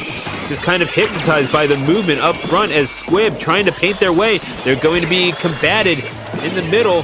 They do get picks. 4-2 on the map now. Stargaze, an area of opportunity has presented itself. Squib needs to move up here. They try to get a flank, but they're moving too far away from the play, and now they might be on the run. Wait a second. Stargaze is still going. They get the lead, in fact, 71, and still moving on. Yeet trying to push up and get the knockout, but they will be denied just barely by the duck catcher dualies. Kami's able to survive and just barely able to get this kill. And Kami with the splashdown, making sure that there's nothing there, but that's going to be game. I can't believe how persistent that push was from Stargaze. Kami maybe just a little too... They thought that they got the flank and they were good, but no. JB and company saying, you really think we're finished? That is not even 50% of our power. Continuing on, getting those barrier breakages right at the goal, Rissa, and eventually getting the knockout. Yeah, and Yeet there. Are you kidding me? Moving around, juking and jiving with that Rainmaker. That was great work, because there was a lot coming at Yeet there, and was able to just move around everything that came at them.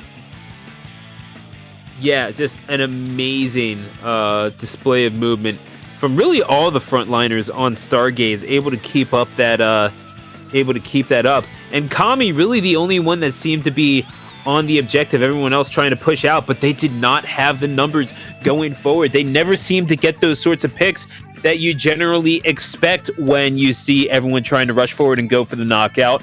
There were always 3 people on the map. It was never truly a safe position for Luau, and Stargaze able to get the KO. Decent little push forward, and got to give it to Stargaze. They were persistent to the very end. So now as we're going to Clan Blitz on New Albacore Hotel, certainly that technical aptitude, specifically from those frontliners, is going to come into play, but also the need to keep your distance and make sure that you're able to have safety going across those bridges. I mean, you talk about priority number 1, that could well be it. Yeah, it really could. And as we're looking at this next map here, I think something that's going to be really interesting is the 2 comps that we've been seeing from both of these teams. I mean, Stargaze has a backliner, has a heavy splat lane, and this is a long-range map. So I'm wondering if what comp we're gonna see coming out from Luau. I'm sure they're going to keep the same comp that they have been running, but this is a very long-range map, so it's going to be fun to see how they utilize that compared to the backline that Stargaze has. Clan Blitz at the hotel. I'm not sure who booked the conference room. We're just going to have this done on the pool. I don't know if they know what it does to squids, but that's or Inklings rather. We know what it does to squids. They live in it. Well, I'm going to stop with the joke because this is broken down clearly. Game number 2. Game number 2, Clan Blitz on New Albacore Hotel. And I am shocked at how badly that fell on his face. Anyway, go on. Once again, pointing out that both teams have a Gluga here, the baller version. So immediately, though, Stargaze starting out very dominantly, taking 3 down on the side of Luau and pushing up. They have 19 clamps in their possession, 20 clamps as we see on the left side of the top of the screen there. JB popping off, starting this push out strong, getting 2 picks with that inkjet, and we have Armor. Yeet coming in with that baller. This is everything you want to see from a clam blitz push. And within the first minute... Oh, no. Yeah, Yeet was not able to score their power clam, so it's going to be 35 points. But they are able to get one in anyway. They'll have to sacrifice themselves in order to do it, but, I mean, what's a good game of sports if you're not able to put your body on the line for the basket? You know what I mean? Like, sometimes that's what you got to do. You got to drive in on... Yeah. Sometimes you gotta be the sacrifice, and that's exactly what we saw. And it played out very well, because within the first minute, Stargaze already has a push down to 45. And for Clam Blitz New Albacore, that's a great starting push. That's definitely something to be proud of. So now, Luau, though, has almost all their specials ready here, as we saw Katya use their Booyah Bomb. And now there's 2 down on the side of Stargaze, so this could be the potential for a push. Luau does have 16 clams. It looks like they're going to have to try and figure out how to juggle their clams, get a power clam together, and yeah, there we go. They have a power clam, but for not, Stargaze is already back in mid, and it looks like, their push was a bit staggered there. Yeah, I mean, it seems like as soon as you saw the power clam pop up, and it seems that they do have 2 on the map. One has been acquired by Drift, who is going to try to push in. Gets a pick on Skiddo. That's their distance. The push has to happen now. And indeed, they will get the barrier breakage. No one able to jump in, it seems like. And wait, they do get a power clam in. They are 1 clam away from drawing this thing up. Katya, they are able to get the lead. They do have clams in their possession. 73 points on the board for Luau. A solid way to start this off. And 1 more clam for good measure. It seems like they don't have any more clams to come in. But wait, they had 1 more. But other than that, that is going to be the end of the push. But what a performance by Luau. They saw the area of opportunity. They knew that the remix was down. That's when they had to strike, and strike they did. Yeah, they really did, and they got those clams really fast. That was really cool, and that was really awesome to see how fast they were all able to group together and get their clams. And now, speaking of clams, Luau has 16 clams compared to Stargaze's 3 clams. So Luau making it really difficult for Stargaze to find clams and figure out how to get a push in. But as I'm saying that, Yeet pushed up here at the basket here with that baller, gets a jump in. I don't know if they're going to be able to get a power clam in with this jump, though. I mean, maybe not a power clam, but wait a second, that's going to be the power clam gotten in by the backliner Shigo, and that's good stuff. But it seems like that's not going to do much of anything aside from giving Luau a pity clam. And is that really what you want? Yeah, that's a good question. Getting that 1 power clam in as opposed to getting a bunch of clams together to get a very strong push in is definitely something that you have to be careful about in Clam Blitz. Especially as we go into the last 40 seconds of this match, getting a big push in if you want to get the lead is something that you really want to try and regroup and get together. And right now, speaking of big pushes, Stargaze has 22 clams on their side. They're going to go ahead and Skiddo is going to use that Booyah Bomb to start trying to get a push in, though 2 are down on both sides here. So we're going to have to see if any pushes can get into either side. Drift trying to make some work happen with that squeezer, but instead Stargaze is going to get some points on the board. They're 1 clam away from taking the lead, but they are down 4-2 on the map. They're going to come agonizingly close, but ultimately no cigar, and they do not have a power clam with which to back it up. No clams to be found. Good control of the clam economy at the end by Luau by the thinnest of margins. It's going to be 79-78 in favor of Luau, who draw this best of 5 set up at 1 apiece. That was, look at the KAs from Drift and Surskit. Yeah, Drift and Surskit were putting in work with those weapons. And I think that was great picking, I think that was the squeezer. That way you can utilize long Yeah. and short range for that map. That's a really good pick too. Yeah, it's a solid pick. I mean, considering you were able to, considering the utility of the weapon, obviously, and also the mobility of it, you want to get past the bridge, and Luau's game plan seemed to be pretty simple. You have to take care of the Splatling by any means necessary, and maybe you only get one push, but that's where you have to capitalize. Stargaze's game plan, the way that it seemed to be set up, even if the Splatling goes down, make sure that they don't do it without paying a price. Immediately, whenever someone takes out the Splatling, there's someone else there in its place, and you're never really ceding much of anything, and you still have numbers advantage on the field, or at the very least it's even. But the area where Luau was able to push in, it's the one time they did not have to suffer a trade for taking out the Splatling.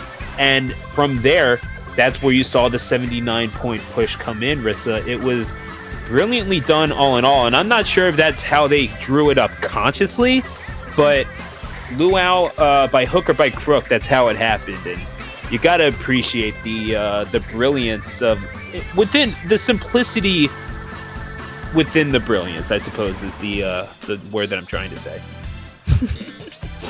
Yeah, I that really comes into play too. Like, if you're, whether they did it on purpose or not, like recognizing if there's one member on the other team that's really holding back everyone else on your team, that you're having a hard time getting past. I think, like you mentioned, pushing and getting the heavy down on the other side was definitely a detrimental point in their push, and really helped them with that push. So it's always like that, if there's a team that has a backline and your team doesn't have a backline, that can be something you really want to watch out for and say, hey, we need to make sure we get this person down, this backline down before we get our pushing, because they're the ones who keep having us stop our pushes.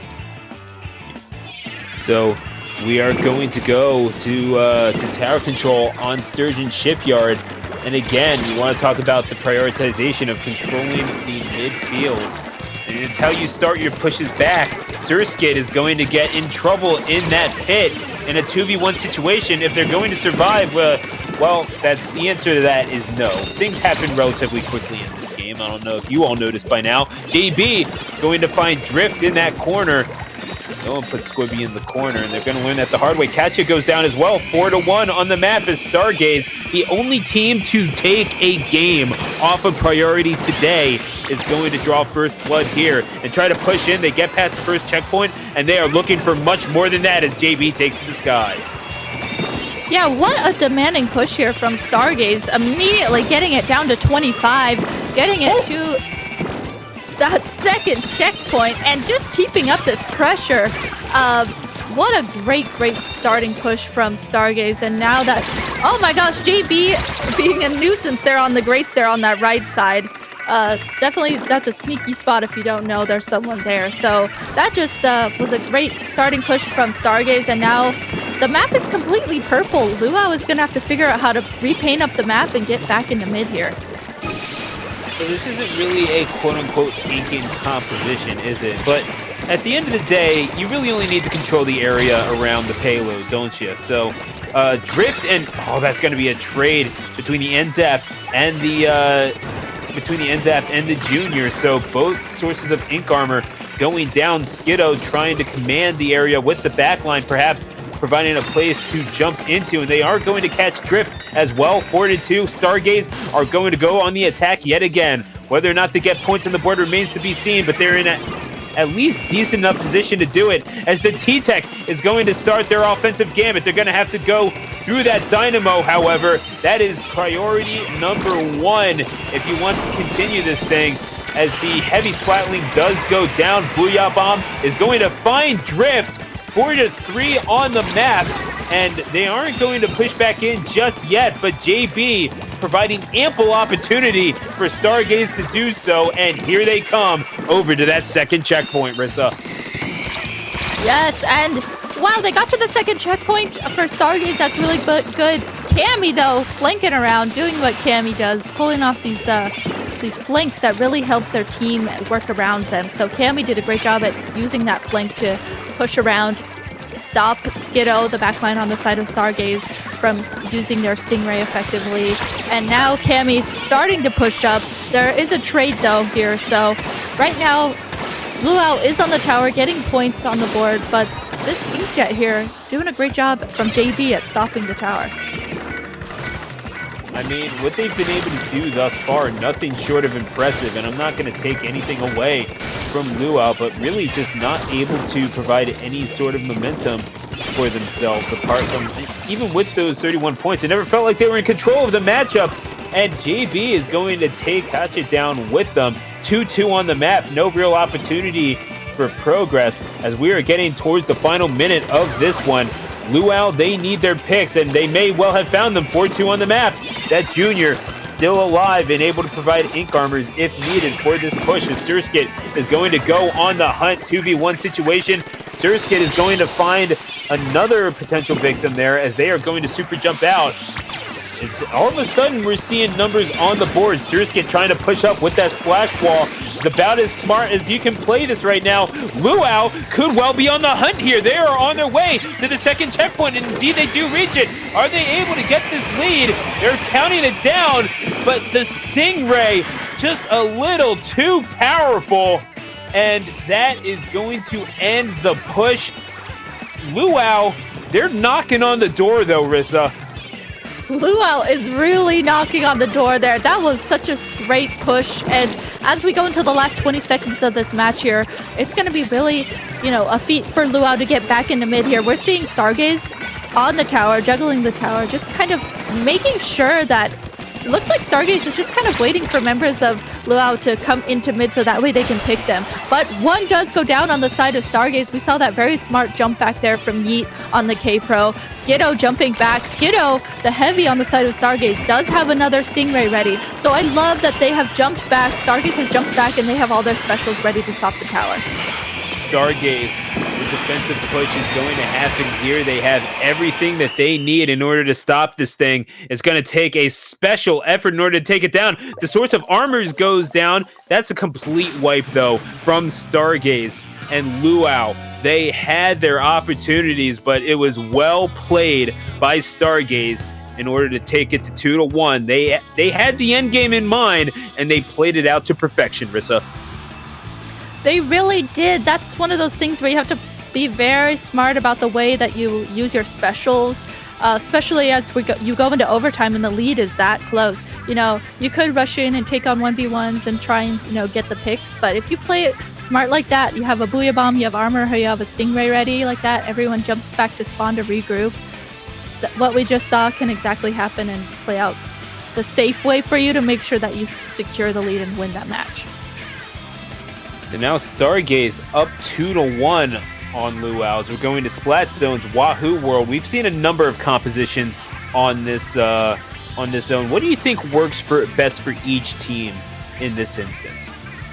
That's a really good question. I think for Splatstone's Wahoo, I think the weapons that we've been seeing from both teams, Katya has that Dynamo with the Booyah Bomb, Skiddo, of course, on that backline. I'm guessing we're going to see Skiddo using the Booyah Bomb heavy Splatling. The remix, yeah. Yeah, that's going to be very helpful. Booyah Bomb, of course, a very great special to use for Wahoo World Splat Zone. So we really haven't seen these teams change up their comp too much, but I think definitely Squiddo switching over to the remix is going to be something that will be smart for them. And you actually bring up a really good point when you're talking about backliners. As someone who plays remix quite a bit myself, I can't imagine that there are too many places that you can stand as a backliner and feel like you're truly safe. If you want to have any sort of influence on the map, like not even just inking the zone, but also trying to push forward and lock your opposition out. This is not the easiest zone in the world to just kind of keep everyone out of and clear out the club. So as we are going into this game number 4, Stargaze looking for a shot at revenge on the number 1 seed Priority, who have won Swimmer Sync 10, I believe it was. Skiddo is indeed going to go to that remix, and that K Dynamo Rissa, you called it. That's why they pay you the big bucks, as we are going to see an Aerospray, the Booyah Bomb Aerospray as well. So Luau is just going to spam these Booyah Bombs as much as Squid Kiddly possible. Didn't want to say humanly, but maybe I should just stick with that. Yeah, I think there's the pick. You didn't have to agree with me. No comment. No kidding. Fair enough. The Booyah Bomb Aerospray from Drift is a really interesting pick. Now, Luau has 2 Booyah Bombs that they could be using. So if they can play that right and use them correctly, that could be something that could be really helpful for them. But with the way that Stargaze has been playing and working together, we're going to have to see how that plays out here. As Stargaze has their zone all the way down to 50 in the first minute. Yeah, and the Booyah Bombs don't seem to be paying their dividends thus far. Stargaze, more than happy with the amount of kill power that they have. This is Yeet and Skiddo just painting over everything that they possibly can on their side. They're just standing on that wall, daring their opposition to come in, and that's a dare that Surskit is more than willing to take up, as they are still able to recap the zone. Our Stargaze, they're looking to finish this up. They have grand finals well within their reach. All they have to do is grab it, and they will not recap the zone, it seems, as Luau is contesting this, but indeed they will. Stargaze are going on to grand finals. Luau not able to retake it in time. They were fighting with everything they had in the middle of the map, but Stargaze would not be denied. Priority is in their way, and they are looking for a fight. The painting over that zone, we saw both teams there just frantically painting for the zone, and Stargaze doing a great job at controlling the zone for that whole time and not letting it go to the other side at all. So definitely we want to say GG's to Luau. They put up a great fight. I'm so happy that we got to watch them play multiple matches on the stream, because they did a great job and put up a great fight to get this far in the bracket. No, a wonderful display from Luau, and it's always wonderful seeing Surskit play. You know, I'll say that it's a super fun team to watch. Can't wait to see what they're able to do in the future, certainly in Swimmer Sync brackets. But as we are moving on, it's going to be Stargaze, the team that was meant to fill in here, and now they're going up against Priority. So it's going to be absolutely hectic, and definitely a matchup fitting of grand finals. It's we're at the end of the Invitational, folks. We've got one more set to go. 2 of the best teams that this tournament had on offer, and they're going at it yet again. Will Priority solidify themselves as the best team in this tournament, or will Stargaze get a measure of revenge? It's grand finals, and it's next here on High Ink on IPL Splatoon.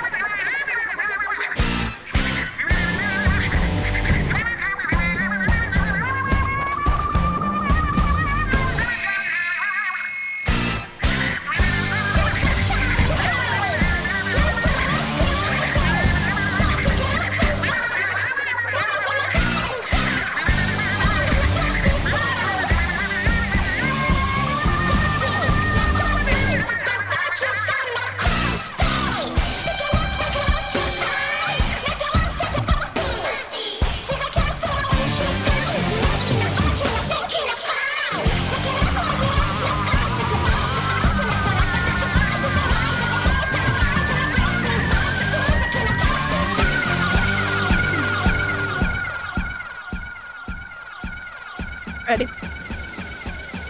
And welcome back, folks. It has been a long day between past low ink winners, but here we are at the end of it all in grand finals. Priority, not just low ink winners, but swim or sink winners in their own right. Swim or sink 10 just a couple of weeks ago when they wound up taking out Desire in grand finals on a reset 4-2. But yeah, going up against Stargaze. Quite a bit of diversity in the weapons, and Rissa, you better believe it is going to be as chaotic as this game can offer. It really is. I mean, we got to see both of these teams play each other previously in the winner's side of the bracket, in winner's finals. So looks like we are in grand finals for a rematch, and you better believe that Stargaze is here, going to be ready to give it their all as we are in grand finals of this tournament. So looks... I actually wanted to ask you, Priority did wind up taking the set over Stargaze by a score of 3-1. What adjustments do you expect to see from Stargaze coming into this Grands? That's actually a really good question, and I think that knowing that the way that we got to see, if you weren't here earlier, Priority was playing, they had started with Domo on the charger, but then they switched to only playing aggressive weapons, short shooters. So if they bring that out again, I think that's going to be the biggest thing that Stargaze is going to have to figure out how to work around. And I don't know, how they might be able to do that, how they might be able to plan that around that, as Skiddo mostly just plays heavy. So that's something that they're going to have to be watching out for. It's high drama here at High Ink. Welcome to Grand Finals! Here on twitch.tv/IPL Splatoon for the High Ink Invitational. Taking a look at the compositions, and you about hit it on the head. No real definitive backliner here, and that's kind of to be expected, but Stargaze never going away from the backliner, choosing to have the remix out in tow, and I wouldn't say that that's the worst pick in the world, but at the same time, you are sacrificing quite a bit of speed, and I do kind of question the wisdom of that at this level. Skiddo, however, trying to make a fool of me, getting picks of their own. Looks like they can handle everything just fine. Yeah, Skiddo there. I mean, they're moving around paint. There's missiles coming at them, but yet they did a great job at stopping whoever was rushing them there. Though they are going to get called out here, as Twerk is going to go ahead and push up this power clam, get that score in, and continue this push here with the aggression that they have. Getting Yeet and continuing a few more clams in the basket here. Domo, of course, on this carbon roller, being very sneaky. This is something that's going to be very tricky in this match, too, to watch out for. Yeah, Domo has been known to get a flank or two in their day, and looking to get that kill. Looks like they will indeed at least pick up an assist. Domo trying to make life hell for the person up on that box. Yeet is going to get themselves a double on the K-52, trying to stop the bleeding any way they possibly can. 41 points remaining, so Yeet is going to get themselves a trade right by the basket. Stargaze does eventually stop it all, but not before Priority gets 59 points to start this thing off, and we're at 2 minutes elapsed. Rissa, I mean, it's going to be a tough ask to push in, but you got to wonder how Stargaze attempts to do this, how they're going to plan to do this, really. That's a really good question, as each team does have one down. And if we look at the clam counts, too, Stargaze right now does have 8, and Priority has 3 right now. So looks like, I mean, we're seeing this aggression from Priority. They have pushed up so far here, and there's only one up. It's just JB here on this T-Tech. JB does get called out as well. And now Priority has scored. They have more clams. They're going to keep scoring as members keep jumping in with more clams. Yeah, they are not done. So many points on the board, and they do have the clams to continue trying to keep it busy on the back of the rim while Priority takes care of business in the front. Priority with the knockout blow on Stargaze. They're looking to make an example of Stargaze here as they go up 1-0. They are taking no prisoners. A quick knockout to start things off. Domo and the Dualies combining for 17 splats in that KO with about what was that, 3 minutes, 30 seconds that it elapsed? I didn't quite look at the timer. I was busy looking at the counter ticking down, to be completely honest. Yeah, I was looking at that too. I didn't necessarily see what the time was, but that seemed like it happened very fast. And Domo's pick for Carbon Roller, first of all, Domo was really showing us that, hey, I can play backline, I can play shooters, I can play Carbon Roller, and I love the way that Domo was adapting to the different maps and modes to make sure that they pick the best weapons for them. So I think that's really cool to see. And these picks that they're doing are playing out very well for them on the different maps that Priority is picking. Yeah, they're not really doing too poorly for themselves, are they? And now it's Splat Zone's new Albacore Hotel. So obviously range going to be favored here, but also a certain aptitude, not just technical aptitude up front, but the ability to draw out your opponents into 1v1s. I still feel like this favors Priority just because we've been seeing them trap their opposition in those situations pretty often, I can say. Yeah, they do a great job at, almost putting up a wall and letting people or the other team come to them. And like we were talking about, this is new Albacore Hotel, Splat Zone, so this is definitely a map that you want to have longer range. And it looks like Domo, yet again, showing us that, hey, we can adapt to this. Domo's using that tent umbrella as their range, and then I think that was Jay who switched to the Dually Squelchers. And they have an H3, Priority has an H3 on their side, so they have switched to using ranged weapons for this map in particular. On the side of Stargaze, that heavy Splatling, is a great pick for this map, the heavy Splatling remix, having that range on their side. Oh, picking off Yeet as well. And yeah, I gotta like the pick with the tent umbrella. Twerk is feeling it right now, is gonna do a lot of work with that nozzle nose. And yeah, the extended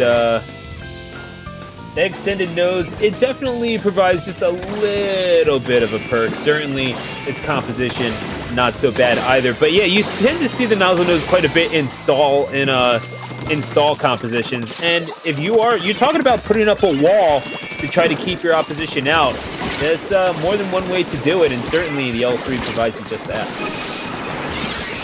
Yes, it does.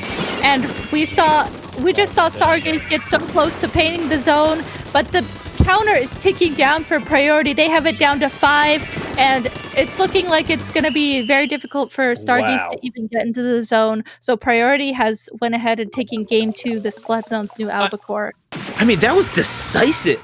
They did not get a chance to even cap the zone. Stargaze, no chance there. And I gotta say, whatever the strategy was, certainly those dualies, the end parries are meta again. Welcome to 2018, folks. But this is, it's good to see them back. I like it.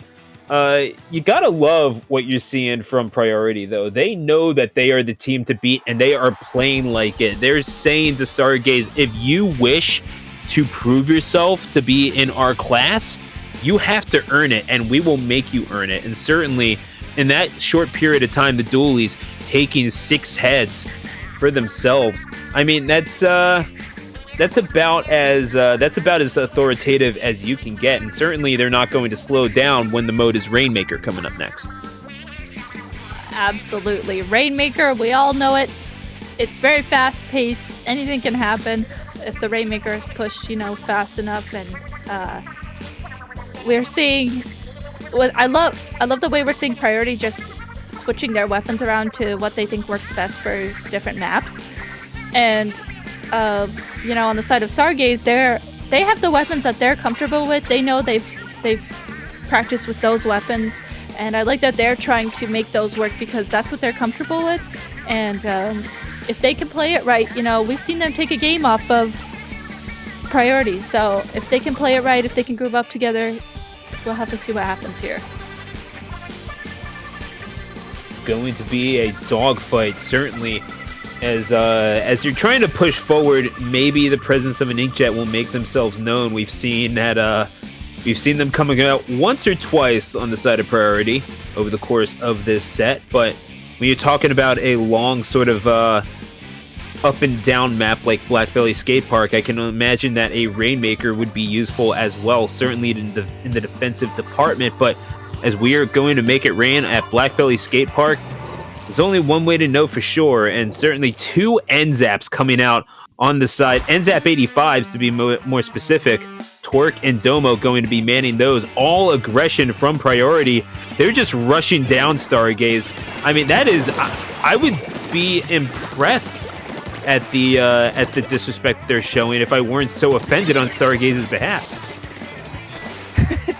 That's a good point. Double armor, double aggression. That's a lot to offer here. As Twerk has the Rainmaker, pushing the Rainmaker, and getting it all the way to 22. What a demanding push in the first, 20 seconds of the match.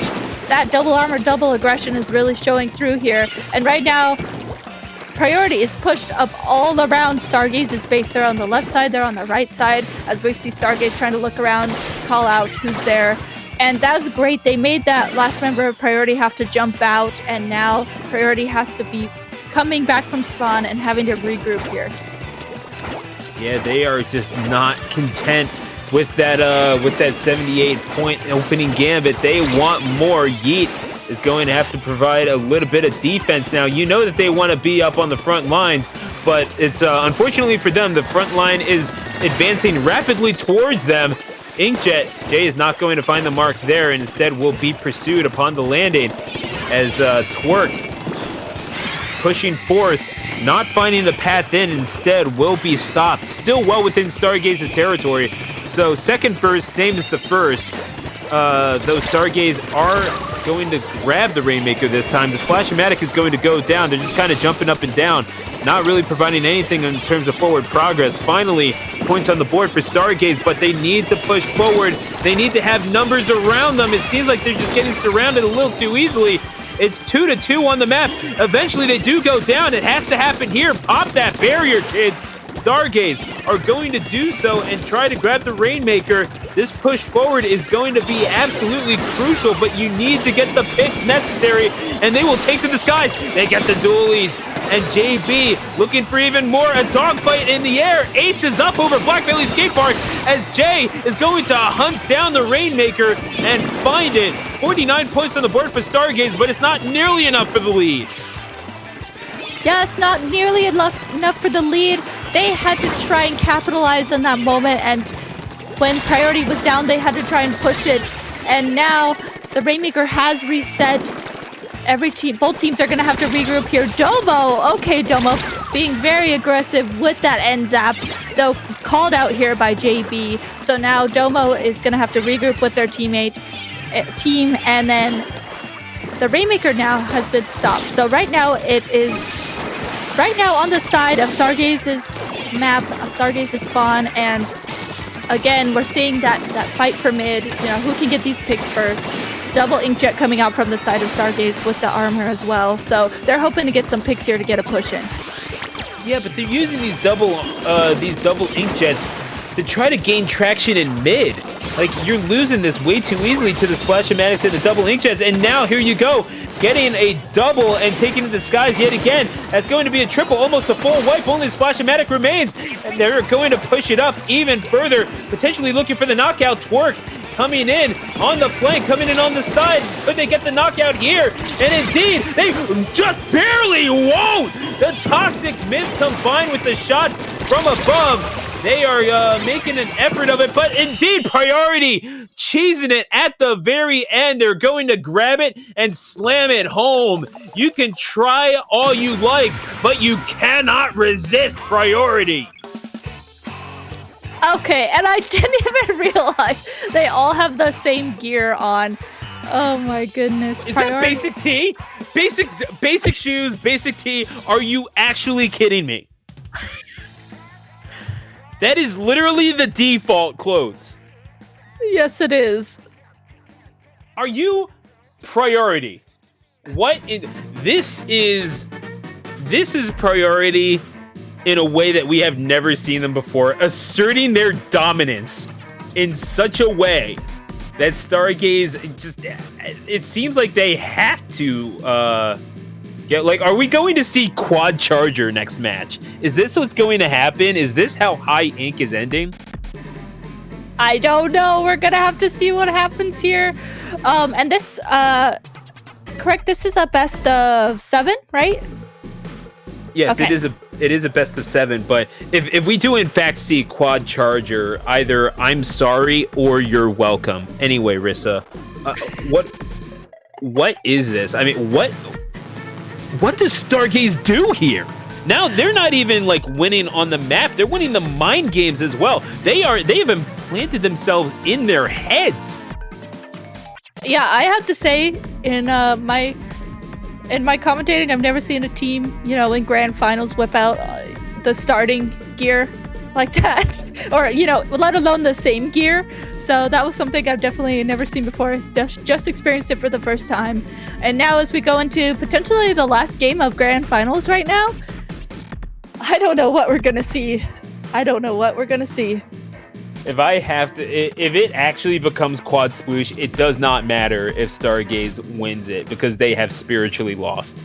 So, we're going to see whatever the future holds. We certainly glad that you're choosing to spend the present with us here at twitch.tv/IPL Splatoon. Low Ink is coming up next week, potentially another qualifier for a High Ink Invitational in the future. Then that's the thing, though. The priority were Low Ink champions, and they became this absolutely cracked team that you are seeing today. Anyone can do it. You got to put in the work, but if you're able to, you're certainly capable. Jay is going to switch off to the K Pro, and perhaps showing the Youngins how it's done here. Yeah, and we're seeing Domo here switching to this ink brush. So a couple weapon switch outs on the side of priority. And then on the side of Stargaze, definitely same weapons that we've been used to, those weapons that they practice with, they're familiar with. And they're going to try and do their best here in this grand final set. This could be the game that ends it all. So right now, priority on the tower here, pushing up with this inkjet, though Skiddo doing a great job at using that Stingray to try and stop the tower. But Skiddo is the last one up alive on their team, so the tower is going to keep being pushed by priority. Also, this is all the Octo expansion gear. I'm just pointing that out because I saw the headphones and I was like, wait, is everyone wearing the headphones? Like, okay. Eventually, Yeet's going to shoot them out of the sky. They're going to get a double, so a little bit of a hold off here potentially, courtesy of Yeet, but numbers quickly going down on their side. That's a trade that they will be more than happy to accept, but they still get past the second checkpoint. Disrespectful how they're pushing past here. Jay is going to go down as well. Do they all have quick super jump or something? Is this what this match has become? I don't know, but they do keep jumping in, and their big Stargaze have to watch out for those jumps because they do just keep jumping in and funneling in. Is this like quick respawn, quick super jump? Like I need to know. I didn't take a look at the compositions closely enough. Unfortunately, Skiddo is going to go down to those dualies, and again, priority. I can't repeat this enough. Former Low Ink winners. If you think you are capable, you likely are. You just gotta put the work in and make improvement your number one priority. 4-0 in grand finals. What else is there to say but well done to priority, your High Ink Invitational champions.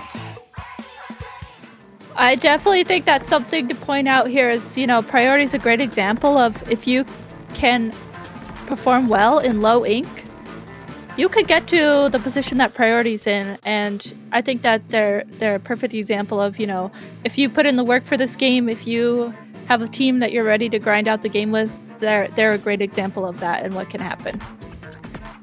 They really have, and there's a lot of success that has been earned by this team.